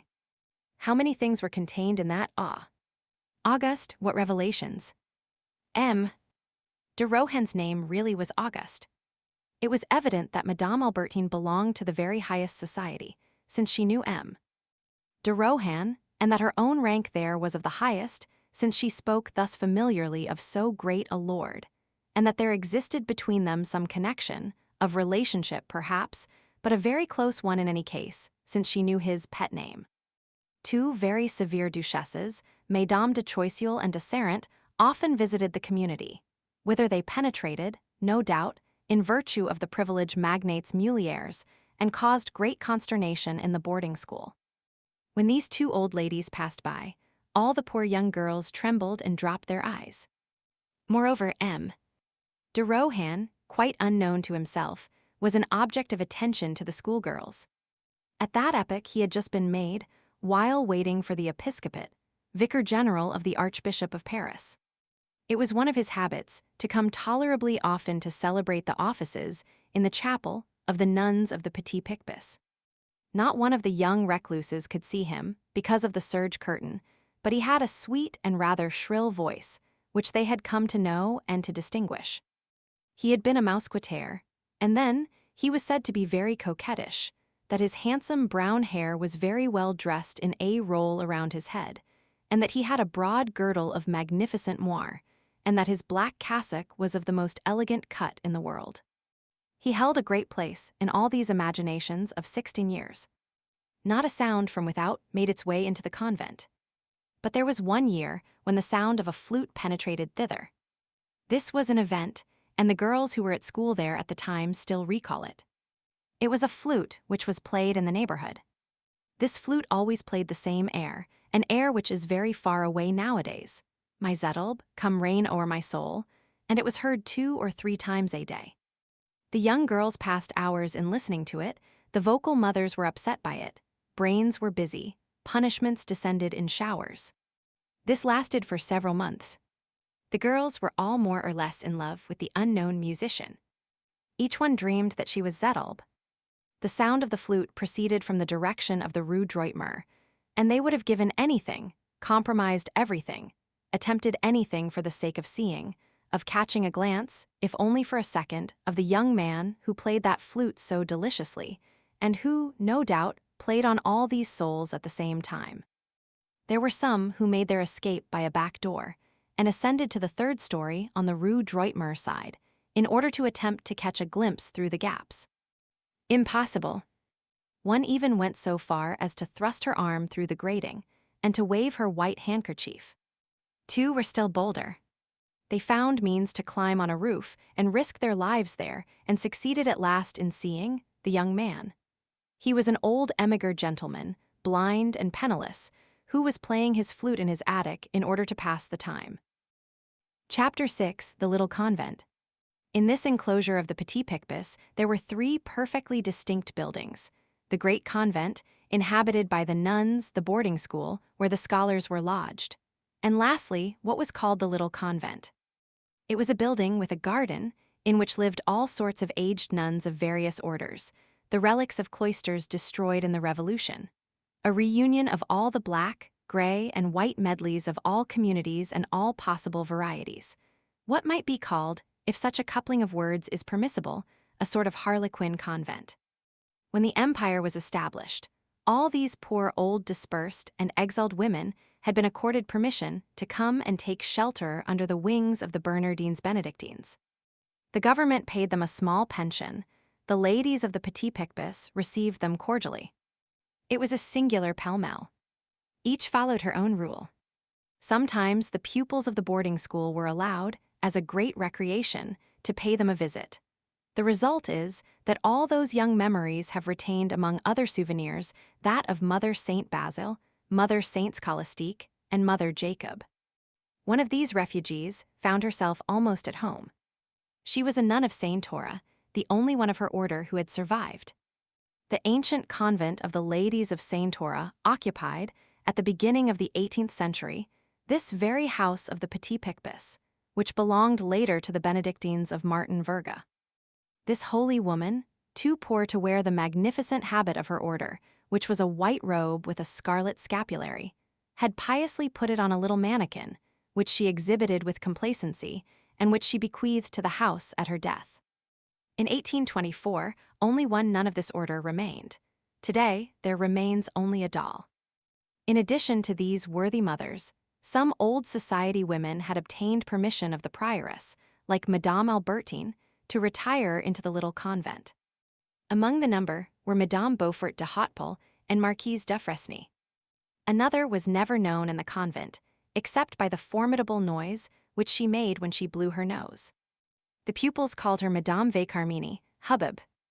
About 1820 or 1821, Madame de Genlis, who was at that time editing a little periodical publication called L'Intrépide, asked to be allowed to enter the convent of the Petit Picpus as lady resident. The Duc d'Orléans recommended her. Uproar in the hive, the vocal mothers were all in a flutter. Madame de Genlis had made romances, but she declared that she was the first to detest them, and then she had reached her fierce stage of devotion. With the aid of God and of the prince she entered. She departed at the end of 6 or 8 months, alleging as a reason that there was no shade in the garden. The nuns were delighted. Although very old, she still played the harp and did it very well. When she went away, she left her mark in her cell. Madame de Genlis was superstitious and a Latinist. These two words furnish a tolerably good profile of her. A few years ago, there were still to be seen, pasted in the inside of a little cupboard in her cell in which she locked up her silverware and her jewels, these 5 lines in Latin, written with her own hand in red ink on yellow paper, and which, in her opinion, possessed the property of frightening away robbers. Imperibus meritus pendent tria corpora remis, dismas et gesmas, media est divina potestas alta pedi dismas, in felix, infima, gesmas, nas et res nostras conservit summa potestas. Hos versus dicas, ni tu ferdo tua perdas, 15. These verses in 6th century Latin raised the question whether the 2 thieves of Calvary were named, as is commonly believed, Dismas and Gestas, or Dismas and Gesmas. This orthography might have confounded the pretensions put forward in the last century by the Vicomte de Gestas, of a descent from the wicked thief. However, the useful virtue attached to these verses forms an article of faith in the order of the Hospitallers. The church of the house, constructed in such a manner as to separate the great convent from the boarding school like a veritable entrenchment, was, of course, common to the boarding school, the great convent, and the little convent. The public was even admitted by a sort of lazaretto entrance on the street. But all was so arranged that none of the inhabitants of the cloister could see a face from the outside world. Suppose a church whose choir is grasped in a gigantic hand and folded in such a manner as to form, not, as in ordinary churches, a prolongation behind the altar, but a sort of hall or obscure cellar to the right of the officiating priest. Suppose this hall to be shut off by a curtain 7 feet in height, of which we have already spoken. In the shadow of that curtain, pile up on wooden stalls the nuns in the choir on the left, the schoolgirls on the right, the lay sisters and the novices at the bottom, and you will have some idea of the nuns of the Petit Picpus assisting at divine service. That cavern, which was called the choir, communicated with the cloister by a lobby. The church was lighted from the garden. When the nuns were present at services where their rule enjoined silence, the public was warned of their presence only by the folding seats of the stalls noisily rising and falling. Chapter 7, Some Silhouettes of this Darkness. During the 6 years which separate 1819 from 1825, the prioress of the Petit Picpus was Mademoiselle de Blemeur, whose name, in religion, was Mother Innocent. She came of the family of Marguerite de Blemeur, author of Lives of the Saints of the Order of Saint Benoit. She had been re-elected. She was a woman about 60 years of age, short, thick, singing like a cracked pot, says the letter which we have already quoted. An excellent woman, moreover, and the only merry one in the whole convent, and for that reason adored. She was learned, erudite, wise, competent, curiously proficient in history, crammed with Latin, stuffed with Greek, full of Hebrew, and more of a Benedictine monk than a Benedictine nun. The sub-prioress was an old Spanish nun, Mother Sinners, who was almost blind.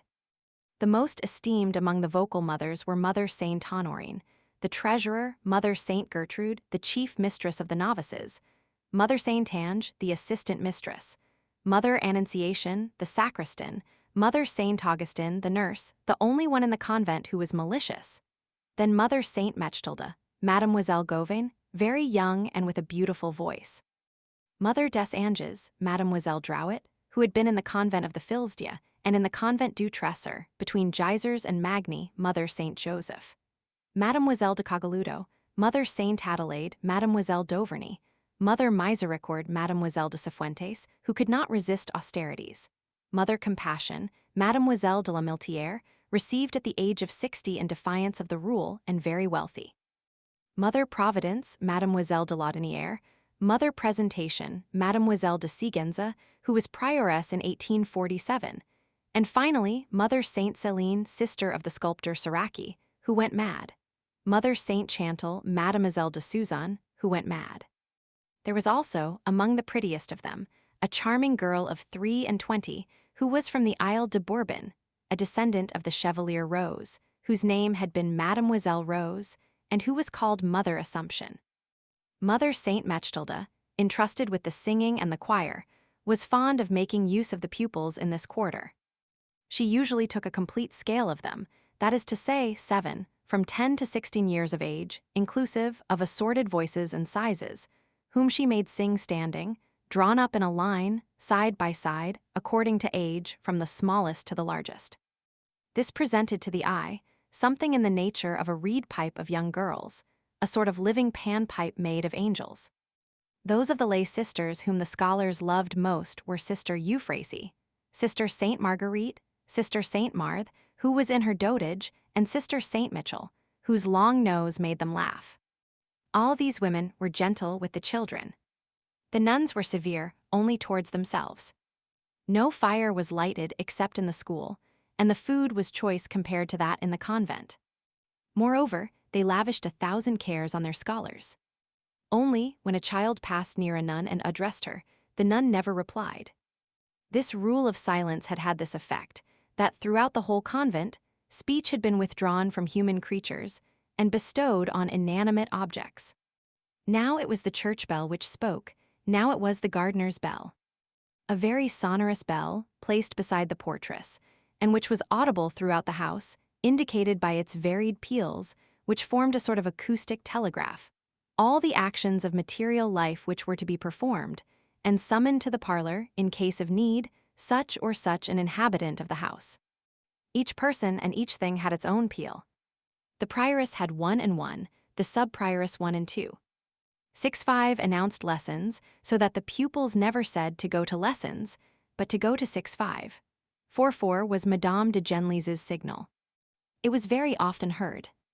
C'est le diable quater, it's the very deuce, said the uncharitable. 10-9 strokes announced a great event. It was the opening of the door of seclusion, a frightful sheet of iron bristling with bolts which only turned on its hinges in the presence of the archbishop. With the exception of the archbishop and the gardener, no man entered the convent, as we have already said. The schoolgirls saw 2 others, one the chaplain, the Abbe Baines, old and ugly, whom they were permitted to contemplate in the choir, through a grating, the other the drawing master, M. Antiochs, whom the letter, of which we have perused a few lines, calls M. Anciate and describes as a frightful old hunchback. It will be seen that all these men were carefully chosen.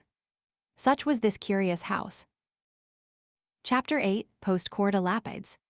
After having sketched its moral face, it will not prove unprofitable to point out, in a few words, its material configuration. The reader already has some idea of it.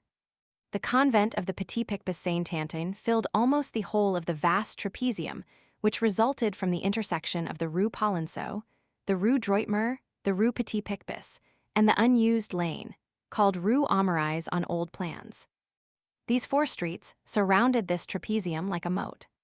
The convent was composed of several buildings and a garden. The principal building, taken in its entirety, was a juxtaposition of hybrid constructions, which, viewed from a bird's-eye view, outlined, with considerable exactness, a gibbet laid flat on the ground. The main arm of the gibbet, occupied the whole of the fragment of the Rue Droitmer comprised between the Rue Petit-Picpus and the Rue Polonceau. The lesser arm was a lofty, grey severe grated façade which faced the Rue Petit-Picpus, the carriage entrance No. 62 marked its extremity. Towards the center of this façade was a low, arched door, whitened with dust and ashes, where the spiders wove their webs, and which was open only for an hour or two on Sundays, and on rare occasions, when the coffin of a nun left the convent. This was the public entrance of the church. The elbow of the gibbet was a square hall which was used as the servants' hall, and which the nuns called the buttery. In the main arm were the cells of the mothers, the sisters, and the novices. In the lesser arm lay the kitchens, the refectory, backed up by the cloisters and the church. Between the door No. 62 and the corner of the closed Marginalized lane was the school, which was not visible from without. The remainder of the trapezium formed the garden, which was much lower than the level of the Rue Polonceau, which caused the walls to be very much higher on the inside than on the outside. The garden, which was slightly arched, had in its center, on the summit of a hillock, a fine pointed and conical fir tree, whence ran, as from the peaked boss of a shield, 4 grand alleys, and ranged by twos in between the branchings of these 8 small ones, so that, if the enclosure had been circular, the geometrical plan of the alleys would have resembled a cross superposed on a wheel. As the alleys all ended in the very irregular walls of the garden, they were of unequal length. They were bordered with currant bushes. At the bottom, an alley of tall poplars ran from the ruins of the old convent, which was at the angle of the Rue Droitmer, to the house of the little convent, which was at the angle of the Marginalized lane. In front of the little convent was what was called the little garden. To this whole, let the reader add a courtyard, all sorts of varied angles formed by the interior buildings, prison walls, the long black line of roofs which bordered the other side of the Rue Polonceau for its sole perspective and neighborhood, and he will be able to form for himself a complete image of what the house of the Bernardines of the Petit-Picpus was 40 years ago.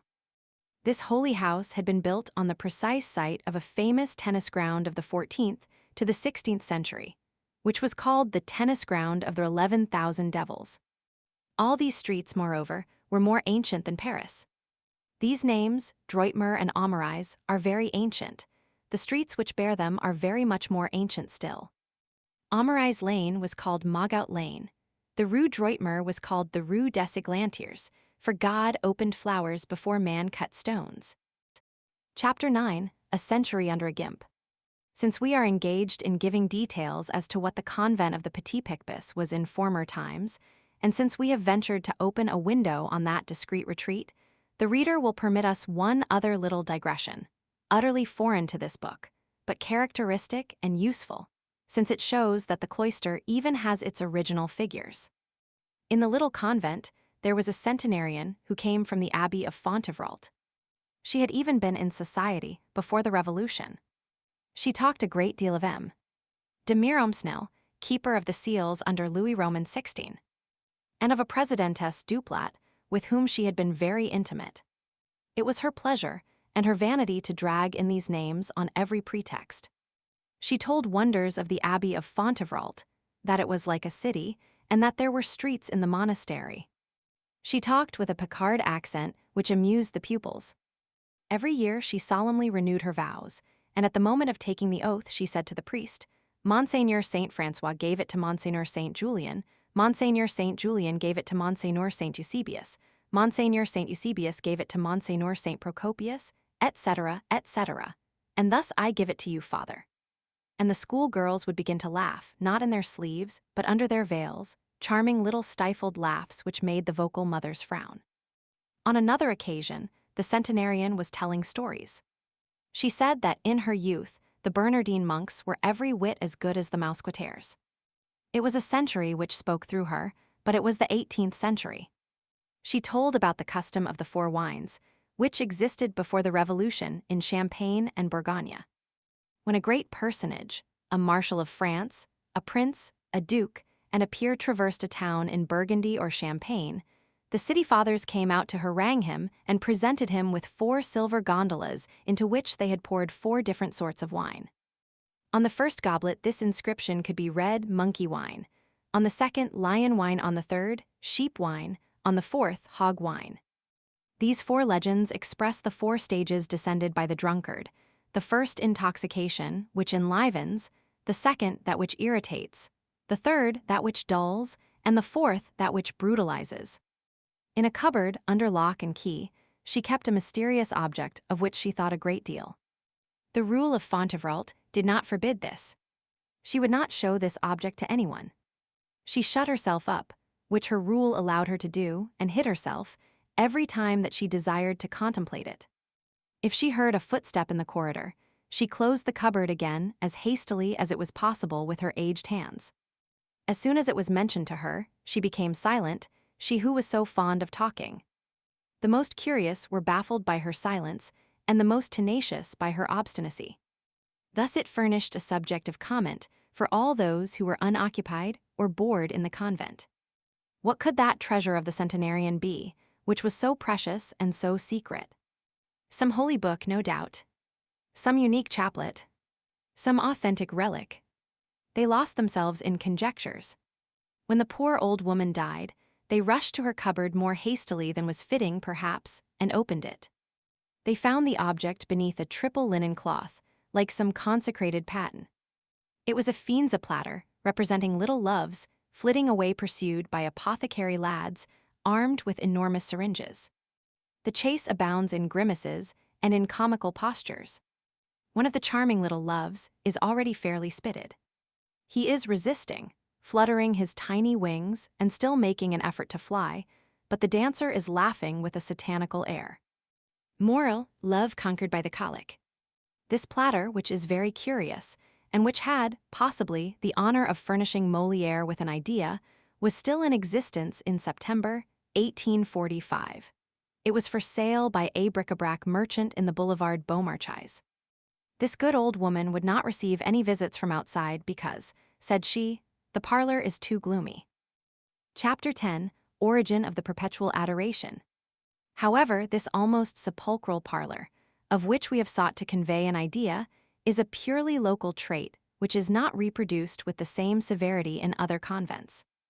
At the convent of the Rue du Temple, in particular, which belonged in truth to another order, the black shutters were replaced by brown curtains, and the parlor itself was a salon with a polished wood floor, whose windows were draped in white muslin curtains and whose walls admitted all sorts of frames.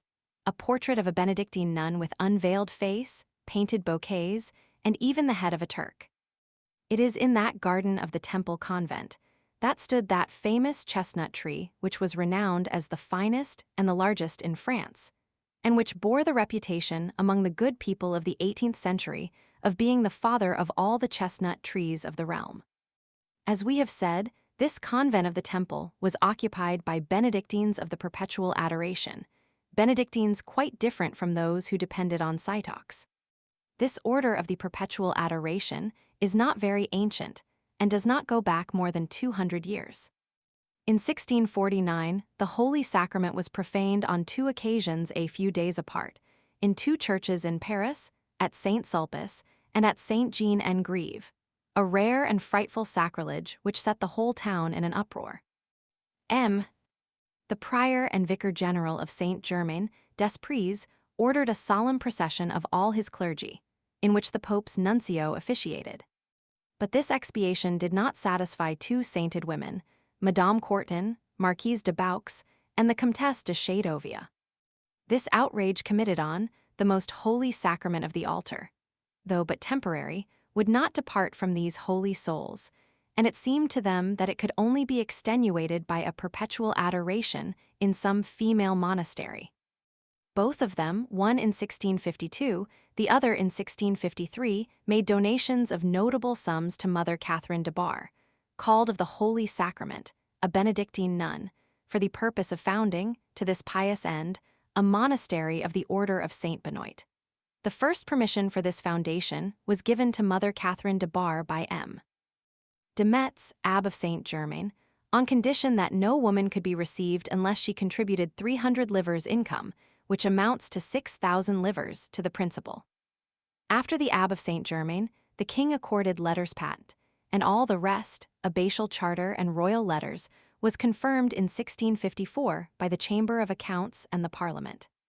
Such is the origin of the legal consecration, of the establishment of the Benedictines, of the perpetual adoration, of the Holy Sacrament at Paris. Their first convent was a new building in the Rue Cassette, out of the contributions of Mesdames de Baux and de Chedovia.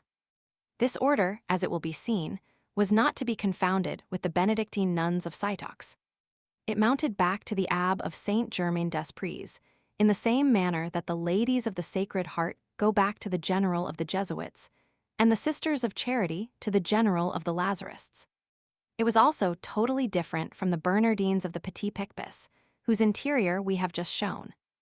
In 1657, Pope Alexander Roman VII had authorized, by a special brief, the Bernardines of the Rue Petit Picpus to practice the perpetual adoration like the Benedictine nuns of the Holy Sacrament. But the two orders remained distinct nonetheless. Chapter 11, End of the Petit Picpus. At the beginning of the Restoration, the convent of the Petit Picpus was in its decay.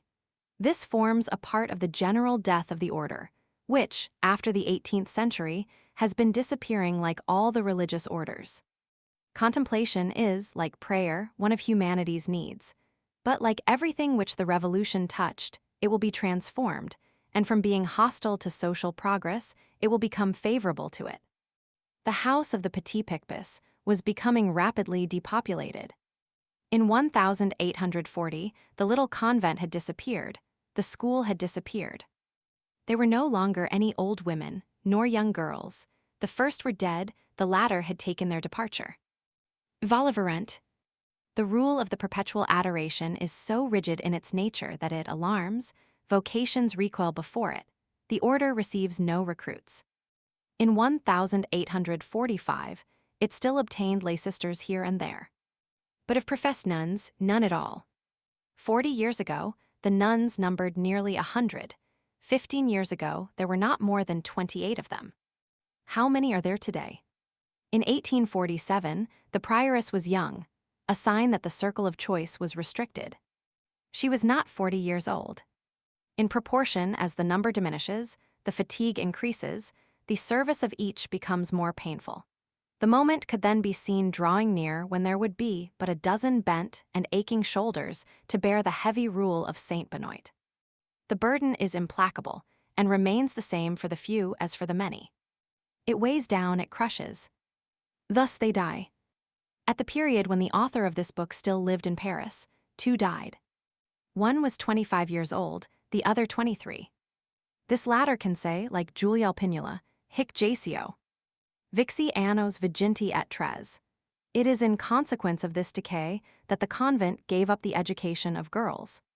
We have not felt able to pass before this extraordinary house without entering it, and without introducing the minds which accompany us, and which are listening to our tale, to the profit of some, perchance, of the melancholy history of Jean Valjean.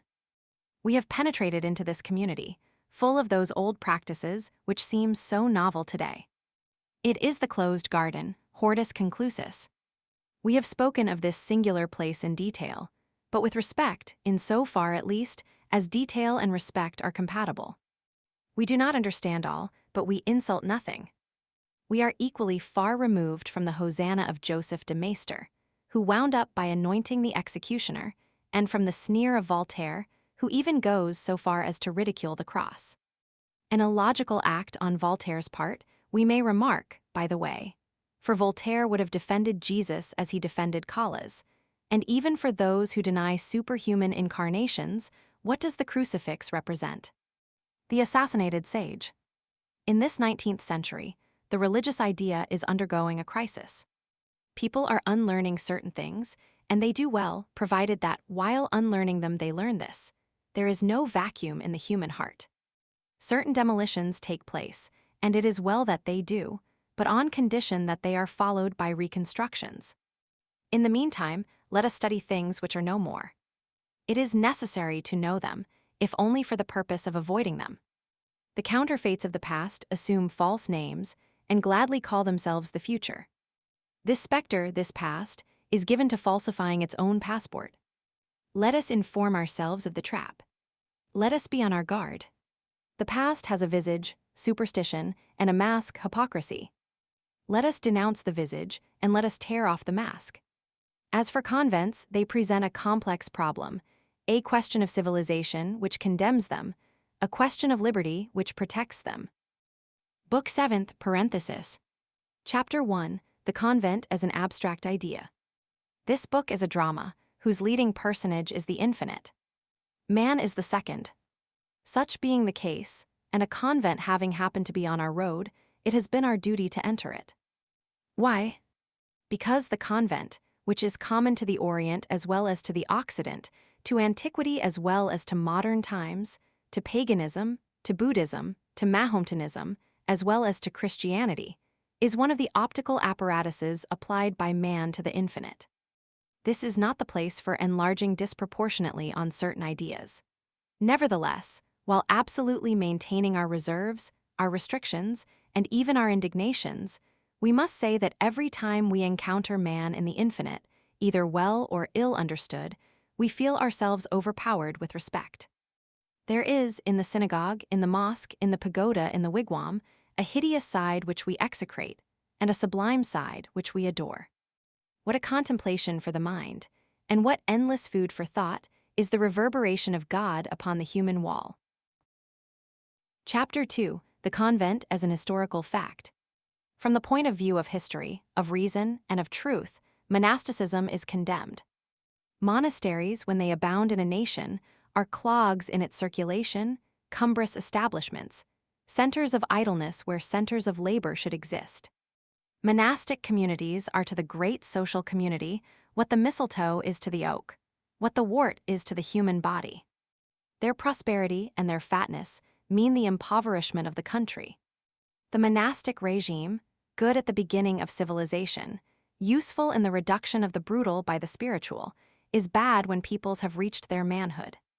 Moreover, when it becomes relaxed, and when it enters into its period of disorder, it becomes bad for the very reasons which rendered it salutary in its period of purity, because it still continues to set the example. Claustration has had its day. Cloisters, useful in the early education of modern civilization, have embarrassed its growth and are injurious to its development. So far as institution and formation with relation to man are concerned, monasteries, which were good in the 10th century, questionable in the 15th, are detestable in the 19th. The leprosy of monasticism has gnawed nearly to a skeleton two wonderful nations, Italy and Spain, the one the light, the other the splendor of Europe for centuries. And, at the present day, these two illustrious peoples are but just beginning to convalesce, thanks to the healthy and vigorous hygiene of 1789 alone. The convent, the ancient female convent in particular, such as it still presents itself on the threshold of this century, in Italy, in Austria, in Spain, is one of the most somber concretions of the Middle Ages. The cloister, that cloister, is the point of intersection of horrors. The Catholic cloister, properly speaking, is wholly filled with the black radiance of death. The Spanish convent is the most funereal of all. Their rise in obscurity beneath vaults filled with gloom, beneath domes vague with shadow, massive altars of Babel, as high as cathedrals. Their immense white crucifixes hang from chains in the dark. There are extended, all nude on the ebony, great Christs of ivory, more than bleeding, bloody. Hideous and magnificent, with their elbows displaying the bones, their knee-pans showing their integuments, their wounds showing their flesh, crowned with silver thorns, nailed with nails of gold, with blood drops of rubies on their brows and diamond tears in their eyes. The diamonds and rubies seem wet, and make veiled beings in the shadow below weep, their sides bruised with the hair shirt and their iron-tipped scourges, their breasts crushed with wicker hurdles, their knees excoriated with prayer. Women who think themselves wives, specters who think themselves seraphim. Do these women think? No. Have they any will? No. Do they love? No. Do they live? No. Their nerves have turned to bone, their bones have turned to stone. Their veil is of woven night. Their breath under their veil resembles the indescribably tragic respiration of death. The abbess, a specter, sanctifies them and terrifies them. The Immaculate One is there, and very fierce. Such are the ancient monasteries of Spain. Lyres of terrible devotion, caverns of virgins, ferocious places. Catholic Spain is more Roman than Rome herself. The Spanish convent was, above all others, the Catholic convent. There was a flavor of the Orient about it. The Archbishop, the Kislaraga of heaven, locked up and kept watch over this seraglio of souls reserved for God. The nun was the odalisque, the priest was the eunuch. The fervent were chosen in dreams and possessed Christ. At night, the beautiful, nude young man descended from the cross and became the ecstasy of the cloistered one.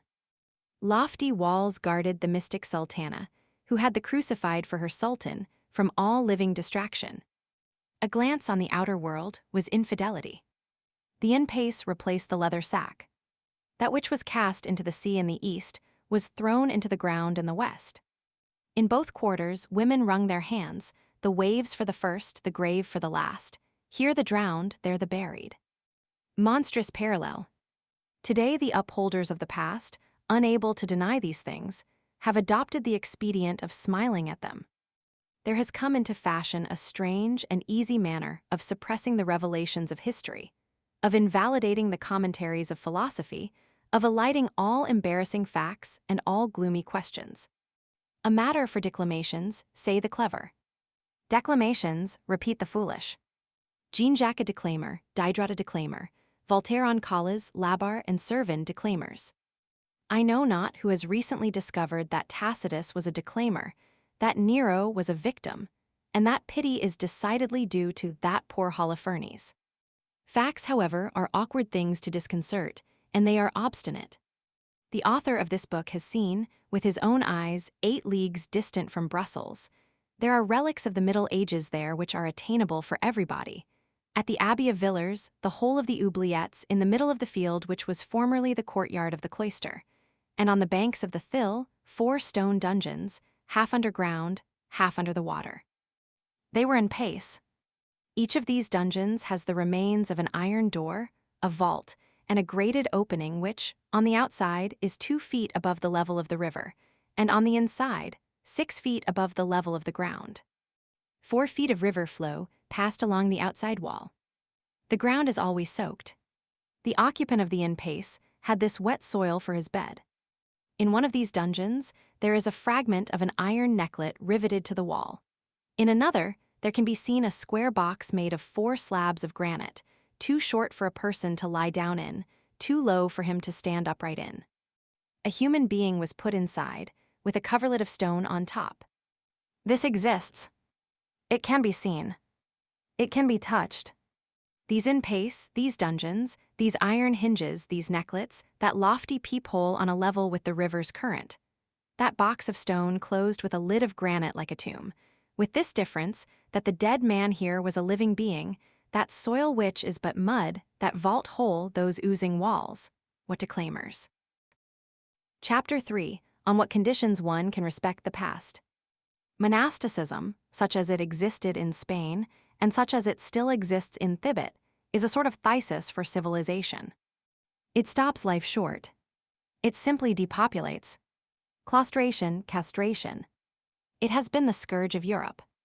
Add to this the violence so often done to the conscience, the forced vocations, feudalism bolstered up by the cloister, the right of the firstborn pouring the excess of the family into monasticism, the ferocities of which we have just spoken, the in-pace, the closed mouths, the walled-up brains, so many unfortunate minds placed in the dungeon of eternal vows, the taking of the habit, the interment of living souls. Add individual tortures to national degradations, and, whoever you may be, you will shudder before the frock and the veil, those 2 winding sheets of human devising. Nevertheless, at certain points and in certain places, in spite of philosophy, in spite of progress, the spirit of the cloister persists in the midst of the 19th century, and a singular ascetic recrudescence is, at this moment, astonishing the civilized world. The obstinacy of antiquated institutions in perpetuating themselves resembles the stubbornness of the rancid perfume which should claim our hair, the pretensions of the spoiled fish which should persist in being eaten, the persecution of the child's garment which should insist on clothing the man, the tenderness of corpses which should return to embrace the living. In grates, says the garment, I protected you in inclement weather. Why will you have nothing to do with me? I have just come from the deep sea, says the fish. I have been a rose, says the perfume. I have loved you, says the corpse. I have civilized you, says the convent. To this there is but one reply: in former days. To dream of the indefinite prolongation of defunct things, and of the government of men by embalming, to restore dogmas in a bad condition, to regild shrines, to patch up cloisters, to rebellious reliquaries, to refurnish superstitions, to revictual fanaticisms, to put new handles on holy water brushes and militarism, to reconstitute monasticism and militarism, to believe in the salvation of society by the multiplication of parasites. To force the past on the present, this seems strange. Still, there are theorists who hold such theories. These theorists, who are in other respects people of intelligence, have a very simple process. They apply to the past a glazing which they call social order, divine right, morality, family, the respect of elders, antique authority, sacred tradition, legitimacy, religion, and they go about shouting, "Look! Take this, honest people. This logic was known to the ancients. The soothsayers practice it." They rubbed a black heifer over with chalk and said, "She is white, bos creditus." As for us, we respect the past here and there, and we spare it above all, provided that it consents to be dead. If it insists on being alive, we attack it, and we try to kill it. Superstitions, bigotries, affected devotion, prejudices, those forms, all forms as they are tenacious of life. They have teeth and nails in their smoke, and they must be clasped close, body to body, and war must be made on them, and that without truce. For it is one of the fatalities of humanity to be condemned to eternal combat with phantoms. It is difficult to seize darkness by the throat, and to hurl it to the earth. A convent in France, in the broad daylight of the 19th century, is a college of owls facing the light. A cloister, caught in the very act of asceticism, in the very heart of the city of '89 and of 1830 and of 1848, Rome blossoming out in Paris, is an anachronism. In ordinary times, in order to dissolve an anachronism and to cause it to vanish, one has only to make it spell out the date. But we are not in ordinary times. Let us fight. Let us fight, but let us make a distinction. The peculiar property of truth is never to commit excesses. What need has it of exaggeration? There is that which it is necessary to destroy, and there is that which it is simply necessary to elucidate and examine. What a force is kindly and serious examination. Let us not apply a flame where only a light is required. So, given the 19th century, we are opposed as a general proposition, and among all peoples, in Asia as well as in Europe, in India as well as in Turkey, to ascetic claustration. Whoever says cloister says marsh. Their putrescence is evident, their stagnation is unhealthy, their fermentation infects people with fever and etiolates them. Their multiplication becomes a plague of Egypt. We cannot think without affright of those lands where fakirs, bonzes, santons, Greek monks, marabouts, talapoins, and dervishes multiply even like swarms of vermin. This said, the religious question remains. This question has certain mysterious, almost formidable sides. May we be permitted to look at it fixedly. Chapter 4. The Convent from the Point of View of Principles. Men unite themselves and dwell in communities. By virtue of what right? By virtue of the right of association. They shut themselves up at home. By virtue of what right? By virtue of the right which every man has to open or shut his door. They do not come forth. By virtue of what right? By virtue of the right to go and come, which implies the right to remain at home. There at home, what do? They speak in low tones, they drop their eyes, they toil. They renounce the world, towns, sensualities, pleasures, vanities, pride, interests. They are clothed in coarse woolen or coarse linen. Not one of them possesses, in his own right, anything whatever. On entering there, each one who was rich makes himself poor. What he has, he gives to all. He who was what is called noble, a gentleman and a lord, is the equal of him who was a peasant. The cell is identical for all. All undergo the same tonsure, wear the same frock, eat the same black bread, sleep on the same straw, die on the same ashes. The same sack on their backs, the same rope around their loins. If the decision has been to go barefoot, all go barefoot. There may be a prince among them. That prince is the same shadow as the rest. No titles. Even family names have disappeared. They bear only first names. All are bowed beneath the equality of baptismal names. They have dissolved the carnal family and constituted in their community a spiritual family. They have no other relatives than all men.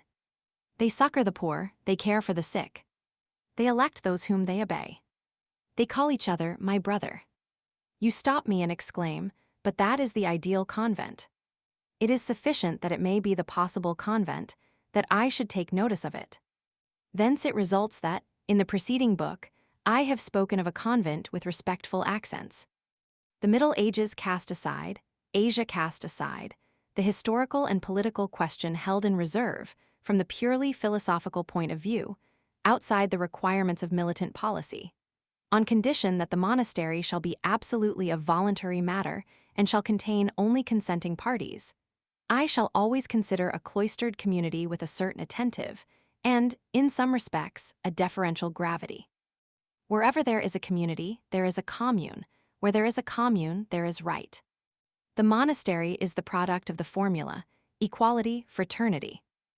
Oh, how grand is liberty! And what a splendid transfiguration!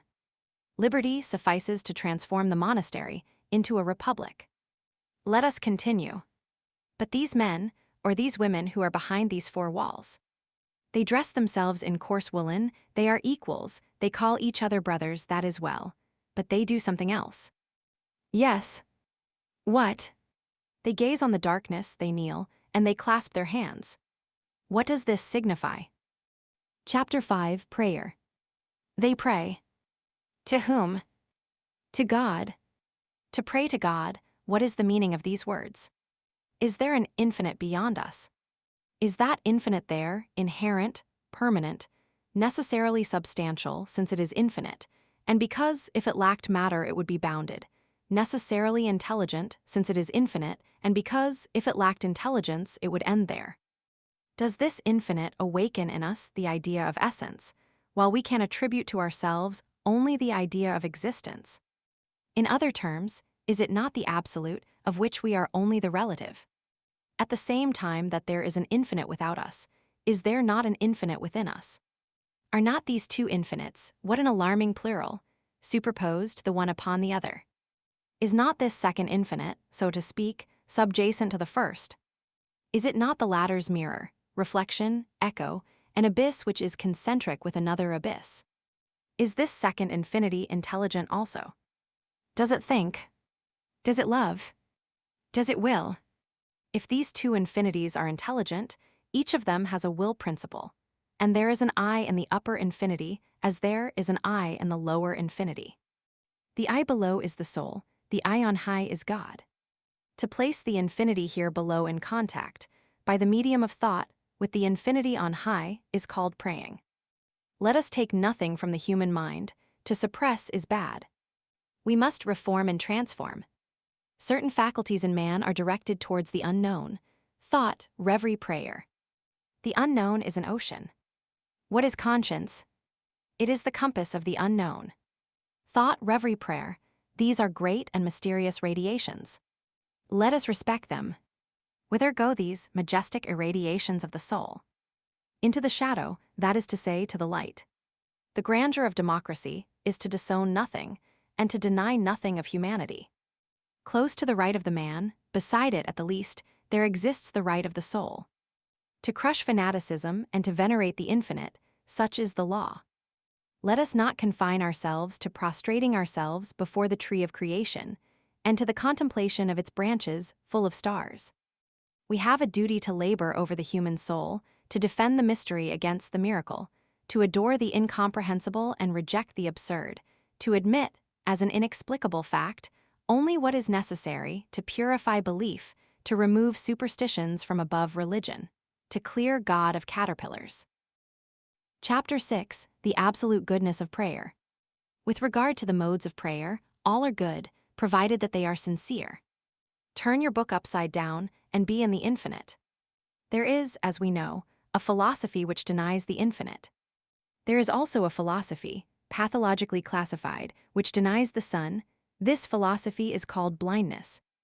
To erect a sense which we lack into a source of truth is a fine blind man's self-sufficiency. The curious thing is the haughty, superior, and compassionate airs which this groping philosophy assumes towards the philosophy which beholds God. One fancies he hears a mole crying, "I pity them with their sun." There are, as we know, powerful and illustrious atheists. At bottom, led back to the truth by their very force, they are not absolutely sure that they are atheists. It is with them only a question of definition, and in any case, if they do not believe in God being great minds, they prove God. We salute them as philosophers, while inexorably denouncing their philosophy. Let us go on. The remarkable thing about it is, also, their facility in paying themselves off with words. A metaphysical school of the North, impregnated to some extent with fog, has fancied that it has worked a revolution in human understanding by replacing the word force with the word will. To say, the plant wills instead of, the plant grows, this would be fecund in results indeed if we were to add, the universe wills. Why? Because it would come to this. The plant wills, therefore it has an I, the universe wills, therefore it has a God.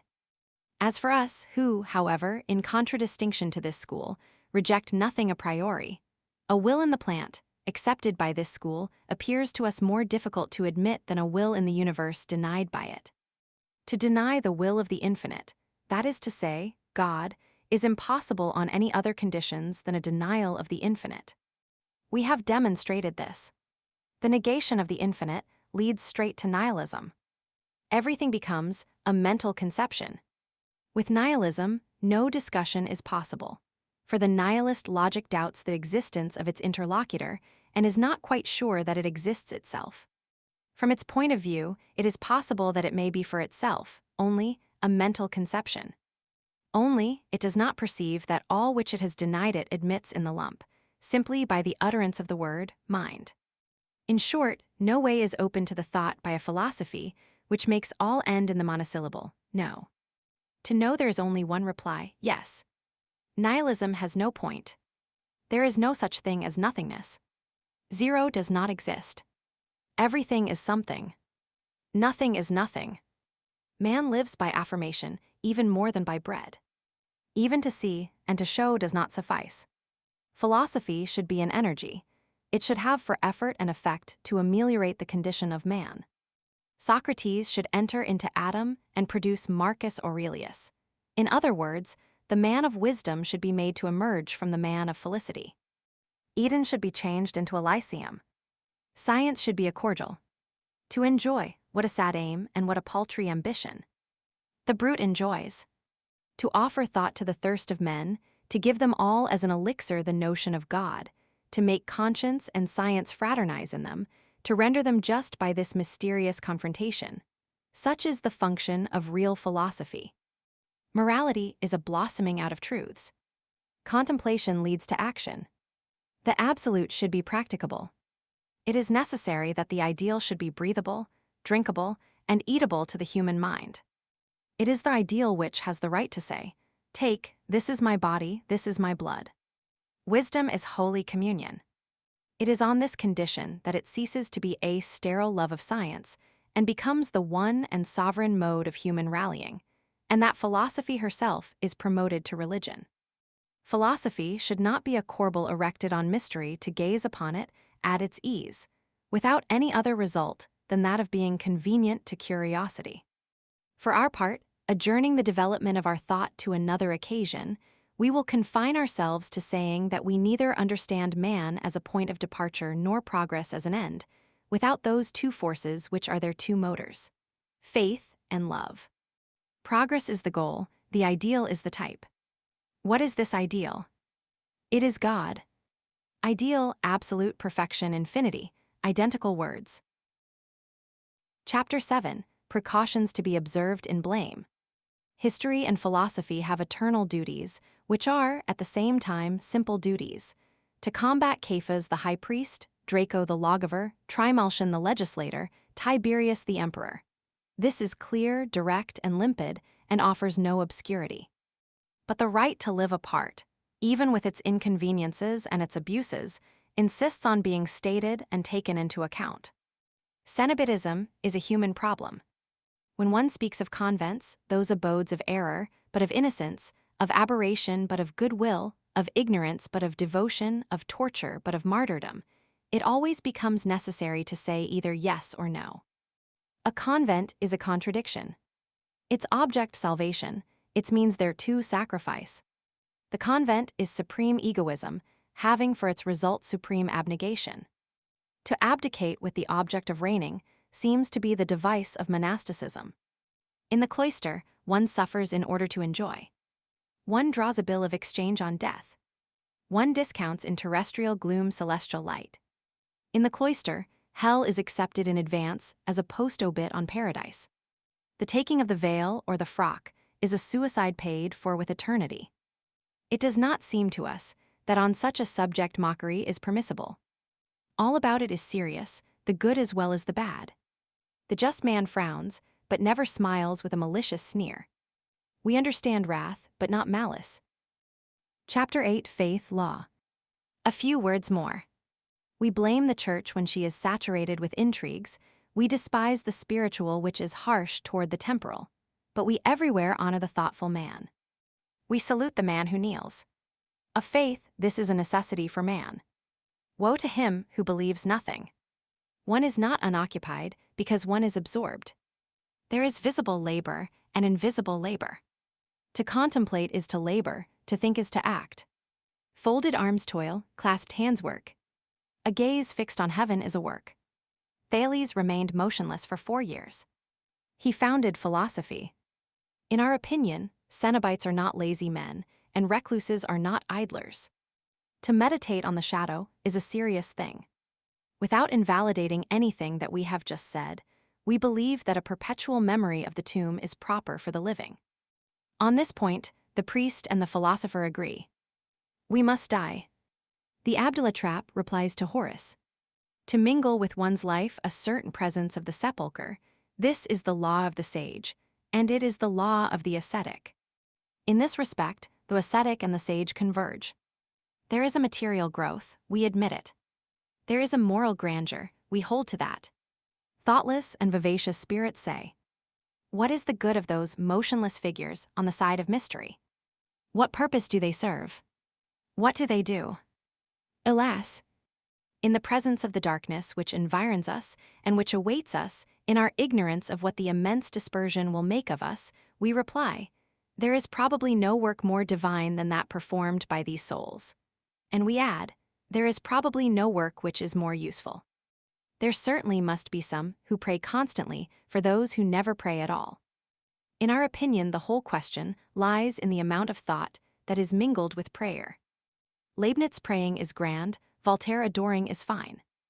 Dio erexit Voltaire. We are for religion as against religions. We are of the number who believe in the wretchedness of orisons and the sublimity of prayer. Moreover, at this minute which we are now traversing, a minute which will not, fortunately, leave its impress on the 19th century, at this hour, when so many men have low brows and souls but little elevated, among so many mortals whose morality consists in enjoyment, and who are busied with the brief and misshapen things of matter, whoever exiles himself seems worthy of veneration to us. The monastery is a renunciation. Sacrifice wrongly directed is still sacrifice. To mistake a grave error for a duty has a grandeur of its own. Taken by itself, and ideally, and in order to examine the truth on all sides until all aspects have been impartially exhausted, the monastery, the female convent in particular.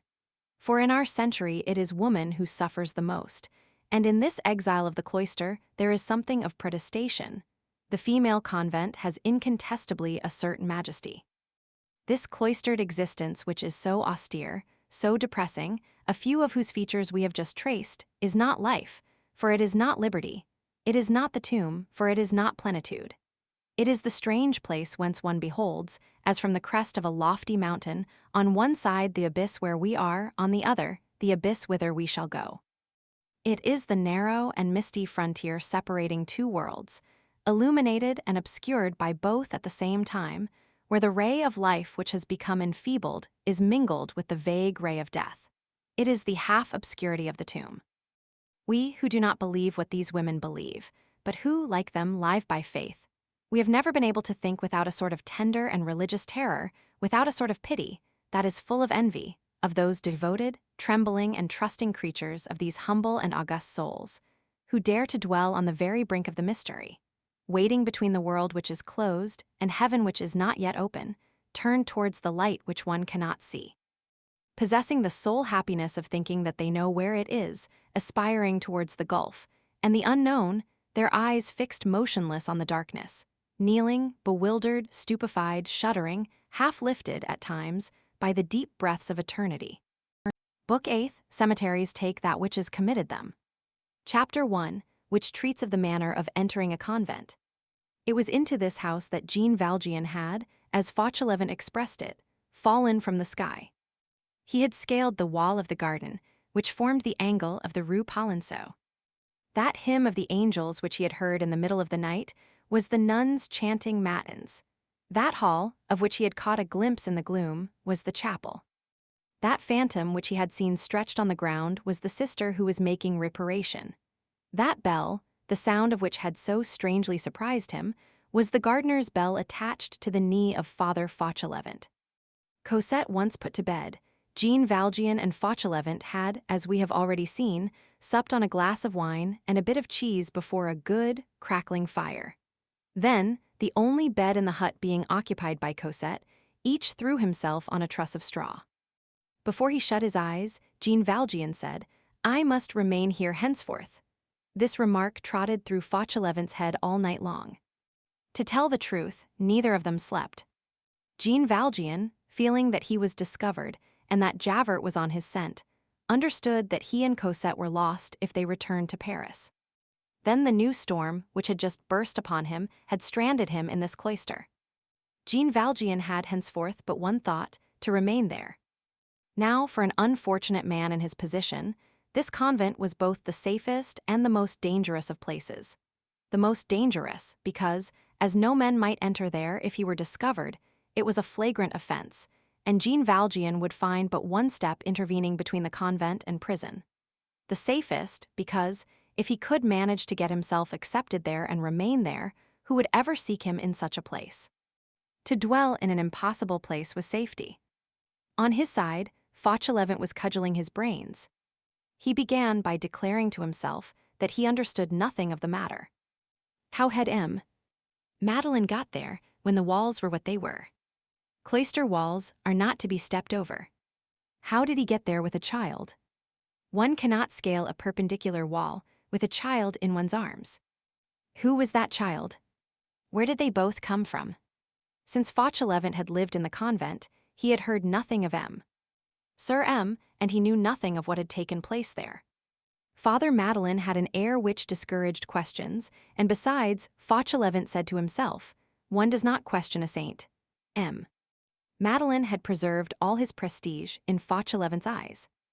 Only, from some words which Jean Valjean had let fall, the gardener thought he could draw the inference that Madeleine had probably become bankrupt through the hard times, and that he was pursued by his creditors, or that he had compromised himself in some political affair and was in hiding, which last did not displease Fauchelevent, who, like many of our peasants of the north, had an old fund of Bonapartism about him. While in hiding, Madeleine had selected the convent as a refuge, and it was quite simple that he should wish to remain there.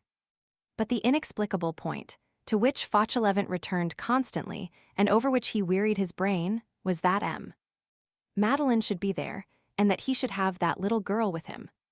Fauchelevent saw them, touched them, spoke to them, and still did not believe it possible. The incomprehensible had just made its entrance into Fauchelevent's hut. Fauchelevent groped about amid conjectures and could see nothing clearly but this. Madeleine saved my life. This certainty alone was sufficient and decided his course. He said to himself, "It is my turn now," he added in his conscience. Madeleine did not stop to deliberate when it was a question of thrusting himself under the cart for the purpose of dragging me out. He made up his mind to save M. Madeleine. Nevertheless, he put many questions to himself and made himself divers replies. After what he did for me, would I save him if he were a thief? Just the same. If he were an assassin, would I save him? Just the same. Since he is a saint, shall I save him? Just the same. But what a problem it was to manage, to have him remain in the convent. Fauchelevent did not recoil in the face of this almost chimerical undertaking. This poor peasant of Picardy, without any other ladder than his self-devotion, his good will, and a little of that old rustic cunning, on this occasion enlisted in the service of a generous enterprise, undertook to scale the difficulties of the cloister and the steep escarpments of the Rule of Saint Benoit. Father Fauchelevent was an old man who had been an egoist all his life, and who, towards the end of his days, halt, infirm, with no interest left to him in the world, found it sweet to be grateful, and perceiving a generous action to be performed, flung himself upon it like a man, who at the moment when he is dying should find close to his hand a glass of good wine which he had never tasted, and should swallow it with avidity. We may add that the air which he had breathed for many years in this convent had destroyed all personality in him, and had ended by rendering a good action of some kind absolutely necessary to him. So he took his resolve to devote himself to M. Madeleine. We have just called him a poor peasant of Picardy. That description is just, but incomplete. At the point of this story, which we have now reached, a little of Father Fauchelevent's physiology becomes useful. He was a peasant, but he had been a notary, which added trickery to his cunning and penetration to his ingenuousness. Having, through various causes, failed in his business, he had descended to the calling of a carter and a laborer. But in spite of oaths and lashings, which horses seemed to require, something of the notary had lingered in him. He had some natural wit, he talked good grammar, he conversed, which is a rare thing in a village, and the other peasants said of him, "He talks almost like a gentleman with a hat."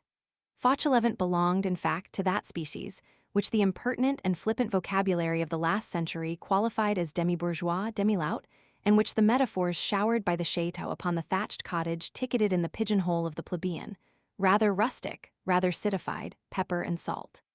Fauchelevent, though sorely tried and harshly used by fate, worn out, a sort of poor, threadbare old soul, was, nevertheless, an impulsive man and extremely spontaneous in his actions, a precious quality which prevents one from ever being wicked. His defects and his vices, for he had some, were all superficial. In short, his physiognomy was of the kind which succeeds with an observer. His aged face had none of those disagreeable wrinkles at the top of the forehead, which signify malice or stupidity. At daybreak, Father Fauchelevent opened his eyes, after having done an enormous deal of thinking, and beheld M. Madeleine seated on his truss of straw, and watching Cosette's slumbers. Fauchelevent sat up and said, "Now that you are here, how are you going to contrive to enter?" This remark summed up the situation, and aroused Jean Valjean from his reverie. The two men took counsel together. "In the first place," said Fauchelevent, "you will begin by not setting foot outside of this chamber, either you or the child. One step in the garden, and we are done for." "That is true." "Monsieur Madeleine," resumed Fauchelevent, "you have arrived at a very auspicious moment, I mean to say a very inauspicious moment. One of the ladies is very ill. This will prevent them from looking much in our direction. It seems that she is dying. The prayers of the 40 hours are being said. The whole community is in confusion. That occupies them. The one who is on the point of departure is a saint. In fact, we are all saints here. All the difference between them and me is that they say our cell, and that I say my cabin. The prayers for the dying are to be said, and then the prayers for the dead. We shall be at peace here for today, but I will not answer for tomorrow." "Still," observed Jean Valjean, "this cottage is in the niche of the wall, it is hidden by a sort of ruin, there are trees, it is not visible from the convent. And I add that the nuns never come near it." "Well," said Jean Valjean. The interrogation mark which accentuated this "well" signified, "It seems to me that one may remain concealed here. It was to this interrogation point that Fauchelevent responded. "There are the little girls." "What little girls?" asked Jean Valjean. Just as Fauchelevent opened his mouth to explain the words which he had uttered, a bell emitted one stroke. "The nun is dead," said he. "There is the knell." And he made a sign to Jean Valjean to listen. The bell struck a second time. "It is the knell, Monsieur Madeleine. The bell will continue to strike once a minute for 24 hours until the body is taken from the church. You see, they play. At recreation hours it suffices to have a ball roll aside, to send them all hither, in spite of prohibitions, to hunt and rummage for it all about here. Those cherubs are devils." "Who?" asked Jean Valjean. "The little girls. You would be very quickly discovered. They would shriek, 'Oh, a man, there is no danger today.' There will be no recreation hour. The day will be entirely devoted to prayers. You hear the bell. As I told you, a stroke each minute. It is the death knell. I understand, Father Fauchelevent. There are pupils." And Jean Valjean thought to himself, "Here is Cosette's education already provided."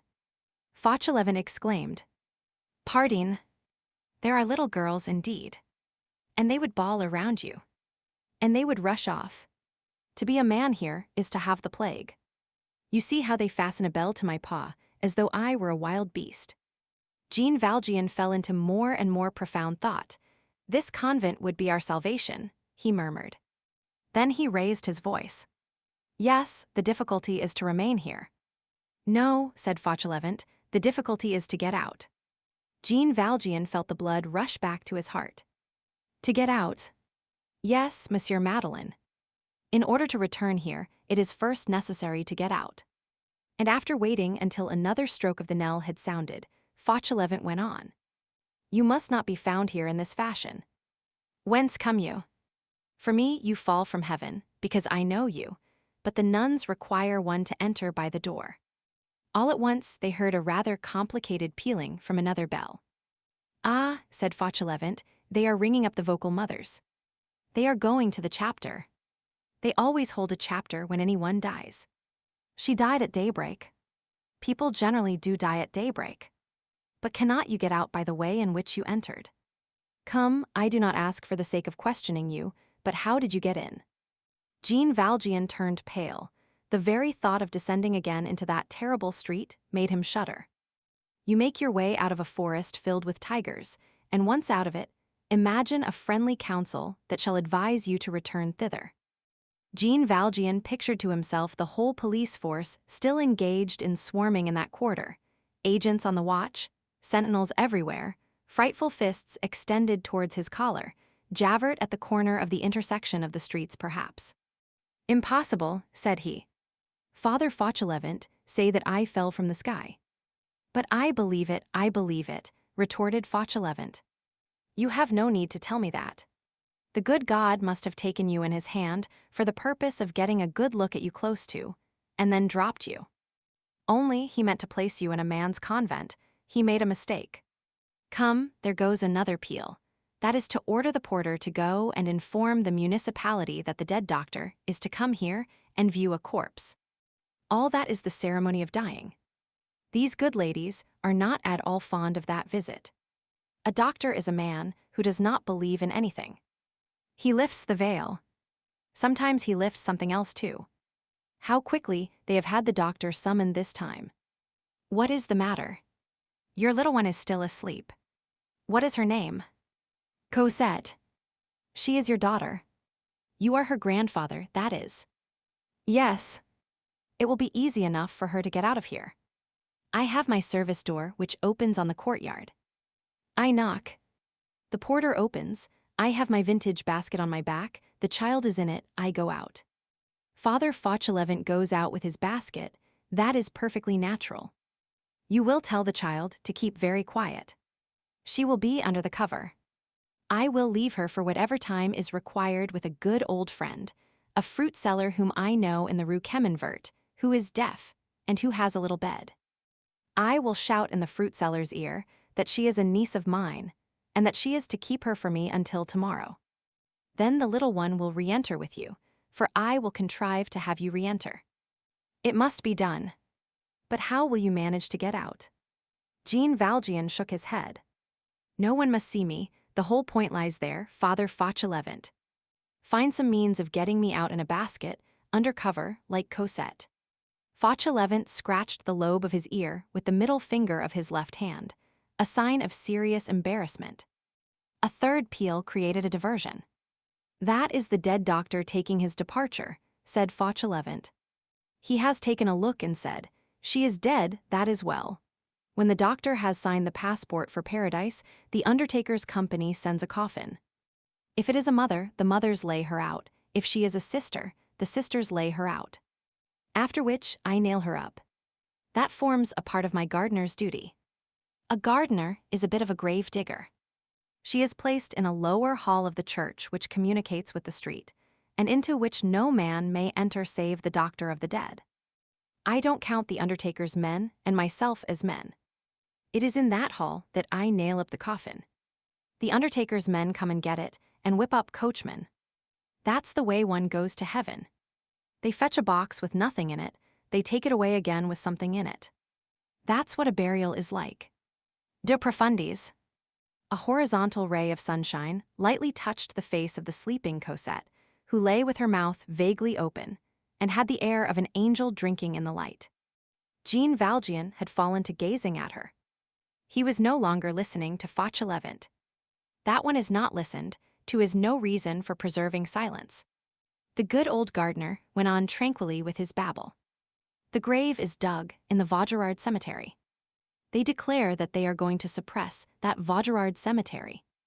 It is an ancient cemetery which is outside the regulations, which has no uniform, and which is going to retire. It is a shame, for it is convenient. I have a friend there, Father Mestienne, the grave digger. The nuns here possess one privilege. It is to be taken to that cemetery at nightfall. There is a special permission from the prefecture on their behalf. But how many events have happened since yesterday? Mother Crucifixion is dead, and Father Madeleine is buried, said Jean Valjean, smiling sadly. Fauchelevent caught the word. Goodness! If you were here for good, it would be a real burial.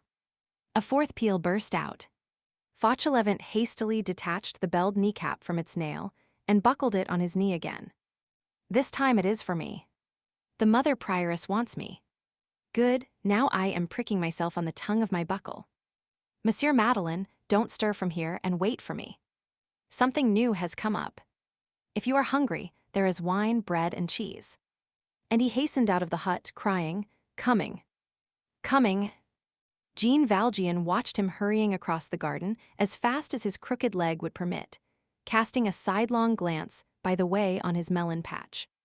Less than 10 minutes later, Father Fauchelevent, whose bell put the nuns in his road to flight, tapped gently at a door, and a gentle voice replied, Forever! Forever, that is to say, enter. The door was the one leading to the parlor, reserved for seeing the gardener on business. This parlor adjoined the chapter hall. The prioress, seated on the only chair in the parlor, was waiting for Fauchelevent. Chapter 2, Fauchelevent in the presence of a difficulty. It is the peculiarity of certain persons and certain professions, notably priests and nuns, to wear a grave and agitated air on critical occasions. At the moment when Fauchelevent entered, this double form of preoccupation was imprinted on the countenance of the prioress, who was that wise and charming Mademoiselle de Blamore, Mother Innocent, who was ordinarily cheerful. The gardener made a timid bow and remained at the door of the cell. The prioress, who was telling her beads, raised her eyes and said, Ah, it is you, Father Fauvent. This abbreviation had been adopted in the convent. Fauchelevent bowed again. Father Fauvent, I have sent for you. Here I am, Reverend Mother. I have something to say to you. And so have I, said Fauchelevent with a boldness which caused him inward terror. I have something to say to the very Reverend Mother. The prioress stared at him.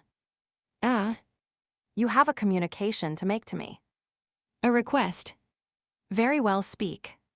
Goodman Fauchelevent, the ex-notary, belonged to the category of peasants who have assurance. A certain clever ignorance constitutes a force.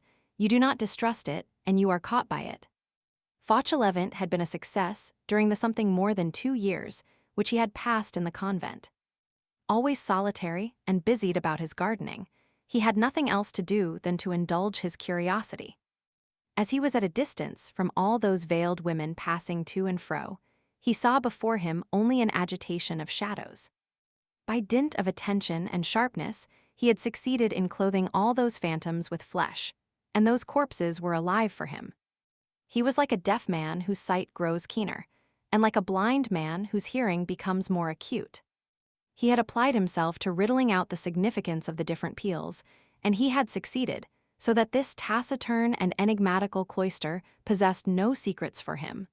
The Sphinx babbled all her secrets in his ear. Fauchelevent knew all and concealed all that constituted his art. The whole convent thought him stupid. A great merit in religion. The vocal mothers made much of Fauchelevent. He was a curious mute. He inspired confidence. Moreover, he was regular, and never went out except for well-demonstrated requirements of the orchard and vegetable garden. This discretion of conduct had inured to his credit. Nonetheless, he had set 2 men to chattering, the porter in the convent, and he knew the singularities of their parlor, and the grave digger at the cemetery, and he was acquainted with the peculiarities of their sepulture. In this way, he possessed a double light on the subject of these nuns, one as to their life, the other as to their death. But he did not abuse his knowledge. The congregation thought a great deal of him. Old, lame, blind to everything, probably a little deaf into the bargain, what qualities? They would have found it difficult to replace him. The goodman, with the assurance of a person who feels that he is appreciated, entered into a rather diffuse and very deep rustic harangue to the Reverend Prioress. He talked a long time about his age, his infirmities, the surcharge of years counting double for him henceforth, of the increasing demands of his work, of the great size of the garden, of nights which must be passed, like the last, for instance, when he had been obliged to put straw mats over the melon beds because of the moon, and he wound up as follows. That he had a brother, the prioress made a movement, a brother no longer young. A second movement on the part of the prioress, but one expressive of reassurance. That, if he might be permitted, this brother would come and live with him and help him, that he was an excellent gardener, that the community would receive from him good service, better than his own. That otherwise, if his brother were not admitted, as he, the elder, felt that his health was broken and that he was insufficient for the work, he should be obliged, greatly to his regret, to go away. And that his brother had a little daughter whom he would bring with him, who might be reared for God in the house, and who might, who knows, become a nun some day. When he had finished speaking, the prioress stayed the slipping of her rosary between her fingers, and said to him, "Could you procure a stout iron bar between now and this evening?" "For what purpose?" "To serve as a lever." "Yes, Reverend Mother," replied Fauchelevent. The prioress, without adding a word, rose and entered the adjoining room, which was the hall of the chapter, and where the vocal mothers were probably assembled. Fauchelevent was left alone. Chapter 3, Mother Innocent. About a quarter of an hour elapsed. The prioress returned and seated herself once more on her chair. The 2 interlocutors seemed preoccupied. We will present a stenographic report of the dialogue which then ensued, to the best of our ability. Father Fauvent. "Reverend Mother, do you know the chapel? I have a little cage there, where I hear the Mass and the offices. And you have been in the choir in pursuance of your duties. 2 or 3 times. There is a stone to be raised. Heavy. The slab of the pavement, which is at the side of the altar. The slab which closes the vault. Yes. It would be a good thing to have 2 men for it. Mother Ascension, who is as strong as a man, will help you. A woman is never a man. We have only a woman here to help you. Each one does what he can. Because Dom Mabillon gives 417 epistles of Saint Bernard, while Merlonus Horstius only gives 367, I do not despise Merlonus Horstius. Neither do I. Merit consists in working according to one's strength. A cloister is not a dockyard. And a woman is not a man. But my brother is the strong one, though. And can you get a lever? That is the only sort of key that fits that sort of door. There is a ring in the stone. I will put the lever through it. And the stone is so arranged that it swings on a pivot. That is good, Reverend Mother. I will open the vault. And the 4 mother presenters will help you. And when the vault is open, it must be closed again. Will that be all? No. Give me your orders, very Reverend Mother. Fauvent, we have confidence in you. I am here to do anything you wish. And to hold your peace about everything. Yes, Reverend Mother. When the vault is open, I will close it again. But before that, what, Reverend Mother? Something must be lowered into it. A silence ensued. The prioress, after a pout of the underlip which resembled hesitation, broke it. Father Fauvent. Reverend Mother. You know that a mother died this morning. No. Did you not hear the bell? Nothing can be heard at the bottom of the garden. Really? I can hardly distinguish my own signal. She died at daybreak. And then, the wind did not blow in my direction this morning. It was Mother Crucifixion. A blessed woman. The prioress paused, moved her lips as though in mental prayer, and resumed. 3 years ago, Madame de Bethune, a Jansenist, turned Orthodox, merely from having seen Mother Crucifixion at prayer. Yes, now I hear the knell, Reverend Mother. The mothers have taken her to the dead room, which opens on the church. I know. No other man than you can or must enter that chamber. See to that. A fine sight it would be to see a man enter the dead room. More often. Hey. More often. What do you say? I say more often. More often than what? Reverend Mother, I did not say more often than what, I said more often. I don't understand you. Why do you say more often? In order to speak like you, Reverend Mother. But I did not say more often. At that moment 9 o'clock struck. At 9 o'clock in the morning and at all hours, praised and adored be the most holy sacrament of the altar, said the prioress. Amen, said Fauchelevent. The clock struck opportunely. It cut more often short. It is probable that had it not been for this, the prioress and Fauchelevent would never have unraveled that skein. Fauchelevent mopped his forehead. The prioress indulged in another little inward murmur, probably sacred, then raised her voice. In her lifetime, Mother Crucifixion made converts. After her death, she will perform miracles. She will, replied Father Fauchelevent, falling into step and striving not to flinch again. Father Fauvent, the community has been blessed in Mother Crucifixion. No doubt it is not granted to everyone to die, like Cardinal de Berulle, while saying the Holy Mass, and to breathe forth their souls to God while pronouncing these words, Hanc igiter oblationem. But without attaining to such happiness, Mother Crucifixion's death was very precious. She retained her consciousness to the very last moment. She spoke to us, then she spoke to the angels. She gave us her last commands. If you had a little more faith, and if you could have been in her cell, she would have cured your leg merely by touching it. She smiled. We felt that she was regaining her life in God. There was something of paradise in that death. Fauchelevent thought that it was an orison which she was finishing. Amen, said he. Father Fauvent, what the dead wish must be done. The prioress took off several beads of her chaplet. Fauchelevent held his peace. She went on. I have consulted upon this point many ecclesiastics laboring in our Lord, who occupy themselves in the exercises of the clerical life, and who bear wonderful fruit. Reverend Mother, you can hear the knell much better here than in the garden. Besides, she is more than a dead woman, she is a saint. Like yourself, Reverend Mother. She slept in her coffin for 20 years, by express permission of our Holy Father, Pius Roman VII, the one who crowned the Emp Bonaparte. For a clever man like Fauchelevent, this illusion was an awkward one. Fortunately, the prioress, completely absorbed in her own thoughts, did not hear it. She continued. Father Fauvent, Reverend Mother, Saint Diodorus, Archbishop of Cappadocia, desired that this single word might be inscribed on his tomb. Acaris, which signifies a worm of the earth, this was done. Is this true? Yes, Reverend Mother. The blessed Mezzocane, abbot of Aquila, wished to be buried beneath the gallows. This was done. That is true. Saint Terentius, Bishop of Port, where the mouth of the Tiber empties into the sea, requested that on his tomb might be engraved the sign which was placed on the graves of parricides, in the hope that passers-by would spit on his tomb. This was done. The dead must be obeyed. So be it.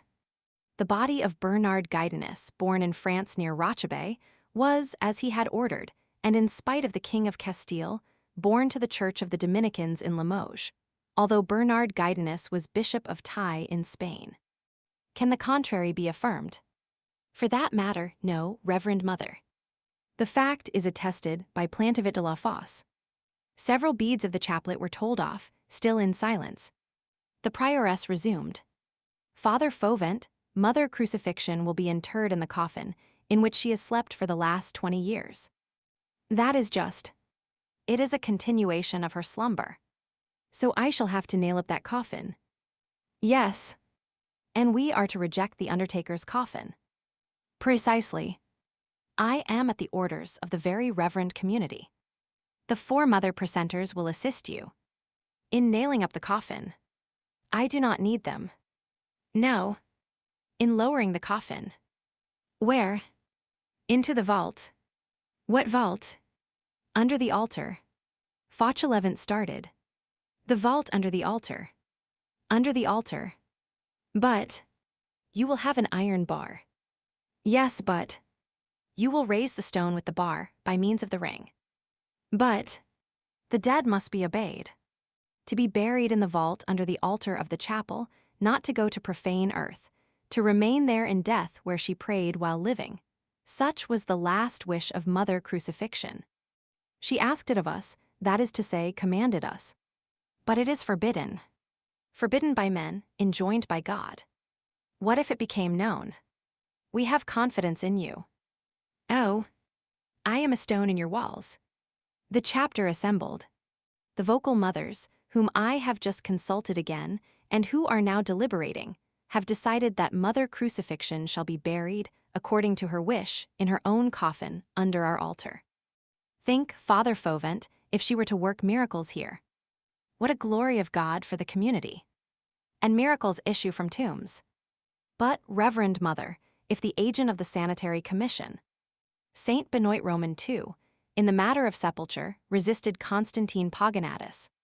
But the commissary of police, Chaudemer, one of the 7 German kings who entered among the Gauls under the empire of Constantius, expressly recognized the right of nuns to be buried in religion, that is to say, beneath the altar.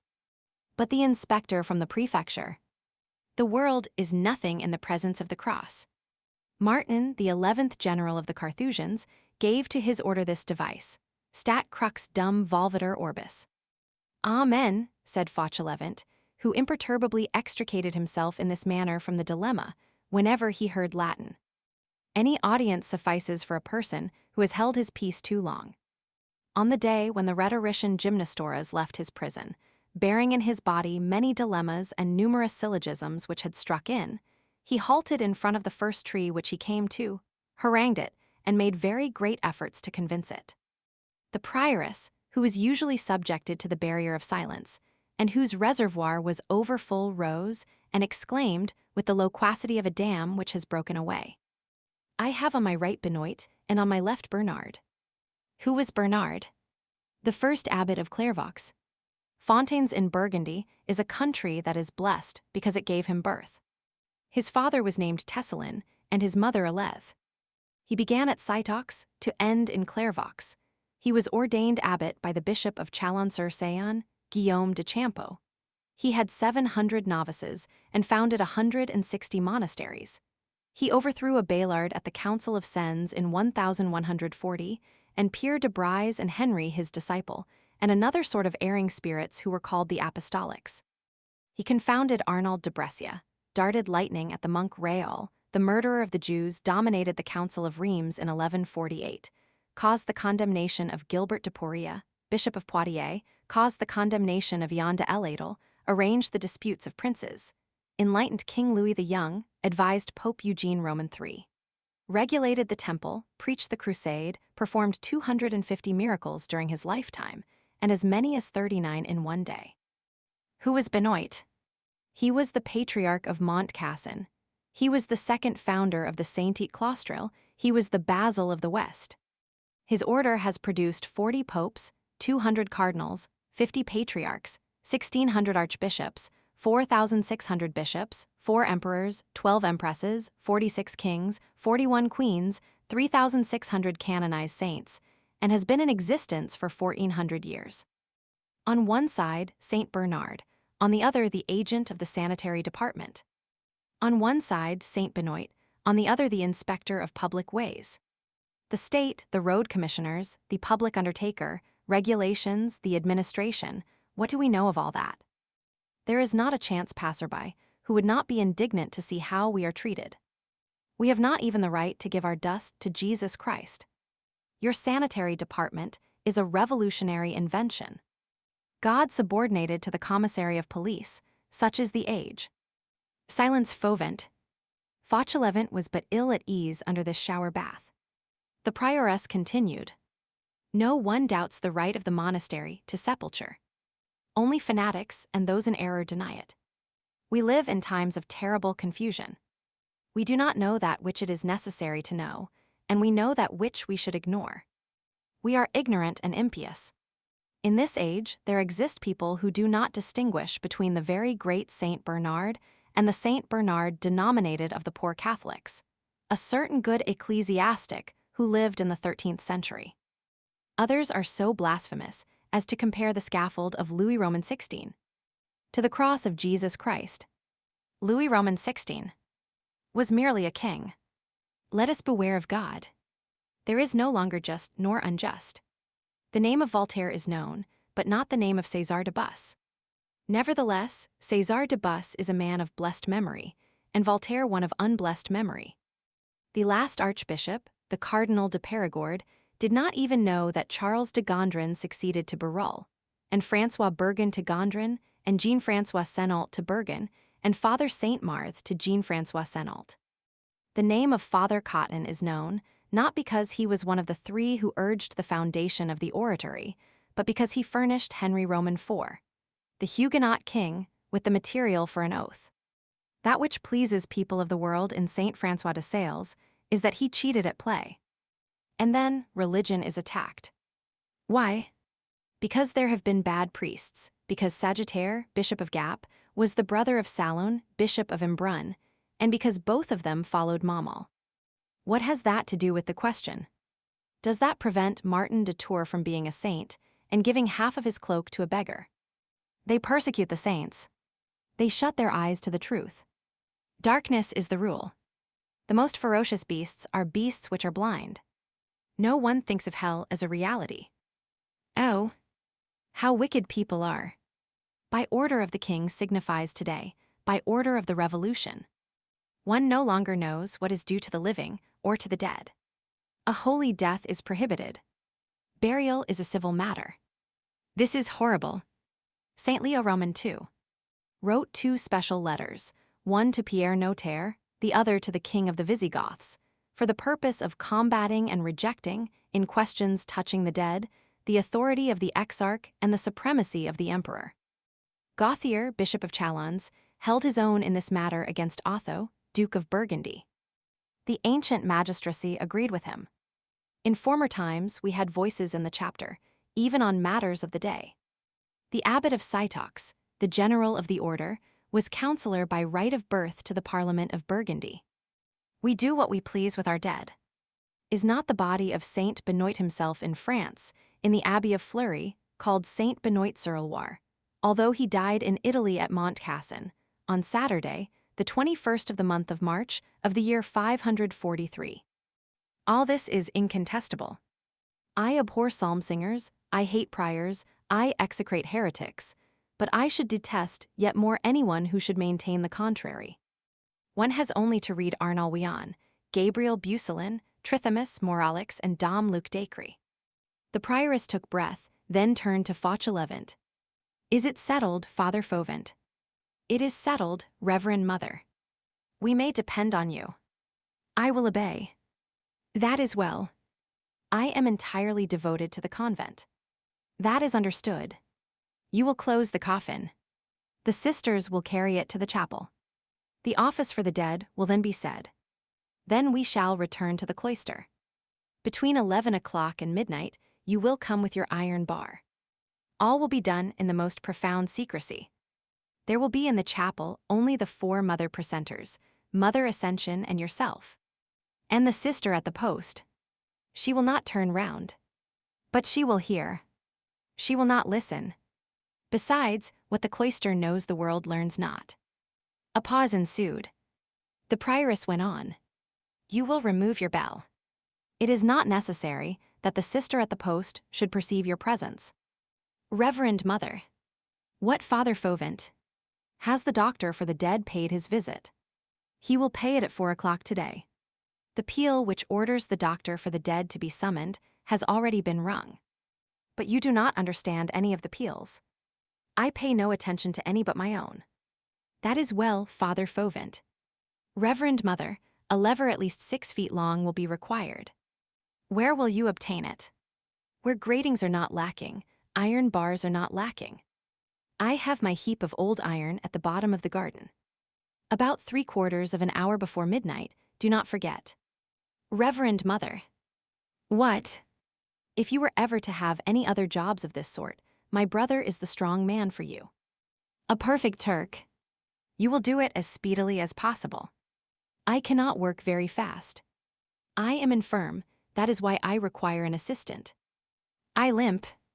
To limp is no sin, and perhaps it is a blessing. The Emperor Henry Roman II, who combated anti-Pope Gregory and re-established Benoit Roman VIII, has 2 surnames, the Saint and the Lame. 2 surtutes are a good thing, murmured Fauchelevent, who really was a little hard of hearing. Now that I think of it, Father Fauvent, let us give a whole hour to it. That is not too much. Be near the principal altar, with your iron bar, at 11 o'clock. The office begins at midnight. Everything must have been completed a good quarter of an hour before that. I will do anything to prove my zeal towards the community. These are my orders. I am to nail up the coffin. At 11 o'clock exactly, I am to be in the chapel. The mother presenters will be there. Mother Ascension will be there. 2 men would be better. However, never mind. I shall have my lever. We will open the vault, we will lower the coffin, and we will close the vault again. After which, there will be no trace of anything. The government will have no suspicion. Thus all has been arranged, Reverend Mother. No. What else remains? The empty coffin remains. This produced a pause. Fauchelevent meditated. The prioress meditated. What is to be done with that coffin, Father Fauvent? It will be given to the earth. Empty. Another silence. Fauchelevent made, with his left hand, that sort of a gesture which dismisses a troublesome subject. Reverend Mother, I am the one who is to nail up the coffin in the basement of the church, and no one can enter there but myself, and I will cover the coffin with the pall. Yes, but the bearers, when they place it in the hearse and lower it into the grave, will be sure to feel that there is nothing in it. The deux, exclaimed Fauchelevent. The prioress began to make the sign of the cross, and looked fixedly at the gardener. The vill stuck fast in his throat. He made haste to improvise an expedient to make her forget the oath. I will put earth in the coffin, Reverend Mother. That will produce the effect of a corpse. You are right. Earth, that is the same thing as man. So you will manage the empty coffin. I will make that my special business. The prioress's face, up to that moment troubled and clouded, grew serene once more. She made the sign of a superior, dismissing an inferior to him. Fauchelevent went towards the door. As he was on the point of passing out, the prioress raised her voice gently. I am pleased with you, Father Fauvent. Bring your brother to me tomorrow, after the burial, and tell him to fetch his daughter. Chapter 4, in which Jean Valjean has quite the air of having read Austin Castelige. The strides of a lame man are like the ogling glances of a one-eyed man. They do not reach their goal very promptly. Moreover, Fauchelevent was in a dilemma. He took nearly a quarter of an hour to return to his cottage in the garden. Cosette had waked up. Jean Valjean had placed her near the fire. At the moment when Fauchelevent entered, Jean Valjean was pointing out to her the vintner's basket on the wall and saying to her, "Listen attentively to me, my little Cosette. We must go away from this house, but we shall return to it, and we shall be very happy here. The good man who lives here is going to carry you off on his back in that. You will wait for me at a lady's house. I shall come to fetch you. Obey and say nothing, above all things, unless you want Madame Thénardier to get you again." Cosette nodded gravely. Jean Valjean turned round at the noise made by Fauchelevent opening the door. "Well, everything is arranged and nothing is," said Fauchelevent. "I have permission to bring you in, but before bringing you in you must be got out. That's where the difficulty lies. It is easy enough with the child. You will carry her out, and she will hold her tongue. I answer for that. But you, Father Madeleine." And after a silence, fraught with anxiety, Fauchelevent exclaimed, "Why get out as you came in?" Jean Valjean, as in the first instance, contented himself with saying, "Impossible." Fauchelevent grumbled, more to himself than to Jean Valjean. "There is another thing which bothers me. I have said that I would put earth in it. When I come to think it over, the earth instead of the corpse will not seem like the real thing, it won't do, it will get displaced, it will move about. The men will bear it. You understand, Father Madeleine, the government will notice it." Jean Valjean stared him straight in the eye and thought that he was raving. Fauchelevent went on, "How the use are you going to get out? It must all be done by tomorrow morning. It is tomorrow that I am to bring you in. The prioress expects you." Then he explained to Jean Valjean that this was his recompense for a service which he, Fauchelevent, was to render to the community. That it fell among his duties to take part in their burials, that he nailed up the coffins and helped the grave digger at the cemetery. That the nun who had died that morning had requested to be buried in the coffin which had served her for a bed, and interred in the vault under the altar of the chapel. That the police regulations forbade this, but that she was one of those dead to whom nothing is refused. That the prioress and the vocal mothers intended to fulfill the wish of the deceased. That it was so much the worse for the government. That he, Fauchelevent, was to nail up the coffin in the cell, raise the stone in the chapel, and lower the corpse into the vault. And that, by way of thanks, the prioress was to admit his brother to the house as a gardener, and his niece as a pupil. That his brother was M. Madeleine, and that his niece was Cosette. That the prioress had told him to bring his brother on the following evening, after the counterfeit interment in the cemetery. But that he could not bring M. Madeleine in from the outside if M. Madeleine was not outside. That was the first problem. And then that there was another, the empty coffin. "What is that empty coffin?" asked Jean Valjean. Fauchelevent replied, "The coffin of the administration." "What coffin? What administration?" "A nun dies. The municipal doctor comes and says, 'A nun has died.' The government sends a coffin. The next day it sends a hearse, and undertaker's men to get the coffin and carry it to the cemetery. The undertaker's men will come and lift the coffin. There will be nothing in it. Put something in it. A corpse. I have none. No. What then? A living person. What person? Me, said Jean Valjean. Fauchelevent, who was seated, sprang up as though a bomb had burst under his chair. You. Why not? Jean Valjean gave way to one of those rare smiles which lighted up his face like a flash from heaven in the winter. You know, Fauchelevent, what you have said, Mother Crucifixion is dead, and I add, and Father Madeleine is buried. Ah. Good, you can laugh, you are not speaking seriously. Very seriously, I must get out of this place. Certainly. I'll have told you to find a basket, and a cover for me also. Well, the basket will be of pine, and the cover a black cloth. In the first place, it will be a white cloth. Nuns are buried in white. Let it be a white cloth then. You are not like other men, Father Madeleine. To behold such devices, which are nothing else than the savage and daring inventions of the galleys, spring forth from the peaceable things which surrounded him, and mingle with what he called the petty course of life in the convent, caused Fauchelevent as much amazement as a gull fishing in the gutter of the Rue Saint-Denis would inspire in a passerby. Jean Valjean went on. The problem is to get out of here without being seen. This offers the means. But give me some information, in the first place. How is it managed? Where is this coffin? The empty one. Yes.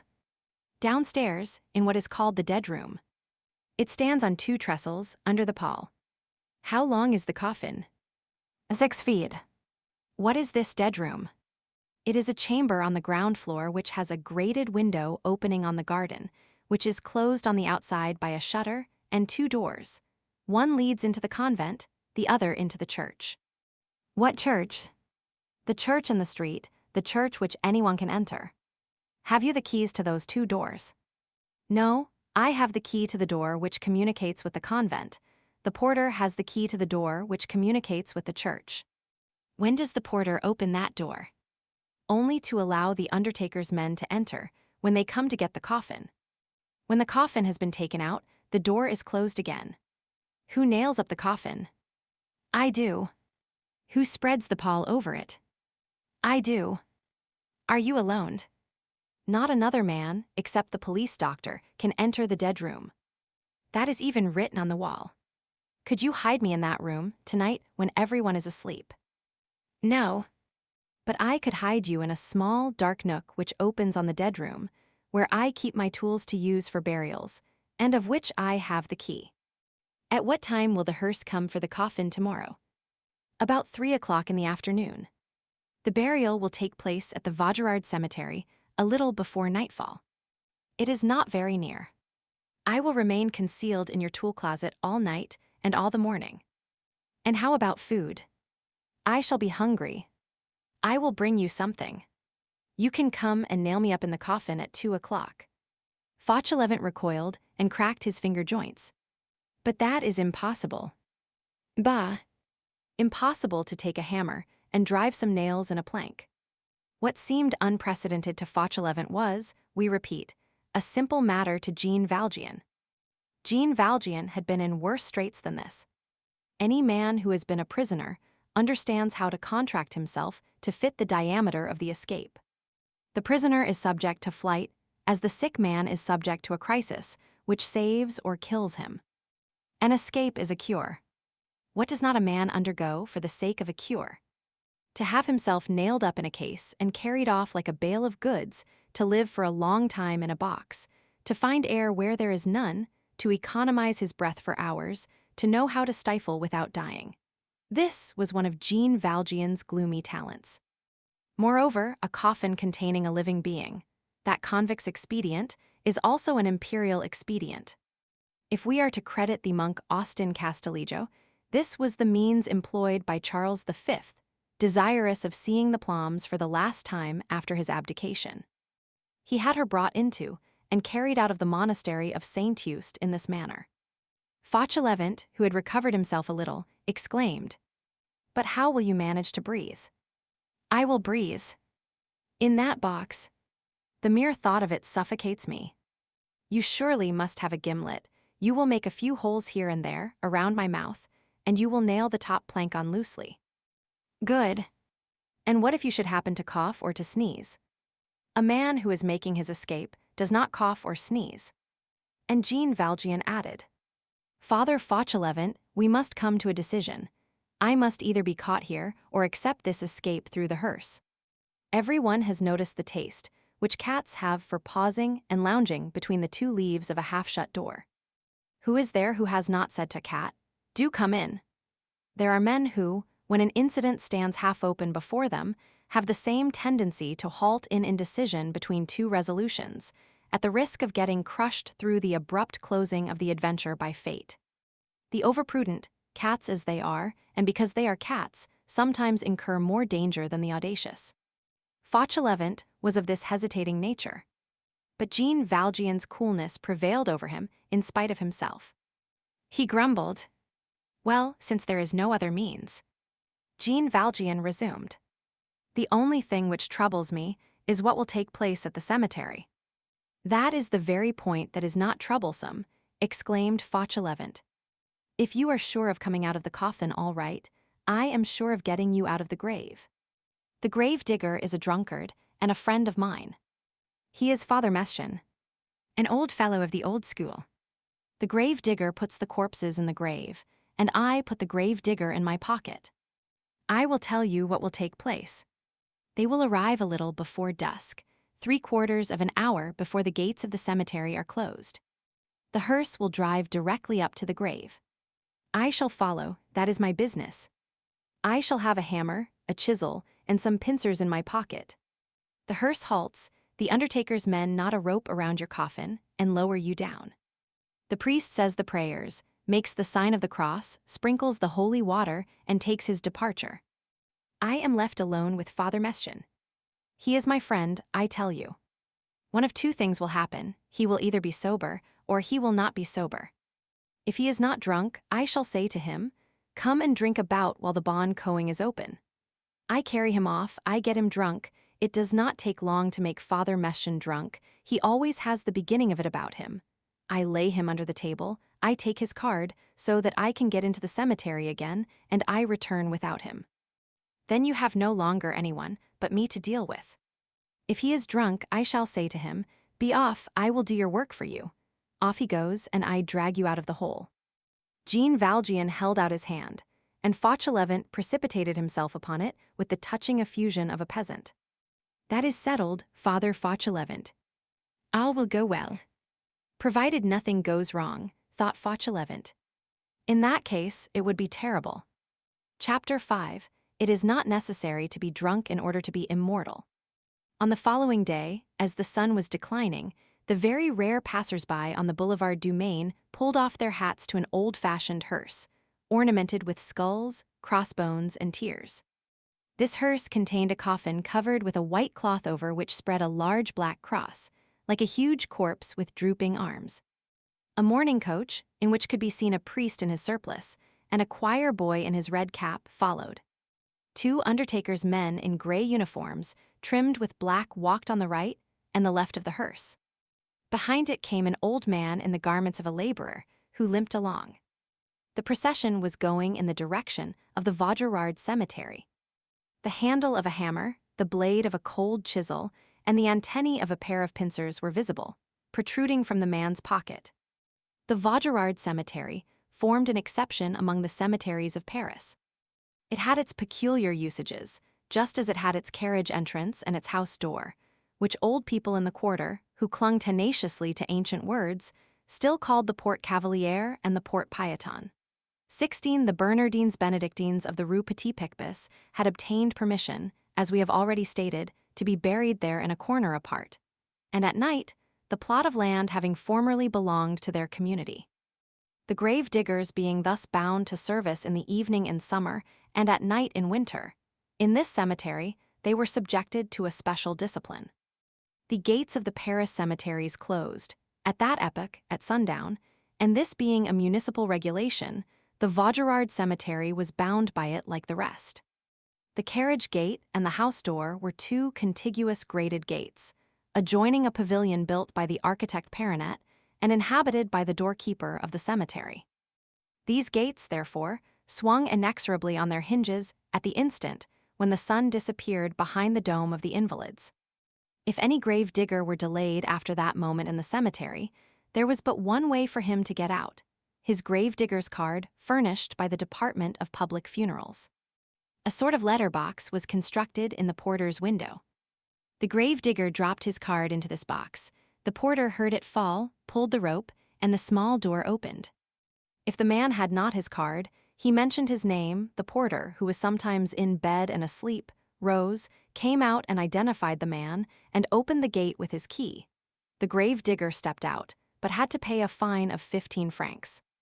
This cemetery, with its peculiarities outside the regulations, embarrassed the symmetry of the administration. It was suppressed a little later than 1830. The cemetery of Montparnasse, called the Eastern Cemetery, succeeded to it, and inherited that famous dram shop next to the Vaugirard cemetery, which was surmounted by a quince painted on a board, and which formed an angle, one side on the drinkers' tables and the other on the tombs, with this sign: Au bon coing. The Vaugirard Cemetery was what may be called a faded cemetery. It was falling into disuse. Dampness was invading it, the flowers were deserting it. The bourgeois did not care much about being buried in the Vaugirard. It hinted at poverty. Père Lachaise, if you please. To be buried in Père Lachaise is equivalent to having furniture of mahogany. It is recognized as elegant. The Vaugirard Cemetery was a venerable enclosure, planted like an old-fashioned French garden. Straight alleys, box, thuya trees, holly, ancient tombs beneath aged cypress trees, and very tall grass. In the evening it was tragic there.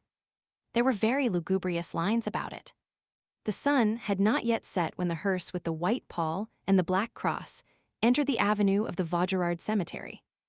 The lame man who followed it was no other than Fauchelevent.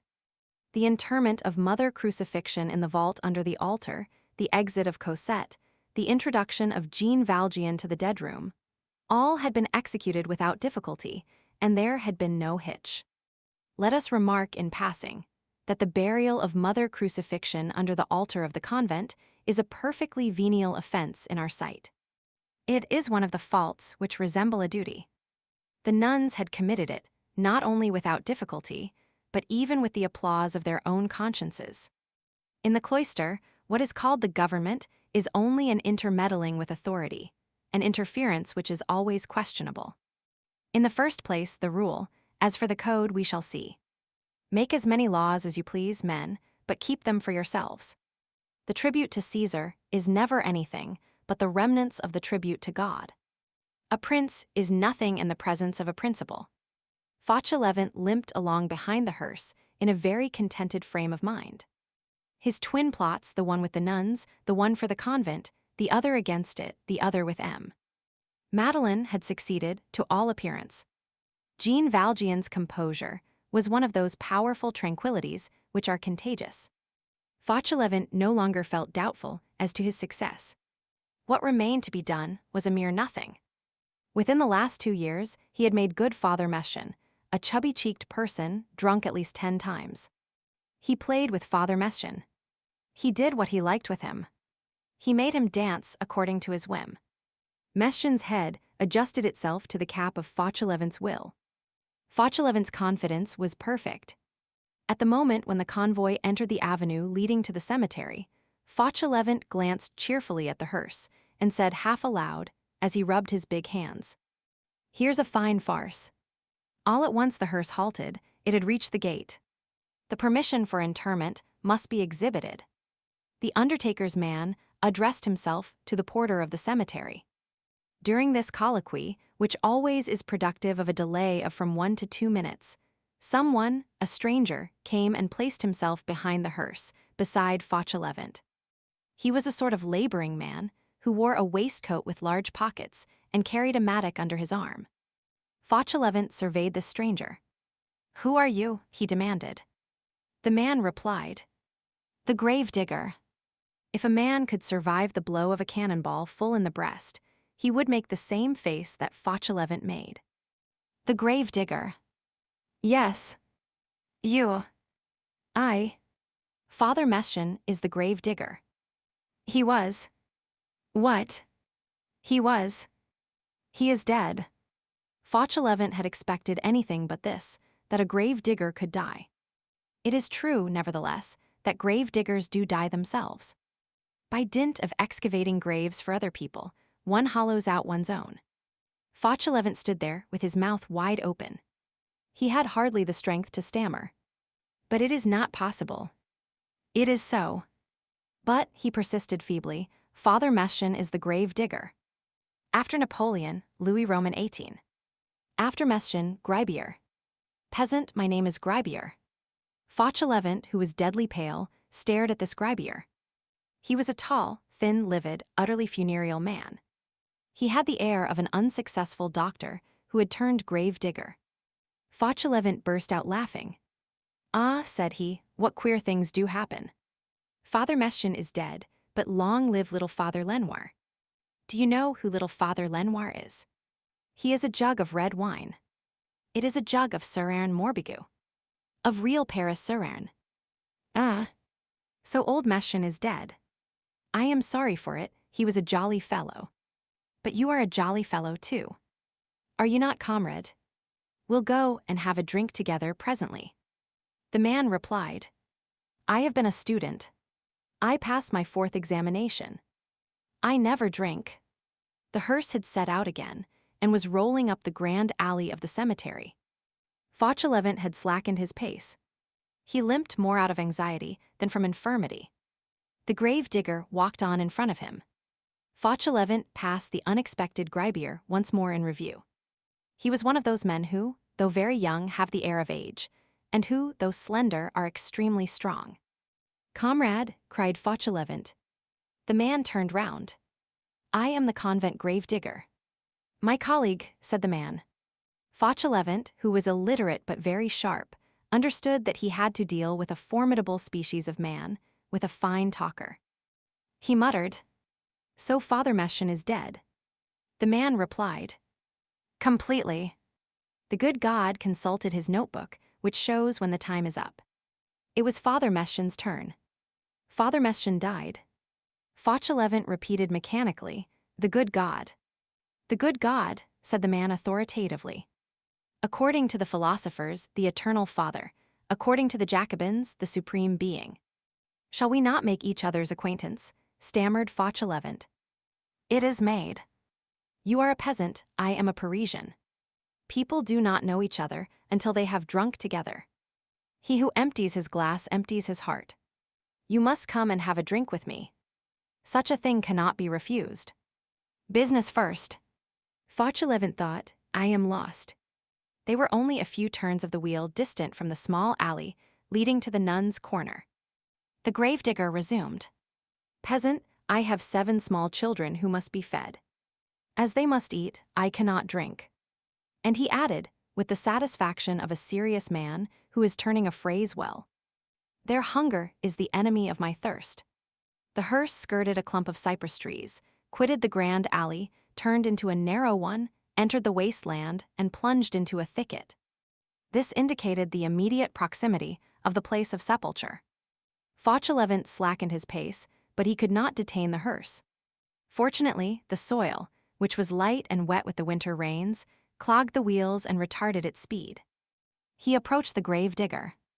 They have such a nice little Argenteuil wine, murmured Fauchelevent. Villager, retorted the man, I ought not be a grave digger. My father was a porter at the Prytaneum. He destined me for literature. But he had reverses. He had losses on change. I was obliged to renounce the profession of author. But I am still a public writer. So you are not a grave digger, then? Returned Fauchelevent, clutching at this branch, feeble as it was. The one does not hinder the other. I cumulate. Fauchelevent did not understand this last word. Come have a drink, said he. Here a remark becomes necessary. Fauchelevent, whatever his anguish, offered a drink, but he did not explain himself on one point. Who was to pay? Generally, Fauchelevent offered and Father Mestian paid. An offer of a drink was the evident result of the novel situation created by the new grave digger, and it was necessary to make this offer. But the old gardener left the proverbial quarter of an hour named after Rabelais in the dark, and that not unintentionally. As for himself, Fauchelevent did not wish to pay, troubled as he was. The grave digger went on with a superior smile. One must eat. I have accepted Father Mestian's reversion. One gets to be a philosopher when one has nearly completed his classes. To the labor of the hand, I join the labor of the arm. I have my scrivener's stall in the market of the Rue de Sèvres. You know, the umbrella market. All the cooks of the Red Cross apply to me. I scribble their declarations of love to the raw soldiers. In the morning I write love letters, in the evening I dig graves. Such is life rustic. The hearse was still advancing. Fauchelevent, uneasy to the last degree, was gazing about him on all sides. Great drops of perspiration trickled down from his brow. But, continued the grave digger, a man cannot serve 2 mistresses. I must choose between the pen and the mattock. The mattock is ruining my hand. The hearse halted. The choir boy alighted from the mourning coach, then the priest. One of the small front wheels of the hearse had run up a little on a pile of earth, beyond which an open grave was visible. "What a farce this is," repeated Fauchelevent in consternation. Chapter 6, Between Four Planks. Who was in the coffin? The reader knows. Jean Valjean. Jean Valjean had arranged things so that he could exist there, and he could almost breathe. It is a strange thing to what a degree security of conscience confers security of the rest. Every combination thought out by Jean Valjean had been progressing, and progressing favorably, since the preceding day. He, like Fauchelevent, counted on Father Mestienne. He had no doubt as to the end. Never was there a more critical situation, never more complete composure. The four planks of the coffin breathe out a kind of terrible peace. It seemed as though something of the repose of the dead entered into Jean Valjean's tranquility. From the depths of that coffin he had been able to follow, and he had followed, all the phases of the terrible drama which he was playing with death. Shortly after Fauchelevent had finished nailing on the upper plank, Jean Valjean had felt himself carried out, then driven off. He knew from the diminution and the jolting, when they left the pavements and reached the earth road. He had divined, from a dull noise, that they were crossing the bridge of Austerlitz. At the first halt, he had understood that they were entering the cemetery. At the second halt, he said to himself, "Here is the grave."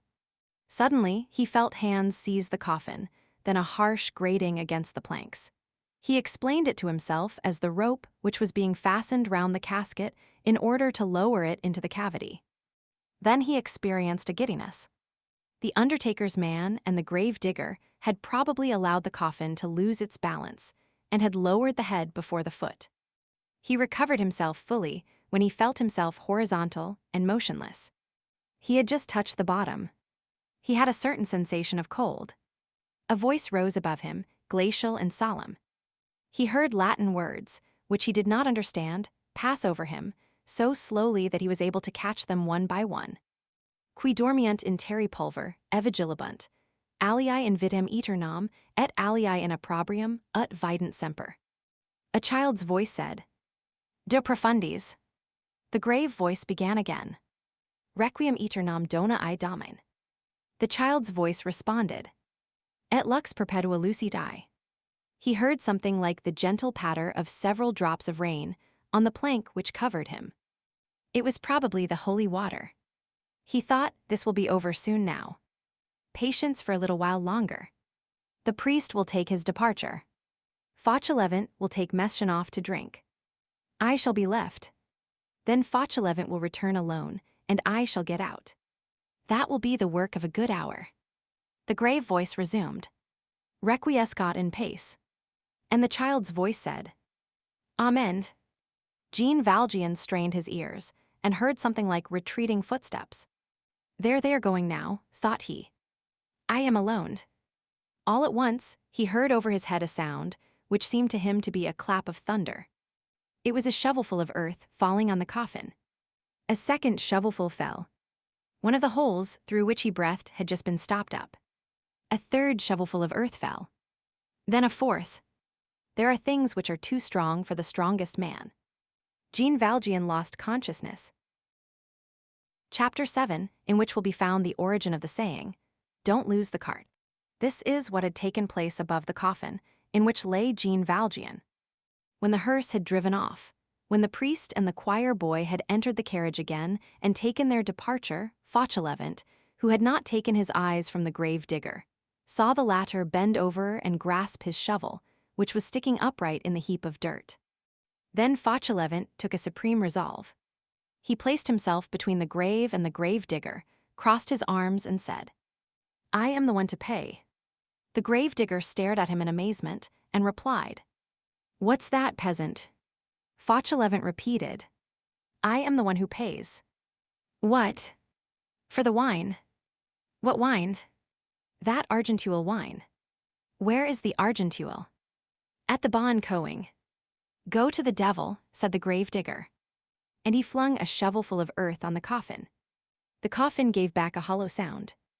Fauchelevent felt himself stagger, and on the point of falling headlong into the grave himself. He shouted in a voice in which the strangling sound of the death rattle began to mingle. "Comrade!" Before the bond coing is shut. The grave digger took some more earth on his shovel. Fauchelevent continued. "I will pay." And he seized the man's arm. "Listen to me, comrade. I am the convent grave digger. I have come to help you. It is a business which can be performed at night. Let us begin, then, by going for a drink." And as he spoke and clung to this desperate insistence, this melancholy reflection occurred to him. "And if he drinks, will he get drunk?" "Provincial," said the man, "if you positively insist upon it, I consent. We will drink. After work, never before." And he flourished his shovel briskly. Fauchelevent held him back. "It is Argenteuil wine, at 6. "Oh, come," said the gravedigger, "you are a bell ringer.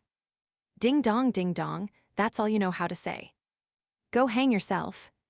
And he threw in a second shovelful. Fauchelevent had reached a point where he no longer knew what he was saying. "Come along and drink," he cried, "since it is I who pays the bill." "When we have put the child to bed," said the gravedigger. He flung in a third shovelful. Then he thrust his shovel into the earth and added, "It's cold tonight, you see, and the corpse would shriek out after us if we were to plant her there without a coverlet." At that moment, as he loaded his shovel, the grave digger bent over, and the pocket of his waistcoat gaped. Fauchelevent's wild gaze fell mechanically into that pocket, and there it stopped. The sun was not yet hidden behind the horizon. There was still light enough to enable him to distinguish something white at the bottom of that yawning pocket. The sum total of lightning that the eye of a Picard peasant can contain traversed Fauchelevent's pupils. An idea had just occurred to him. He thrust his hand into the pocket from behind, without the grave digger, who was wholly absorbed in his shovelful of earth, observing it, and pulled out the white object which lay at the bottom of it. The man sent a fourth shovelful tumbling into the grave. Just as he turned round to get the fifth, Fauchelevent looked calmly at him and said, "By the way, you new man, have you your card?" The gravedigger paused. "What card?" "The sun is on the point of setting." "That's good, it is going to put on its nightcap. The gate of the cemetery will close immediately." "Well, what then?" "Have you your card?" My card," said the gravedigger. And he fumbled in his pocket. Having searched one pocket, he proceeded to search the other. He passed on to his fobs, explored the first, returned to the second. "Why no," said he, "I have not my card. I must have forgotten it." 15 francs fine, said Fauchelevent. The gravedigger turned green. Green is the pallor of livid people. Jesus mon Dieu bankratcha baslaloon, 17 he exclaimed. 15 francs fine. 3 pieces of 100 sous, said Fauchelevent. The gravedigger dropped his shovel. Fauchelevent's turn had come. "Ah, come now, conscript," said Fauchelevent, "none of this despair. There is no question of committing suicide and benefiting the grave. 15 francs is 15 francs, and besides, you may not be able to pay it. I am an old hand, you are a new one. I know all the ropes and the devices. I will give you some friendly advice.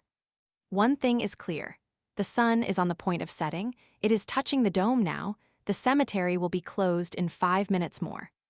"That is true," replied the man. 5 minutes more and you will not have time to fill the grave. It is as hollow as the devil, this grave, and to reach the gate in season to pass it before it is shut." "That is true." "In that case, a fine of 15 francs. 15 francs. But you have time. Where do you live?" "A couple of steps from the barrier, a quarter of an hour from here." "No. 87 Rue de Vaugirard. You have just time to get out by taking to your heels at your best speed." "That is exactly so. Once outside the gate, you gallop home, you get your card, you return. The cemetery porter admits you. As you have your card, there will be nothing to pay. And you will bury your corpse. I'll watch it for you in the meantime, so that it shall not run away. I am indebted to you for my life, peasant." "Decamp," said Fauchelevent. The grave digger, overwhelmed with gratitude, shook his hand and set off on a run. When the man had disappeared in the thicket, Fauchelevent listened until he heard his footsteps die away in the distance. Then he leaned over the grave and said in a low tone, "Father Madeleine." There was no reply. Fauchelevent was seized with a shudder. He tumbled rather than climbed into the grave, flung himself on the head of the coffin, and cried, "Are you there?" Silence in the coffin. Fauchelevent, hardly able to draw his breath for trembling, seized his cold chisel and his hammer and pried up the coffin lid. Jean Valjean's face appeared in the twilight. It was pale and his eyes were closed. Fauchelevent's hair rose upright on his head. He sprang to his feet, then fell back against the side of the grave, ready to swoon on the coffin. He stared at Jean Valjean. Jean Valjean lay there pallid and motionless. Fauchelevent murmured in a voice as faint as a sigh, "He is dead." And drawing himself up, and folding his arms with such violence that his clenched fists came in contact with his shoulders, he cried, "And this is the way I save his life." Then the poor man fell to sobbing. He soliloquized the while, for it is an error to suppose that the soliloquy is unnatural. Powerful emotion often talks aloud. It is Father Mestienne's fault. Why did that fool die? What need was there for him to give up the ghost at the very moment when no one was expecting it? It is he who has killed M. Madeleine. Father Madeleine. He is in the coffin. It is quite handy. All is over. Now, is there any sense in these things? Ah. My God. He is dead. Well. And his little girl, what am I to do with her? What will the fruit seller say? The idea of its being possible for a man like that to die like this. When I think how he put himself under that cart. Father Madeleine. Father Madeleine. Pardon. He was suffocated, I said so. He wouldn't believe me. Well, here's a pretty trick to play. He is dead, that good man, the very best man out of all the good God's good folks. And his little girl. Ah. In the first place, I won't go back there myself. I shall stay here. After having done such a thing as that. What's the use of being two old men if we are two old fools? But in the first place, how did he manage to enter the convent? That was the beginning of it all. One should not do such things. Father Madeleine. Father Madeleine. Father Madeleine. Madeleine. Monsieur Madeleine. Monsieur le Maire. He does not hear me. Now get out of this scrape if you can. And he tore his hair. A grating sound became audible through the trees in the distance. It was the cemetery gate closing. Fauchelevent bent over Jean Valjean, and all at once he bounded back and recoiled so far as the limits of a grave permit. Jean Valjean's eyes were open and gazing at him. To see a corpse is alarming, to behold a resurrection is almost as much so. Fauchelevent became like stone, pale, haggard, overwhelmed by all these excesses of emotion, not knowing whether he had to do with a living man or a dead one, and staring at Jean Valjean, who was gazing at him. I fell asleep, said Jean Valjean. And he raised himself to a sitting posture. Fauchelevent fell on his knees. Just good Virgin. How you frighten me. Then he sprang to his feet and cried, Thanks, Father Madeleine. Jean Valjean had merely fainted. The fresh air had revived him. Joy is the ebb of terror. Fauchelevent found almost as much difficulty in recovering himself as Jean Valjean had. So you are not dead. Oh. How wise you are. I called you so much that you came back. When I saw your eyes shut, I said, Good. There he is stifled. I should have gone raving mad, mad enough for a straitjacket. They would have put me in by Carter. What do you suppose I should have done if you had been dead? And your little girl. There's that fruit seller, she would never have understood it. The child is thrust into your arms, and then, the grandfather is dead. What a story. Good saints of paradise, what a tale. Ah. You are alive, that's the best of it. I am cold, said Jean Valjean. This remark recalled Fauchelevent thoroughly to reality, and there was pressing need of it. The souls of these two men were troubled even when they had recovered themselves, although they did not realize it, and there was about them something uncanny, which was the sinister bewilderment inspired by the place. "Let us get out of here quickly," exclaimed Fauchelevent. He fumbled in his pocket and pulled out a gourd with which he had provided himself. "But first take a drop," said he. The flask finished what the fresh air had begun. Jean Valjean swallowed a mouthful of brandy and regained full possession of his faculties. He got out of the coffin and helped Fauchelevent to nail on the lid again. 3 minutes later, they were out of the grave. Moreover, Fauchelevent was perfectly composed. He took his time. The cemetery was closed. The arrival of the gravedigger Gribier was not to be apprehended. That conscript was at home busily engaged in looking for his card, and at some difficulty in finding it in his lodgings, since it was in Fauchelevent's pocket. Without a card, he could not get back into the cemetery. Fauchelevent took the shovel, and Jean Valjean the pickaxe, and together they buried the empty coffin. When the grave was full, Fauchelevent said to Jean Valjean, "Let us go. I will keep the shovel. Do you carry off the mattock?" Night was falling. Jean Valjean experienced some difficulty in moving and in walking. He had stiffened himself in that coffin and had become a little like a corpse. The rigidity of death had seized upon him between those 4 planks. He had, in a manner, to thaw out from the tomb. "You are benumbed," said Fauchelevent. "It is a pity that I have a game leg, for otherwise we might step out briskly." "Bah," replied Jean Valjean, 4 paces will put life into my legs once more." They set off by the alleys through which the hearse had passed. On arriving before the closed gate and the porter's pavilion, Fauchelevent, who held the gravedigger's card in his hand, dropped it into the box. The porter pulled the rope, the gate opened, and they went out. "How well everything is going," said Fauchelevent. "What a capital idea that was of yours, Father Madeleine." They passed the Vaugirard barrier in the simplest manner in the world. In the neighborhood of the cemetery, a shovel and pick are equal to 2 passports. The Rue Vaugirard was deserted. "Father Madeleine," said Fauchelevent as they went along, and raising his eyes to the houses, "your eyes are better than mine." "Show me now." 87. "Here it is," said Jean Valjean. "There is no one in the street," said Fauchelevent. "Give me your mattock and wait a couple of minutes for me." Fauchelevent entered No. 87, ascended to the very top, guided by the instinct which always leads the poor man to the garret, and knocked in the dark at the door of an attic. A voice replied, "Come in." It was Gribier's voice. Fauchelevent opened the door. The gravedigger's dwelling was, like all such wretched habitations, an unfurnished and encumbered garret. A packing case, a coffin, perhaps, took the place of a commode, a butter pot served for a drinking fountain, a straw mattress served for a bed, the floor served instead of tables and chairs. In a corner, on a tattered fragment which had been a piece of an old carpet, a thin woman and a number of children were piled in a heap. The whole of this poverty-stricken interior bore traces of having been overturned. One would have said that there had been an earthquake, for one.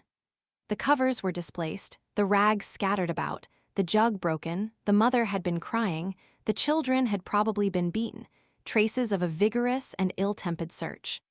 It was plain that the gravedigger had made a desperate search for his card, and had made everybody in the garret, from the jug to his wife, responsible for its loss.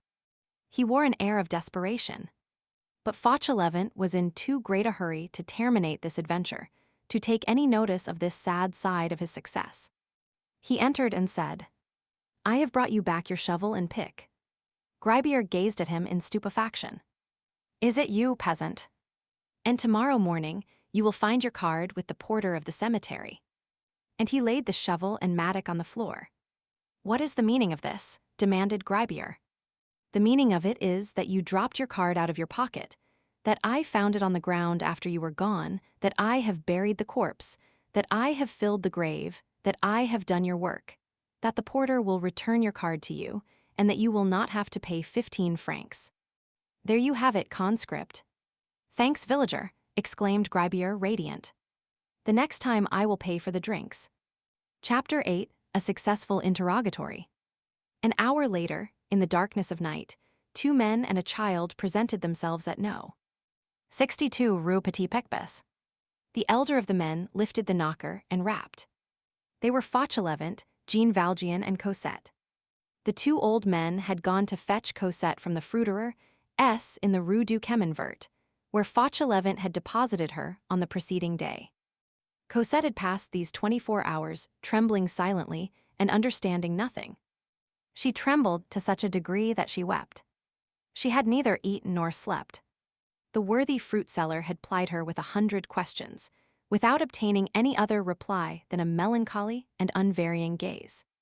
Cosette had betrayed nothing of what she had seen and heard during the last 2 days. She divined that they were passing through a crisis. She was deeply conscious that it was necessary to be good. Who has not experienced the sovereign power of those 2 words, pronounced with a certain accent in the ear of a terrified little being? Say nothing. Fear is mute. Moreover, no one guards a secret like a child. But when, at the expiration of these lugubrious 24 hours, she beheld Jean Valjean again, she gave vent to such a cry of joy that any thoughtful person who had chanced to hear that cry would have guessed that it issued from an abyss. Fauchelevent belonged to the convent and knew the passwords. All the doors opened. Thus was solved the double and alarming problem of how to get out and how to get in. The porter, who had received his instructions, opened the little servant's door which connected the courtyard with the garden, and which could still be seen from the street 20 years ago in the wall at the bottom of the court, which faced the carriage entrance. The porter admitted all 3 of them through this door, and from that point they reached the inner, reserved parlor where Fauchelevent, on the preceding day, had received his orders from the prioress. The prioress, rosary in hand, was waiting for them. A vocal mother, with her veil lowered, stood beside her. A discreet candle lighted, one might almost say, made a show of lighting the parlor. The prioress passed Jean Valjean in review. There is nothing which examines like a downcast eye. Then she questioned him. "You are the brother?" "Yes, Reverend Mother," replied Fauchelevent. "What is your name?" Fauchelevent replied, "Ultime Fauchelevent." He really had had a brother named Ultime, who was dead. "Where do you come from?" Fauchelevent replied, "From Picquigny, near Amiens." "What is your age?" Fauchelevent replied, 50. "What is your profession?" Fauchelevent replied, "Gardener." "Are you a good Christian?" Fauchelevent replied, "Everyone is in the family." "Is this your little girl?" Fauchelevent replied, "Yes, Reverend Mother." "You are her father?" Fauchelevent replied, "Her grandfather." The vocal mother said to the prioress in a low voice, "He answers well." Jean Valjean had not uttered a single word. The prioress looked attentively at Cosette and said half aloud to the vocal mother, "She will grow up ugly." The 2 mothers consulted for a few moments in very low tones in the corner of the parlor. Then the prioress turned round and said, "Father Fauvent, you will get another kneecap with a bell. 2 will be required now." On the following day, therefore, 2 bells were audible in the garden, and the nuns could not resist the temptation to raise the corner of their veils. At the extreme end of the garden, under the trees, 2 men, Fauvent and another man, were visible as they dug side by side. An enormous event. Their silence was broken to the extent of saying to each other, "He is an assistant gardener." The vocal mothers added, "He is a brother of Father Fauvent." Jean Valjean was, in fact, regularly installed. He had his belled kneecap. Henceforth he was official. His name was Ultime Fauchelevent. The most powerful determining cause of his admission had been the prioress's observation upon Cosette. "She will grow up ugly." The prioress, that pronounced prognosticator, immediately took a fancy to Cosette and gave her a place in the school as a charity pupil. There is nothing that is not strictly logical about this. It is in vain that mirrors are banished from the convent. Women are conscious of their faces. Now, girls who are conscious of their beauty do not easily become nuns. The vocation being voluntary in inverse proportion to their good looks, more is to be hoped from the ugly than from the pretty. Hence a lively taste for plain girls. The whole of this adventure increased the importance of good old Fauchelevent. He won a triple success, in the eyes of Jean Valjean, whom he had saved and sheltered, in those of gravedigger Greibier, who said to himself, "He spared me that fine, with the convent, which being enabled, thanks to him, to retain the coffin of Mother Crucifixion under the altar, eluded Caesar and satisfied God." There was a coffin containing a body in the Petit Picpus, and a coffin without a body in the Vaugirard cemetery. Public order had no doubt been deeply disturbed thereby, but no one was aware of it. As for the convent, its gratitude to Fauchelevent was very great. Fauchelevent became the best of servitors and the most precious of gardeners. Upon the occasion of the archbishop's next visit, the prioress recounted the affair to his grace, making something of a confession at the same time, and yet boasting of her deed. On leaving the convent, the archbishop mentioned it with approval, and in a whisper to M. de Ladille, Monsieur's confessor, afterwards Archbishop of Reims and Cardinal.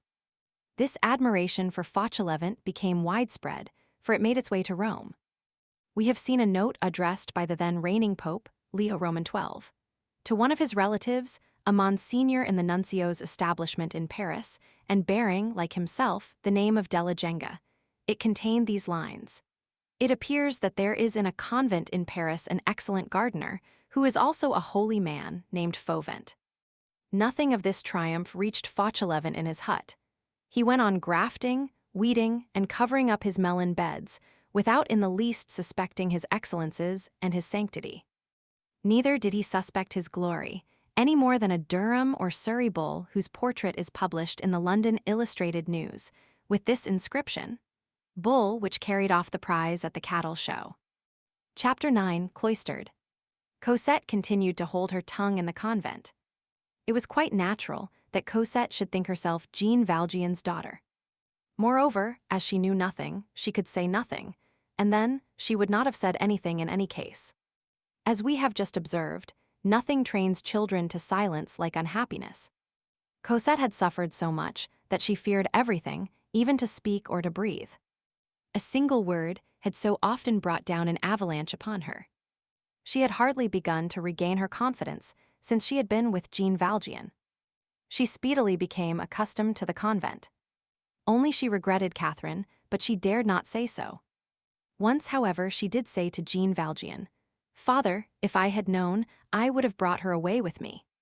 Cosette had been obliged, on becoming a scholar in the convent, to don the garb of the pupils of the house. Jean Valjean succeeded in getting them to restore to him the garments which she laid aside. This was the same mourning suit which he had made her put on when she had quitted the Thénardiers' inn. It was not very threadbare even now. Jean Valjean locked up these garments, plus the stockings and the shoes, with a quantity of camphor and all the aromatics in which convents abound, in a little valise which he found means of procuring. He set this valise on a chair near his bed, and he always carried the key about his person. "Father," Cosette asked him one day, "what is there in that box which smells so good?" Father Fauchelevent received other recompense for his good action, in addition to the glory which we just mentioned, and of which he knew nothing. In the first place, it made him happy. Next, he had much less work, since it was shared. Lastly, as he was very fond of snuff, he found the presence of M. Madeleine an advantage, in that he used 3 times as much as he had done previously, and that in an infinitely more luxurious manner, seeing that M. Madeleine paid for it. The nuns did not adopt the name of Ultime. They called Jean Valjean the other Fauvent.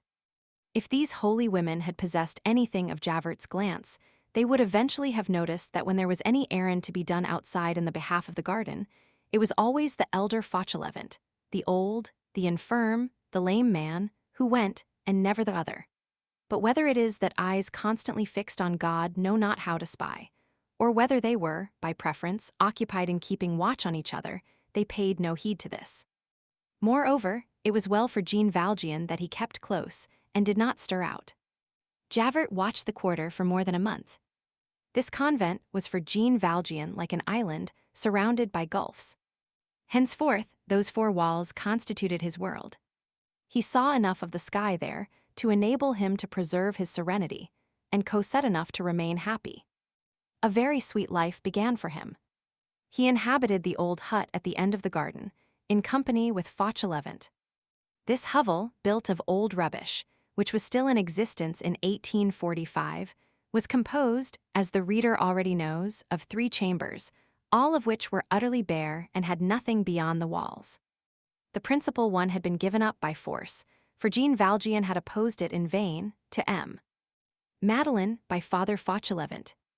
The walls of this chamber had for ornament, in addition to the 2 nails whereon to hang the kneecap and the basket, a royalist banknote of 93 applied to the wall over the chimney-piece, and of which the following is an exact facsimile. This specimen of Vendean paper money had been nailed to the wall by the preceding gardener, an old chouan who had died in the convent, and whose place Fauchelevent had taken. Jean Valjean worked in the garden every day and made himself very useful. He had formerly been a pruner of trees, and he gladly found himself a gardener once more. It will be remembered that he knew all sorts of secrets and receipts for agriculture. He turned these to advantage. Almost all the trees in the orchard were ungrafted and wild. He budded them and made them produce excellent fruit. Cosette had permission to pass an hour with him every day. As the sisters were melancholy and he was kind, the child made comparisons and adored him. At the appointed hour, she flew to the hut. When she entered the lowly cabin, she filled it with paradise. Jean Valjean blossomed out and felt his happiness increase with the happiness which he afforded Cosette. The joy which we inspire has this charming property, that, far from growing meager, like all reflections, it returns to us more radiant than ever. At recreation hours, Jean Valjean watched her running and playing in the distance, and he distinguished her laugh from that of the rest. For Cosette laughed now. Cosette's face had even undergone a change, to a certain extent. The gloom had disappeared from it. A smile is the same as sunshine. It banishes winter from the human countenance. Recreation over, when Cosette went into the house again, Jean Valjean gazed at the windows of her classroom, and at night he rose to look at the windows of her dormitory. God has his own ways, moreover. The convent contributed, like Cosette, to uphold and complete the bishop's work in Jean Valjean. It is certain that virtue adjoins pride on one side. A bridge built by the devil exists there. Jean Valjean had been, unconsciously, perhaps, tolerably near that side and that bridge, when Providence cast his lot in the convent of the Petit Picpus. So long as he had compared himself only to the bishop, he had regarded himself as unworthy and had remained humble. But for some time past, he had been comparing himself to men in general, and pride was beginning to spring up. Who knows? He might have ended by returning very gradually to hatred. The convent stopped him on that downward path. This was the second place of captivity which he had seen. In his youth, in what had been for him the beginning of his life, and later on, quite recently again, he had beheld another, a frightful place, a terrible place, whose severities had always appeared to him the iniquity of justice and the crime of the law. Now, after the galleys, he saw the cloister, and when he meditated how he had formed a part of the galleys, and that he now, so to speak, was a spectator of the cloister, he confronted the two in his own mind with anxiety. Sometimes he crossed his arms and leaned on his hoe, and slowly descended the endless spirals of reverie. He recalled his former companions. How wretched they were! They rose at dawn and toiled until night. Hardly were they permitted to sleep. They lay on camp beds, where nothing was tolerated but mattresses 2 inches thick, in rooms which were heated only in the very harshest months of the year. They were clothed in frightful red blouses. They were allowed, as a great favor, linen trousers in the hottest weather, and a woolen carter's blouse on their backs when it was very cold. They drank no wine and ate no meat, except when they went on fatigue duty. They lived nameless, designated only by numbers and converted, after a manner, into ciphers themselves, with downcast eyes, with lowered voices, with shorn heads, beneath the cudgel and in disgrace. Then his mind reverted to the beings whom he had under his eyes. These beings also lived with shorn heads, with downcast eyes, with lowered voices, not in disgrace, but amid the scoffs of the world, not with their backs bruised with the cudgel, but with their shoulders lacerated with their discipline. Their names, also, had vanished from among men. They no longer existed except under austere appellations. They never ate meat and they never drank wine. They often remained until evening without food. They were attired, not in a red blouse, but in a black shroud, of woolen, which was heavy in summer and thin in winter, without the power to add or subtract anything from it, without having even, according to the season, the resource of the linen garment or the woolen cloak. And for 6 months in the year they wore serge chemises which gave them fever. They dwelt not in rooms warmed only during rigorous cold, but in cells where no fire was ever lighted. They slept, not on mattresses 2 inches thick, but on straw. And finally, they were not even allowed their sleep. Every night, after a day of toil, they were obliged, in the weariness of their first slumber, at the moment when they were falling sound asleep and beginning to get warm, to rouse themselves, to rise and to go and pray in an ice-cold and gloomy chapel, with their knees on the stones. On certain days, each of these beings in turn had to remain for 12 successive hours in a kneeling posture, or prostrate, with face upon the pavement, and arms outstretched in the form of a cross.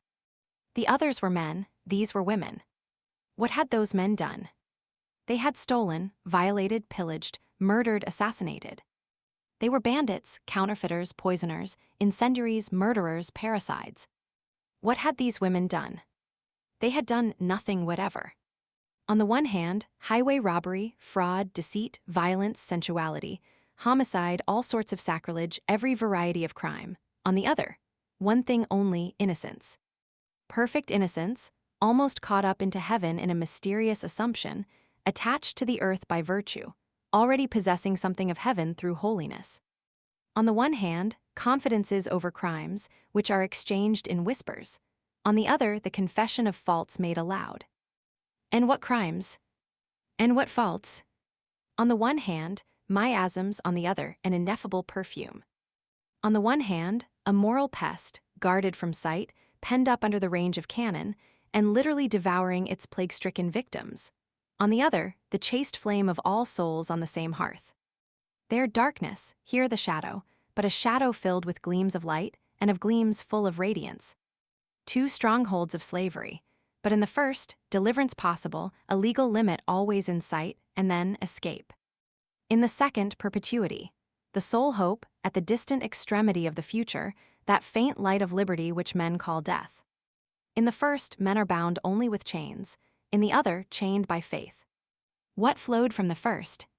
An immense curse, the gnashing of teeth, hatred, desperate viciousness, a cry of rage against human society, a sarcasm against heaven.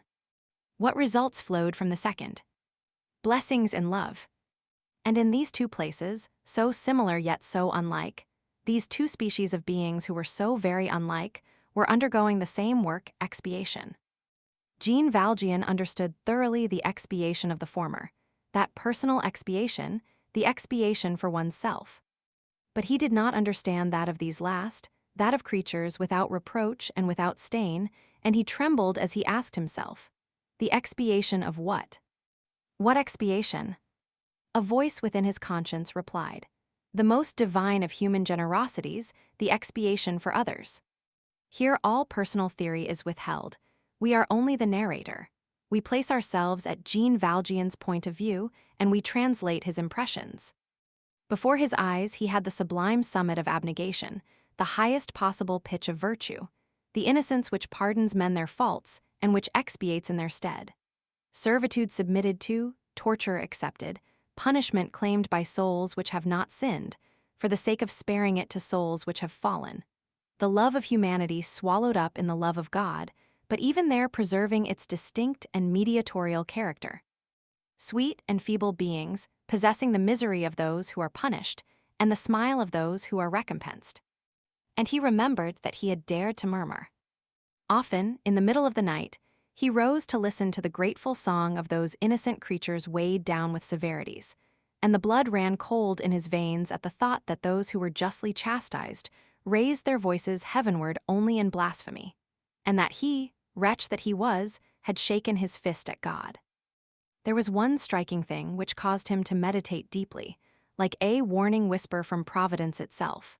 The scaling of that wall, the passing of those barriers, the adventure accepted even at the risk of death, the painful and difficult ascent, all those efforts even, which he had made to escape from that other place of expiation, he had made in order to gain entrance into this one. Was this a symbol of his destiny? This house was a prison likewise, and bore a melancholy resemblance to that other one whence he had fled. And yet he had never conceived an idea of anything similar. Again he beheld gratings, bolts, iron bars, to guard whom? Angels. These lofty walls which he had seen around tigers, he now beheld once more around lambs. This was a place of expiation, and not of punishment, and yet it was still more austere, more gloomy, and more pitiless than the other. These virgins were even more heavily burdened than the convicts. A cold, harsh wind, that wind which had chilled his youth, traversed the barred and padlocked grating of the vultures. A still harsher and more biting breeze blew in the cage of these doves. Why? When he thought on these things, all that was within him was lost in amazement before this mystery of sublimity. In these meditations, his pride vanished. He scrutinized his own heart in all manner of ways. He felt his pettiness, and many a time he wept. All that had entered into his life for the last 6 months had led him back towards the bishop's holy injunctions. Cosette through love, the convent through humility. Sometimes at eventide, in the twilight, at an hour when the garden was deserted, he could be seen on his knees in the middle of the walk which skirted the chapel, in front of the window through which he had gazed on the night of his arrival, and turned towards the spot where, as he knew, the sister was making reparation, prostrated in prayer. Thus he prayed as he knelt before the sister. It seemed as though he dared not kneel directly before God. Everything that surrounded him, that peaceful garden, those fragrant flowers, those children who uttered joyous cries, those grave and simple women, that silent cloister, slowly permeated him, and little by little, his soul became compounded of silence like the cloister, of perfume like the flowers, of simplicity like the women, of joy like the children. And then he reflected that these had been 2 houses of God which had received him in succession at 2 critical moments in his life. The first, when all doors were closed and when human society rejected him. The second, at a moment when human society had again set out in pursuit of him, and when the galleys were again yawning. And that, had it not been for the first, he should have relapsed into crime, and had it not been for the second, into torment. His whole heart melted in gratitude, and he loved more and more. Many years passed in this manner. Cosette was growing up. Volume 3, Marius. Book 1, Paris studied in its atom. Chapter 1, Parvulus. Paris has a child, and the forest has a bird. The bird is called the sparrow. The child is called the gamin. Couple these 2 ideas which contain, the one all the furnace, the other all the dawn. Strike these 2 sparks together, Paris, childhood, there leaps out from them a little being. Homuncio, Plautus would say. This little being is joyous. He has not food every day, and he goes to the play every evening if he sees good. He has no shirt on his body, no shoes on his feet, no roof over his head. He is like the flies of heaven, who have none of these things. He is from 7 to 13 years of age. He lives in bands, roams the streets, lodges in the open air, wears an old pair of trousers of his father's, which descend below his heels, an old hat of some other father which descends below his ears, a single suspender of yellow listing. He runs, lies in wait, rummages about, wastes time, blackens pipes, swears like a convict, haunts the wine shop, knows thieves, calls gay women thou, talks slang, sings obscene songs, and has no evil in his heart. This is because he has in his heart a pearl, innocence, and pearls are not to be dissolved in mud. So long as man is in his childhood, God wills that he shall be innocent. If one were to ask that enormous city, "What is this?" she would reply, "It is my little one." Chapter 2, Some of his particular characteristics. The gamin, the street Arab of Paris, is the dwarf of the giant. Let us not exaggerate, this cherub of the gutter sometimes has a shirt, but in that case he owns but one. He sometimes has shoes, but then they have no soles. He sometimes has a lodging, and he loves it, for he finds his mother there. But he prefers the street, because there he finds liberty. He has his own games, his own bits of mischief, whose foundation consists of hatred for the bourgeois. His peculiar metaphors. To be dead is to eat dandelions by the root. His own occupations, calling hackney coaches, letting down carriage steps, establishing means of transit between the 2 sides of a street in heavy rains, which he calls making the bridge of arts, crying discourses pronounced by the authorities in favor of the French people, cleaning out the cracks in the pavement. He has his own coinage, which is composed of all the little morsels of worked copper which are found on the public streets. This curious money, which receives the name of loques, rags, has an invariable and well-regulated currency in this little bohemia of children. Lastly, he has his own fauna, which he observes attentively in the corners: the ladybird, the death's head plant louse, the daddy-long-legs, the devil, a black insect, which menaces by twisting about its tail armed with 2 horns. He has his fabulous monster, which has scales under its belly, but is not a lizard, which has pustules on its back, but is not a toad, which inhabits the nooks of old lime kilns and wells that have run dry, which is black, hairy, sticky, which crawls sometimes slowly, sometimes rapidly, which has no cry, but which has a look and is so terrible that no one has ever beheld it. He calls this monster the deaf thing. The search for these deaf things among the stones is a joy of formidable nature. Another pleasure consists in suddenly prying up a paving stone and taking a look at the wood lice. Each region of Paris is celebrated for the interesting treasures which are to be found there.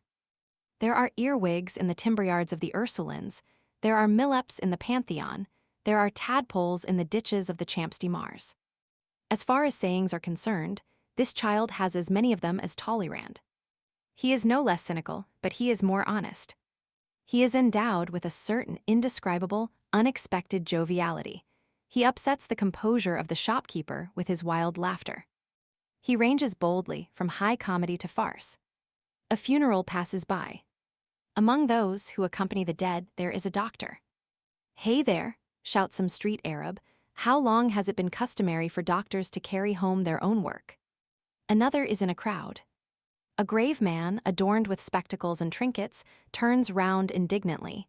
"You good-for-nothing, you have seized my wife's waist." "Aye, sir." "Search me." Chapter 3. He is agreeable. In the evening, thanks to a few sous, which he always finds means to procure, the homuncio enters a theater. On crossing that magic threshold, he becomes transfigured. He was the street Arab. He becomes the Titi. 18 theaters are a sort of ship turned upside down with the keel in the air. It is in that keel that the Titi huddle together. The Titi is to the gamin what the moth is to the larva, the same being endowed with wings and soaring. It suffices for him to be there, with his radiance of happiness, with his power of enthusiasm and joy, with his hand-clapping, which resembles a clapping of wings, to confer on that narrow, dark, fetid, sordid, unhealthy, hideous, abominable keel the name of paradise. Bestow on an individual the useless, and deprive him of the necessary, and you have the gamin. The gamin is not devoid of literary intuition. His tendency, and we say it with the proper amount of regret, would not constitute classic taste. He is not very academic by nature. Thus, to give an example, the popularity of Mademoiselle Mars among that little audience of stormy children was seasoned with a touch of irony. The gamin called her Mademoiselle much, "Hide yourself."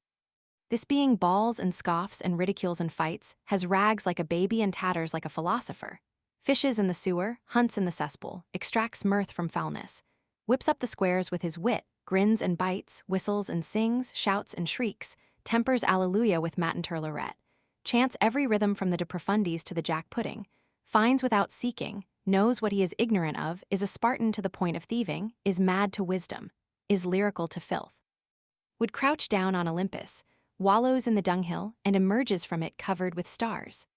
The gamin of Paris is Rabelais in this youth. He is not content with his trousers, unless they have a watch pocket. He is not easily astonished, he is still less easily terrified. He makes songs on superstitions, he takes the wind out of exaggerations. He twits mysteries, he thrusts out his tongue at ghosts, he takes the poetry out of stilted things, he introduces caricature into epic extravaganzas. It is not that he is prosaic, far from that, but he replaces the solemn vision by the farcical phantasmagoria. If Adamastor were to appear to him, the street Arab would say, "Hi there." The bugaboo. Chapter 4. He may be of use. Paris begins with the lounger and ends with the street Arab, two beings of which no other city is capable. The passive acceptance, which contents itself with gazing, and the inexhaustible initiative, Prudhomme and Fouillou. Paris alone has this in its natural history. The whole of the monarchy is contained in the lounger, the whole of anarchy in the gammon. This pale child of the Parisian faubourgs lives and develops, makes connections, grows supple in suffering, in the presence of social realities and of human things, a thoughtful witness. He thinks himself heedless, and he is not. He looks and is on the verge of laughter. He is on the verge of something else also.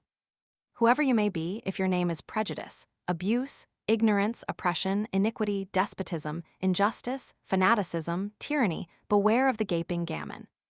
The little fellow will grow up. Of what clay is he made? Of the first mud that comes to hand. A handful of dirt, a breath, and behold Adam.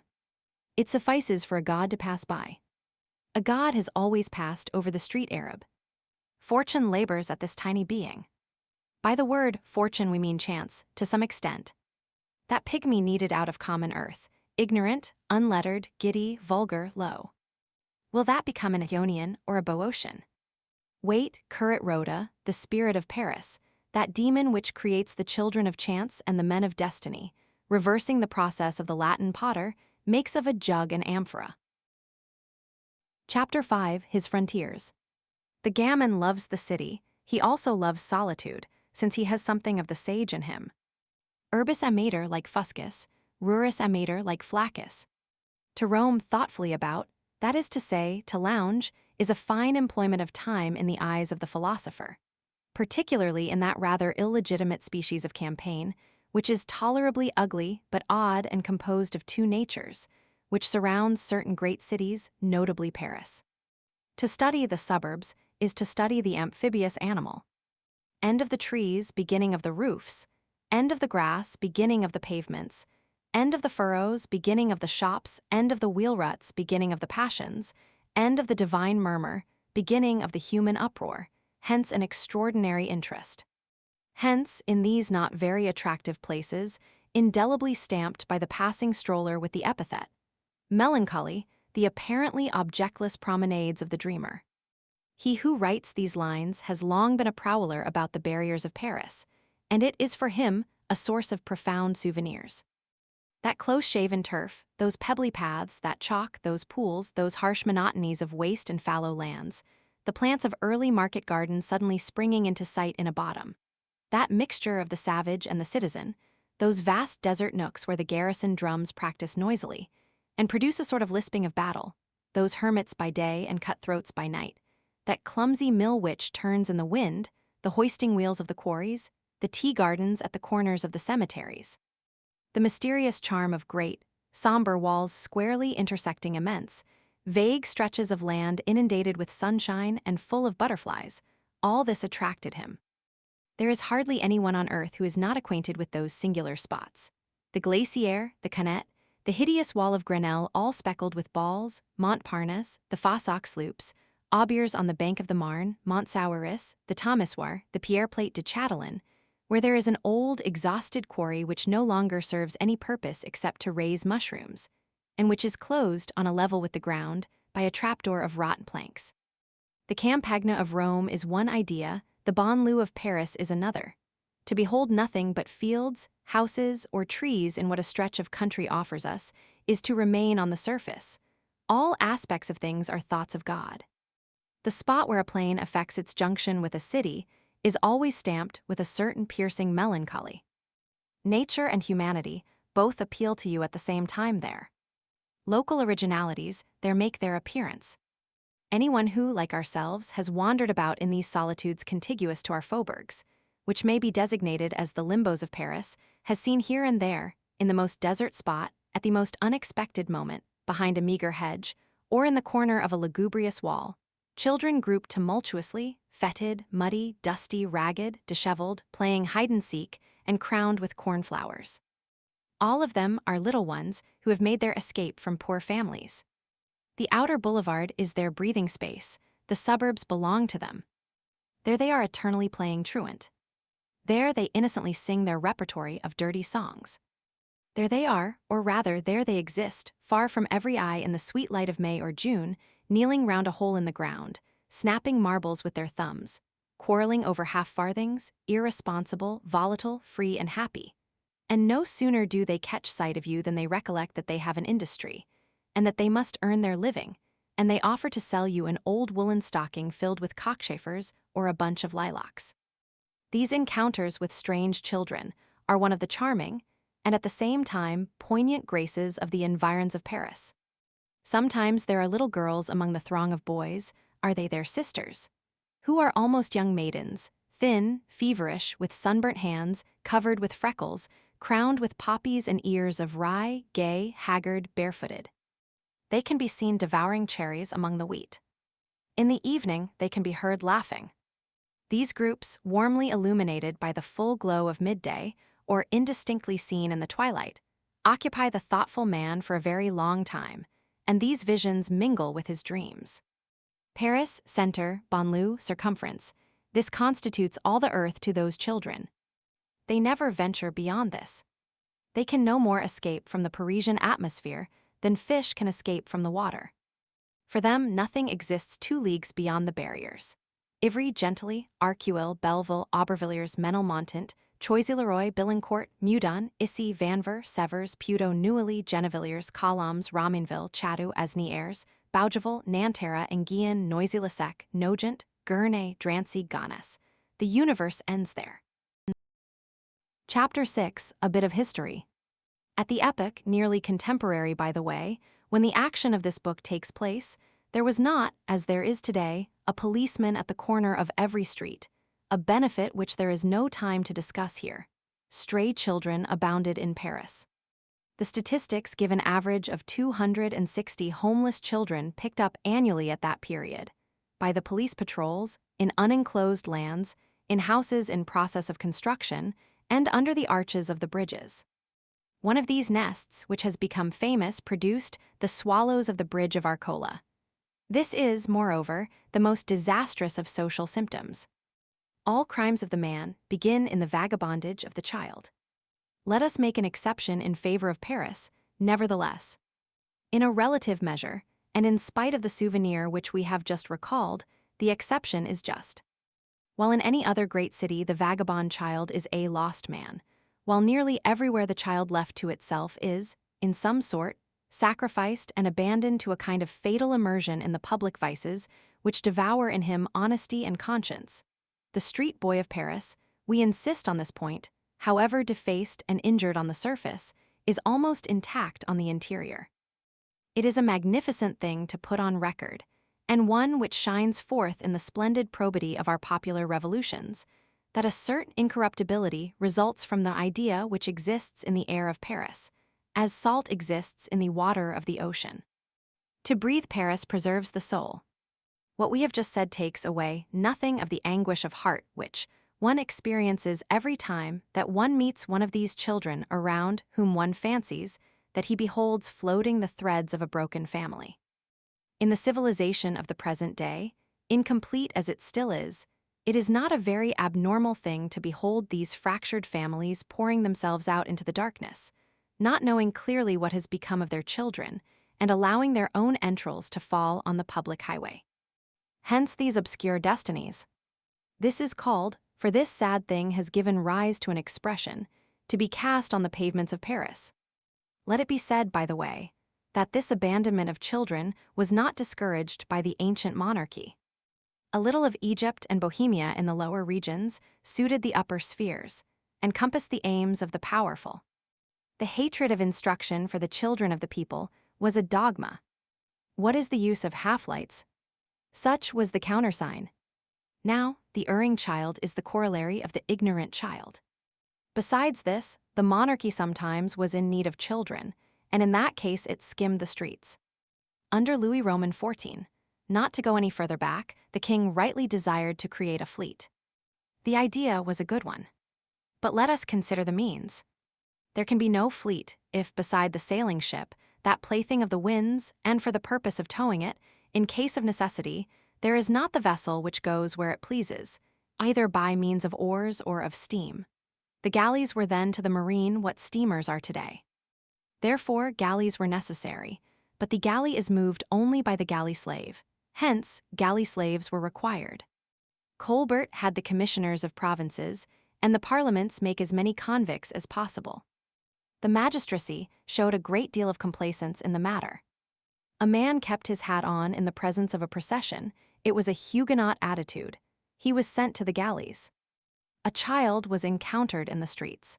Provided that he was 15 years of age and did not know where he was to sleep, he was sent to the galleys. Grand reign, grand century. Under Louis Roman 15. Children disappeared in Paris. The police carried them off, for what mysterious purpose no one knew.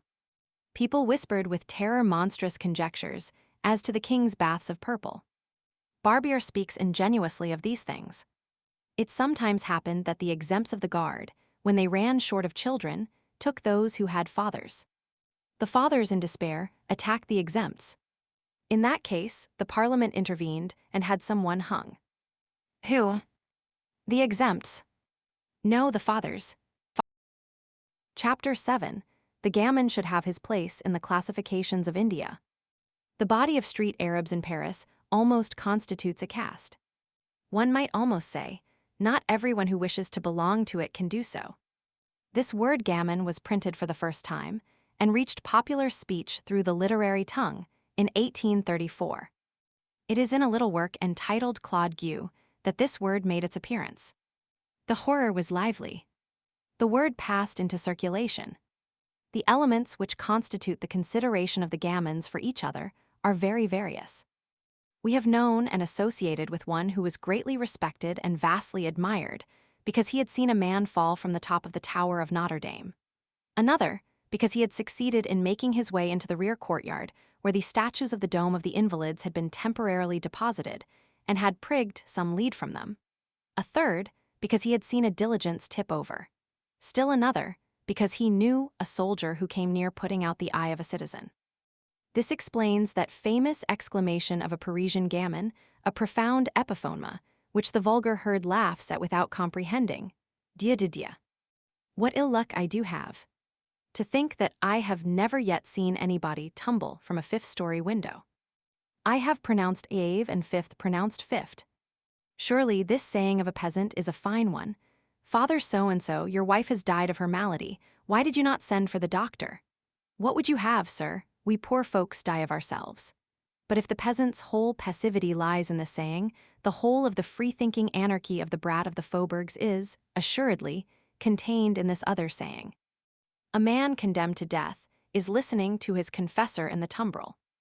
The child of Paris exclaims, he is talking to his black cap. Oh, the sneak! A certain audacity on matters of religion sets off the gamin. To be strong-minded is an important item. To be present at executions constitutes a duty. He shows himself at the guillotine, and he laughs. He calls it by all sorts of pet names. The end of the soup, the growler, the mother in the blue, the sky, the last mouthful, etc., in order not to lose anything of the affair.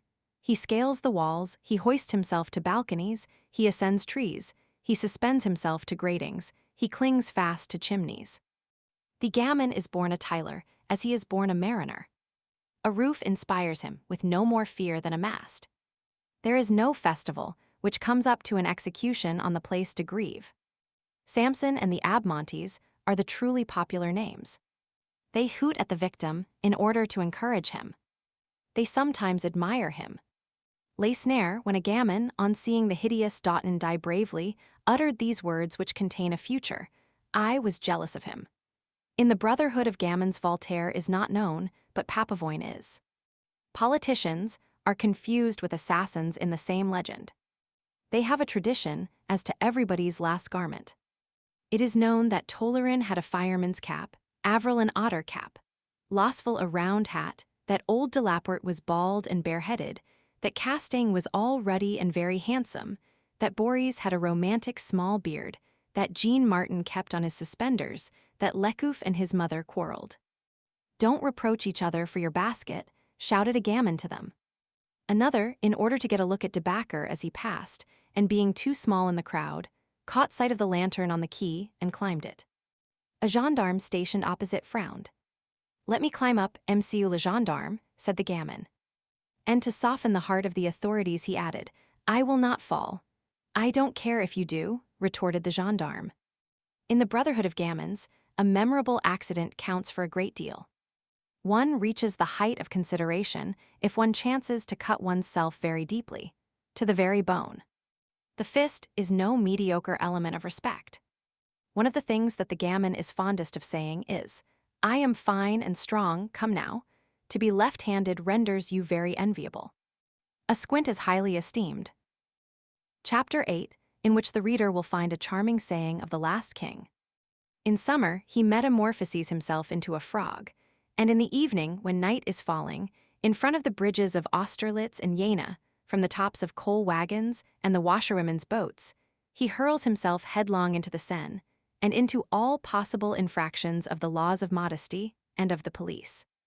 Nevertheless, the police keep an eye on him, and the result is a highly dramatic situation which once gave rise to a fraternal and memorable cry. That cry, which was celebrated about 1830, is a strategic warning from gamin to gamin.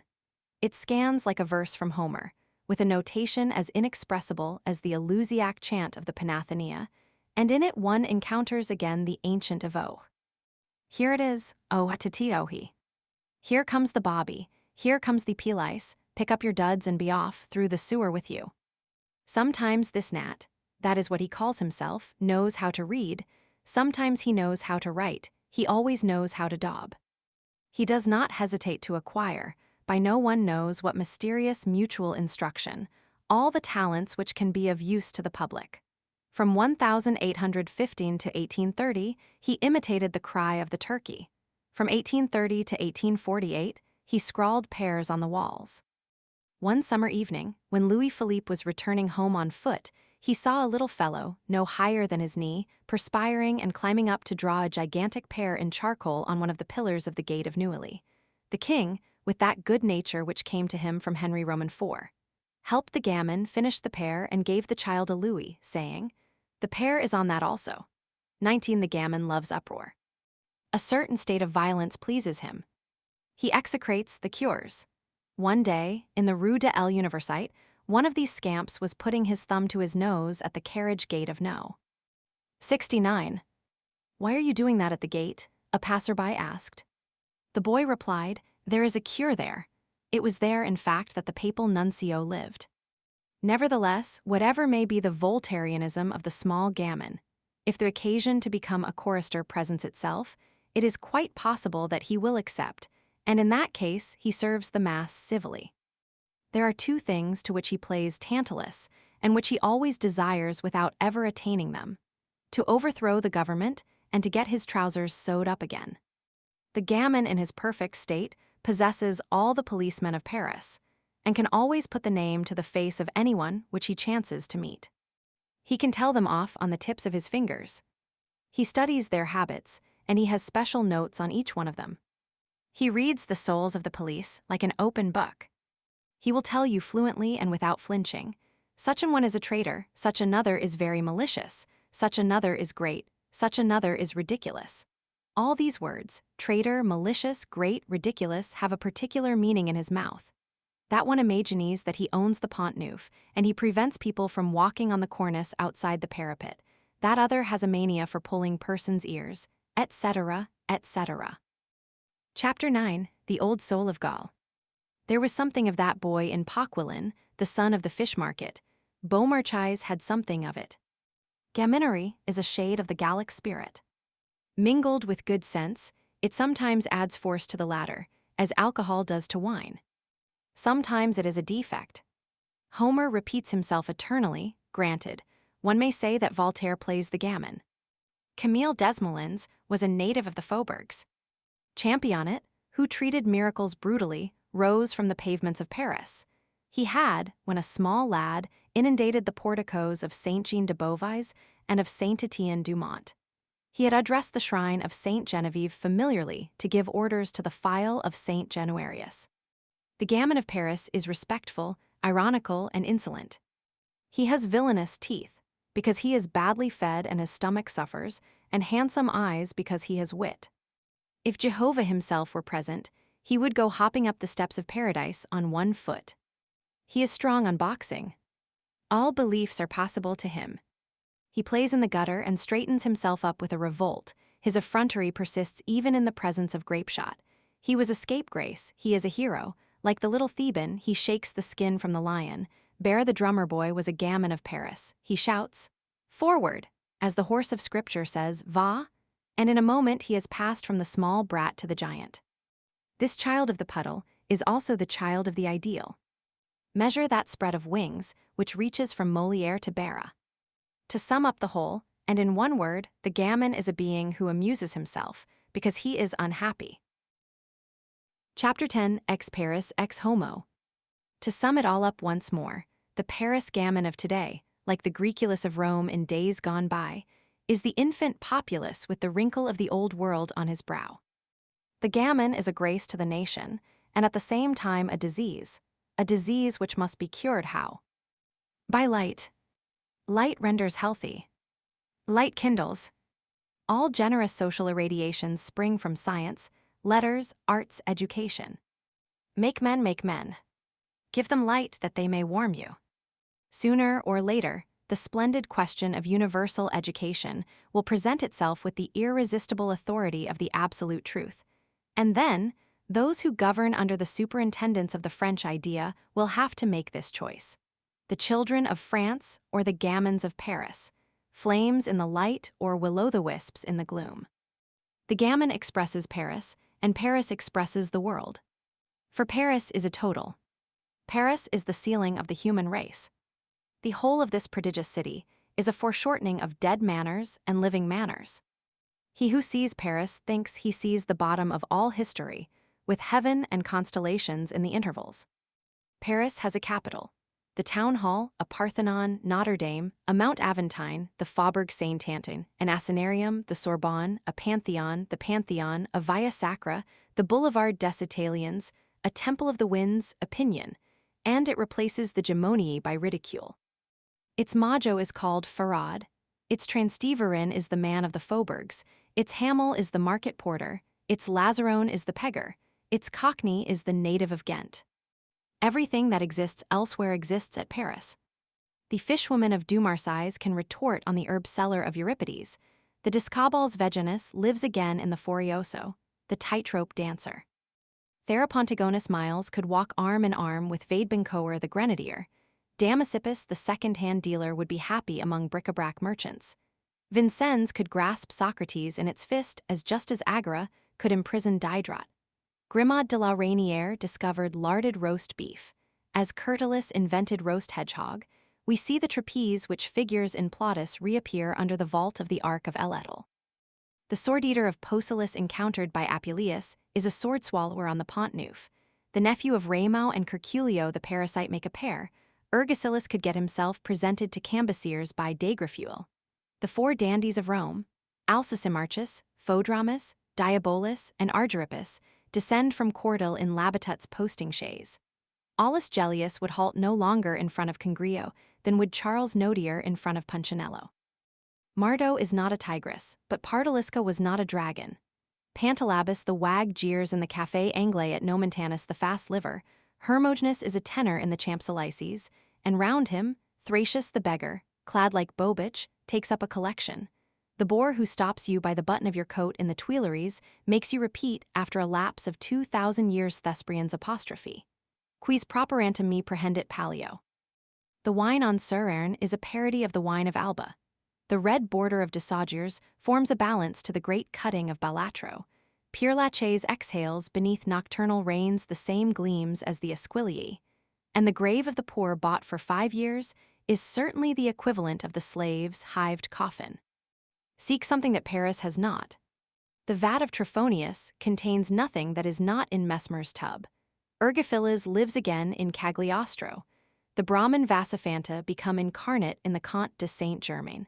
The cemetery of Saint Medard works quite as good miracles as the mosque of Almaumi at Damascus. Paris has an Aesop Mayu, and a Canidia, Mademoiselle Lenormand. It is terrified, like Delphos at the fulgurating realities of the vision. It makes tables turn as Dodona did tripods. It places the grisette on the throne, as Rome placed the courtesan there, and, taking it all together, if Louis Roman 15 is worse than Claudian, Madame du Barry is better than Messalina. Paris combines in an unprecedented type, which has existed and which we have elbowed, Grecian nudity, the Hebraic ulcer, and the Gascon pun. It mingles Diogenes, Job, and Jack Pudding, dresses up a spectre in old numbers of the Constitutional, and makes Chodruck Duclos. Although Plutarch says, the tyrant never grows old, Rome, under Sylla as under Domitian, resigned itself and willingly put water in its wine. The Tiber was a lethe, if the rather doctrinary eulogium made of it by Varus Vibiscus is to be credited. Contra Gracchos Tibrim habemus, by Burr Tibrim, id est seditionum obliviscae. Paris drinks 1,000,000 liters of water a day, but that does not prevent it from occasionally beating the general alarm and ringing the tocsin. With that exception, Paris is amiable. It accepts everything royally, it is not too particular about its Venus. Its callipyge is Hottentot provided that it is made to laugh, it condones, ugliness cheers it, deformity provokes it to laughter, vice diverts it. Be eccentric and you may be an eccentric. Even hypocrisy, that supreme cynicism, does not disgust it. It is so literary that it does not hold its nose before Basil, and is no more scandalized by the prayer of Tartuffe than Horace was repelled by the hiccup of Priapus. No trait of the universal face is lacking in the profile of Paris. The Bal Mabel is not the Polymnia dance of the Janiculum, but the dealer in ladies, wearing apparel there, devours the lorette with her eyes, exactly as the Procura Staphyla lay in wait for the virgin Planesium. The Barrière du Combat is not the Colosseum, but people are as ferocious there as though Caesar were looking on. The Syrian hostess has more grace than Mother Saged, but if Virgil haunted the Roman wine shop, David Dangers, Balzac, and Charlotte have sat at the tables of Parisian taverns. Paris reigns. Geniuses flash forth there, the red tails prosper there. Adonai passes on his chariot with its 12 wheels of thunder and lightning. Silenus makes his entry there on his ass. For Silenus read Rampino. Paris is the synonym of cosmos. Paris is Athens, Sybaris, Jerusalem, Panton. All civilizations are there in an abridged form, all barbarisms also. Paris would greatly regret it if it had not a guillotine.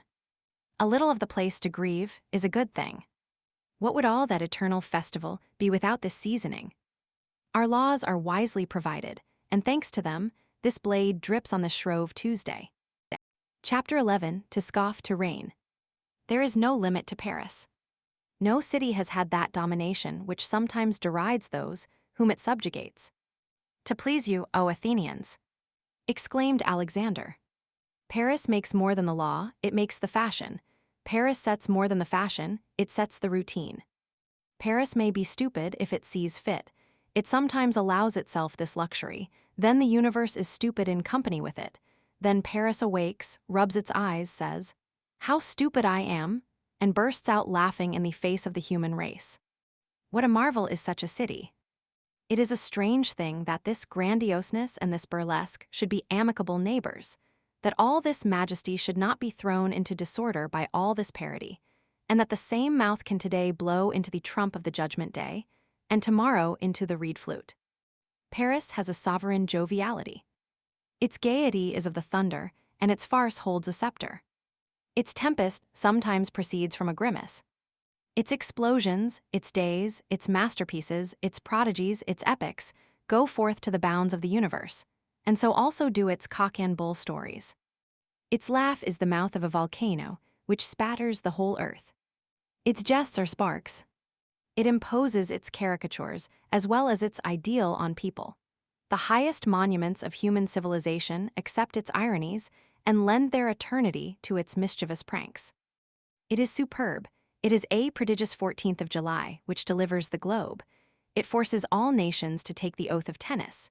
Its night of the 4th of August dissolves in 3 hours 1,000 years of feudalism. It makes of its logic the muscle of unanimous will. It multiplies itself under all sorts of forms of the sublime. It fills with its light Washington, Kosciuszko, Bolivar, Bezaris, Riego, Bem, Manin, Lopez, John Brown, Garibaldi. It is everywhere where the future is being lighted up, at Boston in 1779, at the Isle de Leon in 1820, at Pesth in 1848, at Palermo in 1860, it whispers the mighty countersign. Liberty in the ear of the American abolitionists grouped about the boat at Harper's Ferry, and in the ear of the patriots of Ancona assembled in the shadow, to the arch eye before the Gauzy Inn on the seashore. It creates Canaris. It creates Quiroga. It creates Piscicane. It irradiates the great on earth. It was while proceeding whither its breath urged them, that Byron perished at Missolonghi, and that Mazet died at Barcelona. It is the tribune under the feet of Murraybow, and a crater under the feet of Robespierre. Its books, its theater, its art, its science, its literature, its philosophy are the manuals of the human race. It is Pascal, Regnier, Corneille, Descartes, Jean-Jacques, Voltaire for all moments, Molière for all centuries. It makes its language to be talked by the universal mouth, and that language becomes the word. It constructs in all minds the idea of progress. The liberating dogmas which it forges are for the generation's trusty friends, and it is with the soul of its thinkers and its poets that all heroes of all nations have been made since 1789. This does not prevent vagabondism, and that enormous genius which is called Paris, while transfiguring the world by its light, sketches in charcoal Bouginier's nose on the wall of the Temple of Theseus, and writes Creedville the thief on the pyramids. Paris is always showing its teeth. When it is not scolding, it is laughing. Such is Paris. The smoke of its roofs forms the ideas of the universe. A heap of mud and stone, if you will, but above all, a moral being. It is more than great, it is immense. Why? Because it is daring. To dare, that is the price of progress. All sublime conquests are, more or less, the prizes of daring. In order that the revolution should take place, it does not suffice that Montesquieu should foresee it, that Diderot should preach it, that Beaumarchais should announce it, that Condorcet should calculate it, that a Rowett should prepare it, that Rousseau should premeditate it. It is necessary that Danton should dare it. The cry, audacity, is a fiat lux. It is necessary, for the sake of the forward march of the human race, that there should be proud lessons of courage permanently on the heights. Daring deeds dazzle history, and are one of man's great sources of light. The dawn dares when it rises. To attempt, to brave, to persist, to persevere, to be faithful to oneself, to grasp fate bodily, to astound catastrophe by the small amount of fear that it occasions us, now to affront unjust power, again to insult drunken victory, to hold one's position, to stand one's ground. That is the example which nations need. That is the light which electrifies them. The same formidable lightning proceeds from the torch of Prometheus to Cambronne's short pipe. Chapter 12. The future latent in the people. As for the Parisian populace, even when a man grown, it is always the street Arab. To paint the child is to paint the city, and it is for that reason that we have studied this eagle in this errant sparrow. It is in the faubourgs, above all, we maintain that the Parisian race appears. There is the pure blood, there is the true physiognomy. There this people toils and suffering and toil are the two faces of man. There exist there immense numbers of unknown beings, among whom swarm types of the strangest, from the porter of La Rapée to the knacker of Montfaucon. Fex urbis, exclaims Cicero. Mob, adds Burke indignantly, rabble, multitude, populace. These are words, and quickly uttered. But so be it. What does it matter? What is it to me if they do go barefoot? They do not know how to read, so much the worse. Would you abandon them for that? Would you turn their distress into a malediction? Cannot the light penetrate these masses? Let us return to that cry, light, and let us obstinately persist therein. Light, light. Who knows whether these opacities will not become transparent? Are not revolutions transfigurations? Come, philosophers, teach, enlighten, light up, think aloud, speak aloud, hasten joyously to the great sun, fraternize with the public place, announce the good news, spend your alphabets lavishly, proclaim rights, sing the Marseillaises, sow enthusiasms, tear green boughs from the oaks. Make a whirlwind of the idea. This crowd may be rendered sublime. Let us learn how to make use of that vast conflagration of principles and virtues, which sparkles, bursts forth, and quivers at certain hours. These bare feet, these bare arms, these rags, these ignorances, these abjectnesses, these darknesses, may be employed in the conquest of the ideal. Gaze past the people, and you will perceive truth. Let that vile sand which you trample underfoot be cast into the furnace. Let it melt and seethe there. It will become a splendid crystal, and it is thanks to it that Galileo and Newton will discover stars. Chapter 13, Little Gavroche. 8 or 9 years after the events narrated in the second part of this story, people noticed on the Boulevard du Temple, and in the regions of the Château, a little boy 11 or 12 years of age, who would have realized with tolerable accuracy that ideal of the gamin sketched out above, if, with the laugh of his age on his lips, he had not had a heart absolutely somber and empty.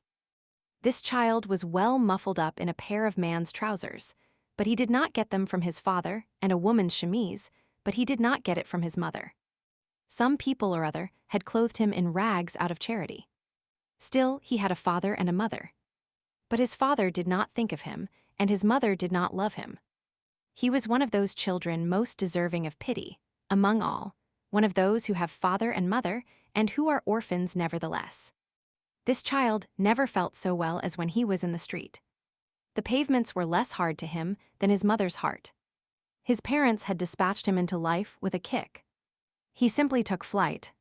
He was a boisterous, pallid, nimble, wide-awake, jeering lad with a vivacious but sickly air. He went and came, sang, played at hopscotch, scraped the gutters, stole a little, but like cats and sparrows, gaily laughed when he was called a rogue and got angry when called a thief.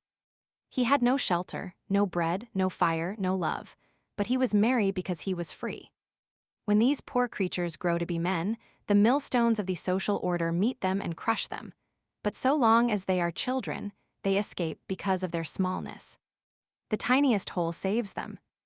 Nevertheless, abandoned as this child was, it sometimes happened every 2 or 3 months that he said, "Come, I'll go and see Mama."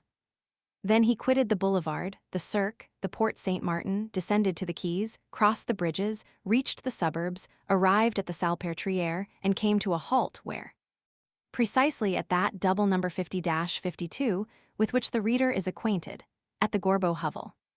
At that epoch, the hovel 5052 generally deserted and eternally decorated with the placard, "Chambers to let," chanced to be, a rare thing, inhabited by numerous individuals who, however, as is always the case in Paris, had no connection with each other.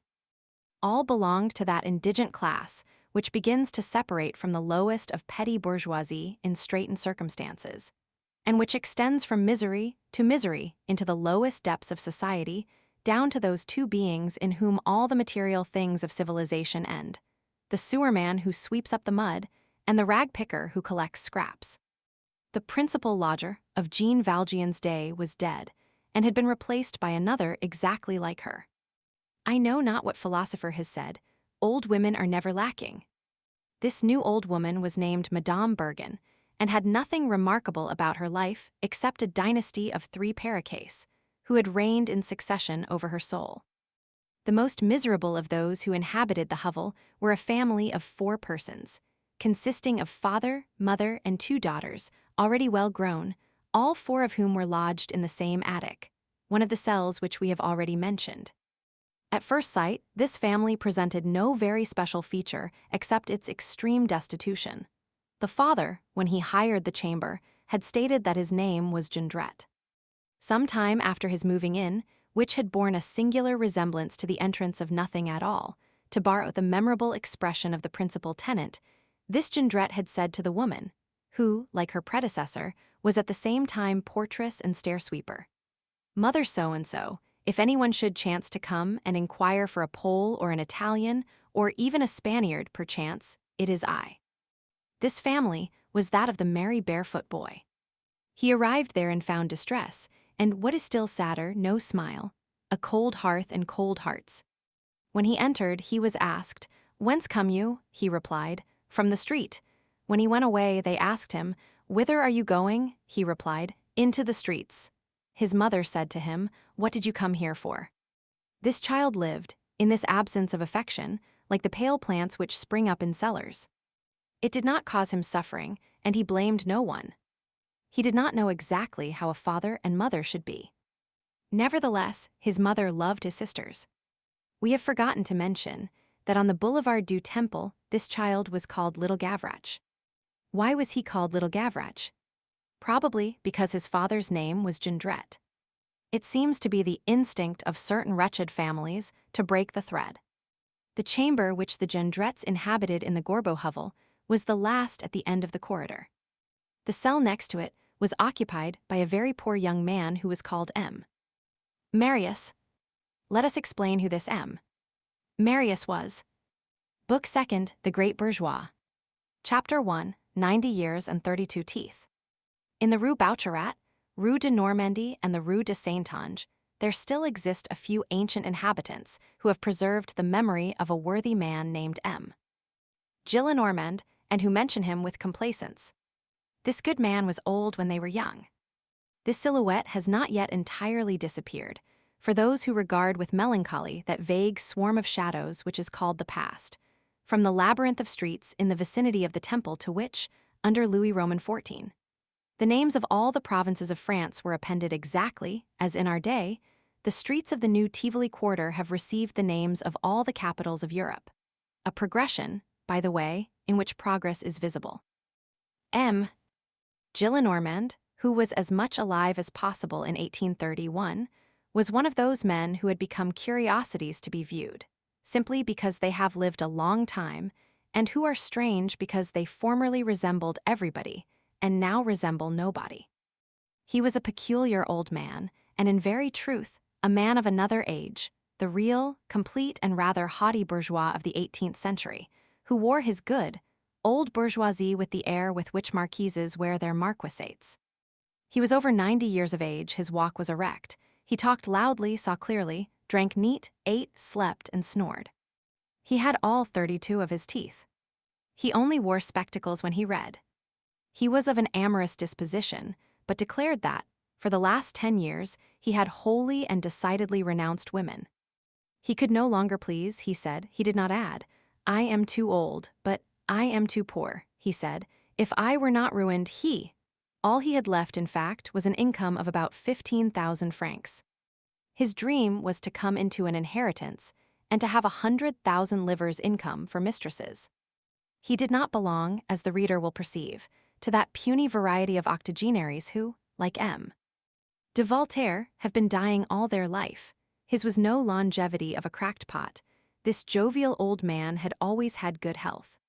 He was superficial, rapid, easily angered. He flew into a passion at everything, generally quite contrary to all reason. When contradicted, he raised his cane. He beat people as he had done in the great century. He had a daughter over 50 years of age, and unmarried, whom he chastised severely with his tongue, when in a rage, and whom he would have liked to whip. She seemed to him to be 8 years old. He boxed his servant's ears soundly and said, "Ah." Carogny, one of his oaths was, "By the pantouflage of the pantouflached." He had singular freaks of tranquility. He had himself shaved every day by a barber who had been mad and who detested him, being jealous of M. Gillenormand on account of his wife, a pretty and coquettish barberess. M. Gillenormand admired his own discernment in all things and declared that he was extremely sagacious. Here is one of his sayings. "I have, in truth, some penetration. I am able to say when a flea bites me, from what woman it came." The words which he uttered the most frequently were, "the sensible man and nature." He did not give to this last word the grand acceptation which our epoch has accorded to it, but he made it enter, after his own fashion, into his little chimney-corner satires. "Nature," he said, "in order that civilization may have a little of everything, gives it even specimens of its amusing barbarism. Europe possesses specimens of Asia and Africa on a small scale. The cat is a drawing-room tiger, the lizard is a pocket crocodile. The dancers at the opera are pink female savages. They do not eat men, they crunch them. Or, magicians that they are, they transform them into oysters and swallow them. The Caribbeans leave only the bones, they leave only the shell. Such are our morals. We do not devour, we gnaw. We do not exterminate, we claw." Chapter 2, Like Master, Like House. He lived in the Marais, Rue des Filles du Calvaire, no. 6. He owned the house. This house has since been demolished and rebuilt, and the number has probably been changed in those revolutions of numeration which the streets of Paris undergo. He occupied an ancient and vast apartment on the first floor, between street and gardens, furnished to the very ceilings with great Gobelins and Beauvais tapestries representing pastoral scenes. The subjects of the ceilings and the panels were repeated in miniature on the armchairs. He enveloped his bed in a vast, 9-leaved screen of coromandel lacquer. Long, full curtains hung from the windows and formed great, broken folds that were very magnificent. The garden situated immediately under his windows was attached to that one of them which formed the angle, by means of a staircase 12 or 15 steps long, which the old gentleman ascended and descended with great agility. In addition to a library adjoining his chamber, he had a boudoir of which he thought a great deal, a gallant and elegant retreat, with magnificent hangings of straw, with a pattern of flowers and fleurs de lis made on the galleys of Louis Roman XIV. And ordered of his convicts by M. de Vivonne for his mistress. M.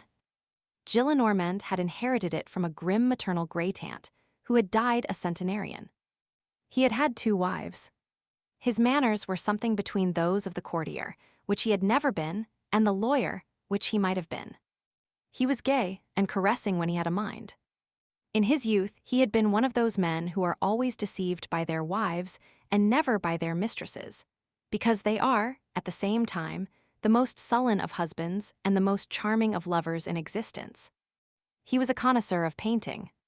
He had in his chamber a marvelous portrait of no one knows whom, painted by Jordaens, executed with great dashes of the brush, with millions of details, in a confused and haphazard manner.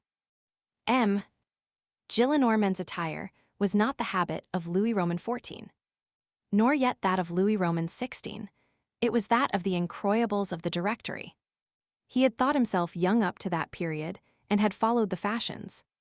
His coat was of light-weight cloth with voluminous revers, a long swallowtail and large steel buttons. With this he wore knee breeches and buckle shoes. He always thrust his hands into his fobs. He said authoritatively, "The French Revolution is a heap of blackguards." Chapter 3, Lucas Brit. At the age of 16, one evening at the opera, he had had the honor to be stared at through opera glasses by 2 beauties at the same time, ripe and celebrated beauties then, and sung by Voltaire, the Camargo, and the Salle. Caught between 2 fires, he had beaten a heroic retreat towards a little dancer, a young girl named Nahenry, who was 16 like himself, obscure as a cat, and with whom he was in love. He abounded in memories. He was accustomed to exclaim, "How pretty she was, that Guimardina Guimardinette, the last time I saw her at Longchamps, her hair curled in sustained sentiments, with her come-and-see of turquoises, her gown of the color of persons newly arrived, and her little agitation muff." He had worn in his young manhood a waistcoat of Nain Londrin, which he was fond of talking about effusively. "I was dressed like a Turk of the Levant Levantin," said he. Madame de Boufflers, having seen him by chance when he was 20, had described him as a charming fool. He was horrified by all the names which he saw in politics and in power, regarding them as vulgar and bourgeois. He read the journals, the newspapers, the gazettes, as he said, stifling outbursts of laughter the while. "Oh," he said, "what people these are! Corbière, Human, Casimir Perier. There's a minister for you. I can imagine this in a journal. M. Gillenormand minister, that would be a farce. Well, they are so stupid that it would pass." He merrily called everything by its name, whether decent or indecent, and did not restrain himself in the least before ladies. He uttered coarse speeches, obscenities, and filth with a certain tranquility, and lack of astonishment which was elegant. It was in keeping with the unceremoniousness of his century. It is to be noted that the age of periphrase in verse was the age of crudities in prose.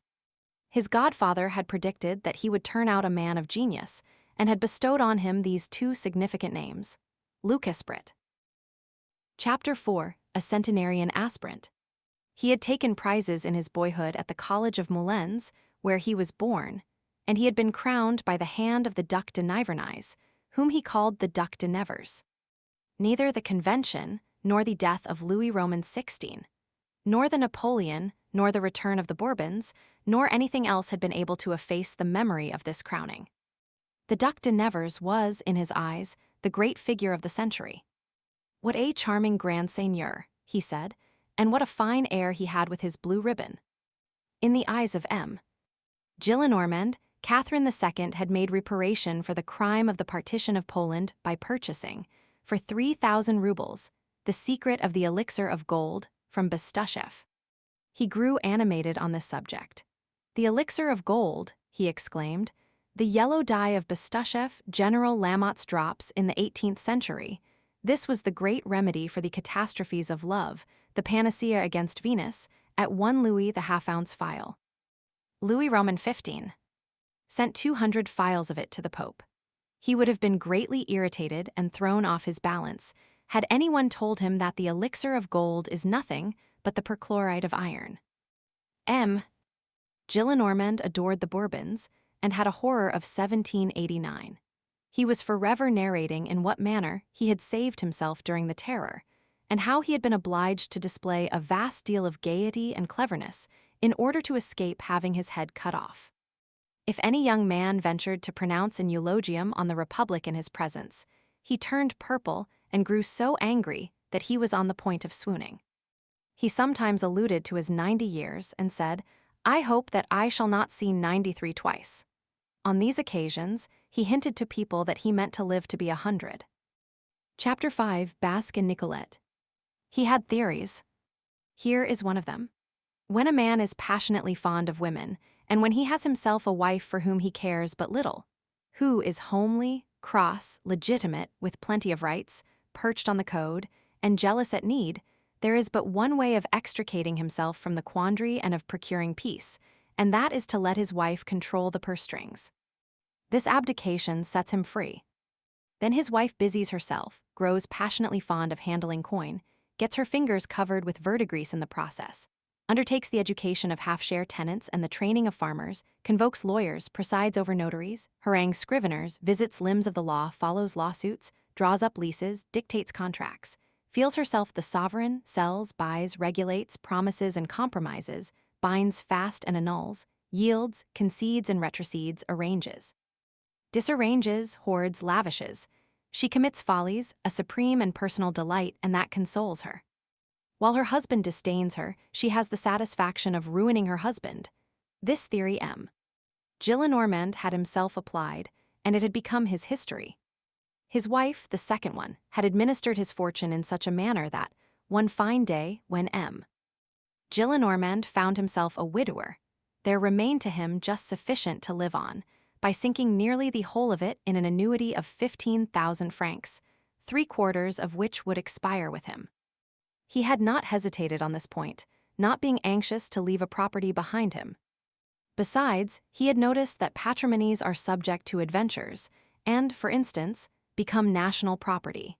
He had been present at the avatars of consolidated 3%, and he had no great faith in the great book of the public debt. "All that's the Rue Quincampoix," he said. His house in the Rue des Filles du Calvaire belonged to him, as we have already stated. He had 2 servants, a male and a female. When a servant entered his establishment, Gillenormand rebaptized him. He bestowed on the men the name of their province, Nîmois, Comtois, Poitevin, Picard. His last valet was a big, foundered, short-winded fellow of 55, who was incapable of running 20 paces, but, as he had been born at Bayonne, Gillenormand called him Basque. All the female servants in his house were called Nicolette, even the Magnon, of whom we shall hear more farther on. One day, a haughty cook, a cordon bleu of the lofty race of porters, presented herself. "How much wages do you want a month?" asked Gillenormand. 30 francs. What is your name?" "Olympe. You shall have 50 francs, and you shall be called Nicolette." Chapter 6, in which Magnon and her 2 children are seen.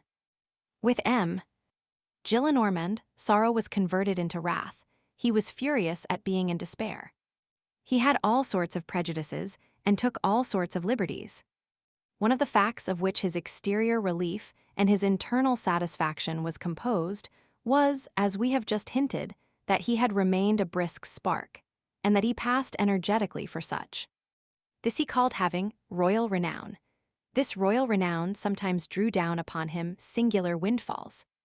One day there was brought to him in a basket, as though it had been a basket of oysters, a stout, newly born boy who was yelling like the deuce, and duly wrapped in swaddling clothes, which a servant maid, dismissed 6 months previously, attributed to him. M. Gillenormand had, at that time, fully completed his 84th year. Indignation and uproar in the establishment. And whom did that bold hussy think she could persuade to believe that? What audacity! What an abominable calumny! M. Gillenormand himself was not at all enraged. He gazed at the brat with the amiable smile of a good man who is flattered by the calumny, and said in an aside, "Well, what now? What's the matter? You are finely taken aback, and really you are excessively ignorant." M. Le Duc d'Angoulême, the bastard of His Majesty Charles Roman IX, married a silly jade of 15 when he was 85. M. Virginal, Marquis de Louis, brother to the Cardinal de Sourdis, Archbishop of Bordeaux, had at the age of 83, by the maid of Madame la Présidente Jacquin, a son, a real child of love, who became a Chevalier of Malta and a Councillor of State. One of the great men of this century, the Abbé Tabarad, is the son of a man of 87. There is nothing out of the ordinary in these things. And then's the Bible.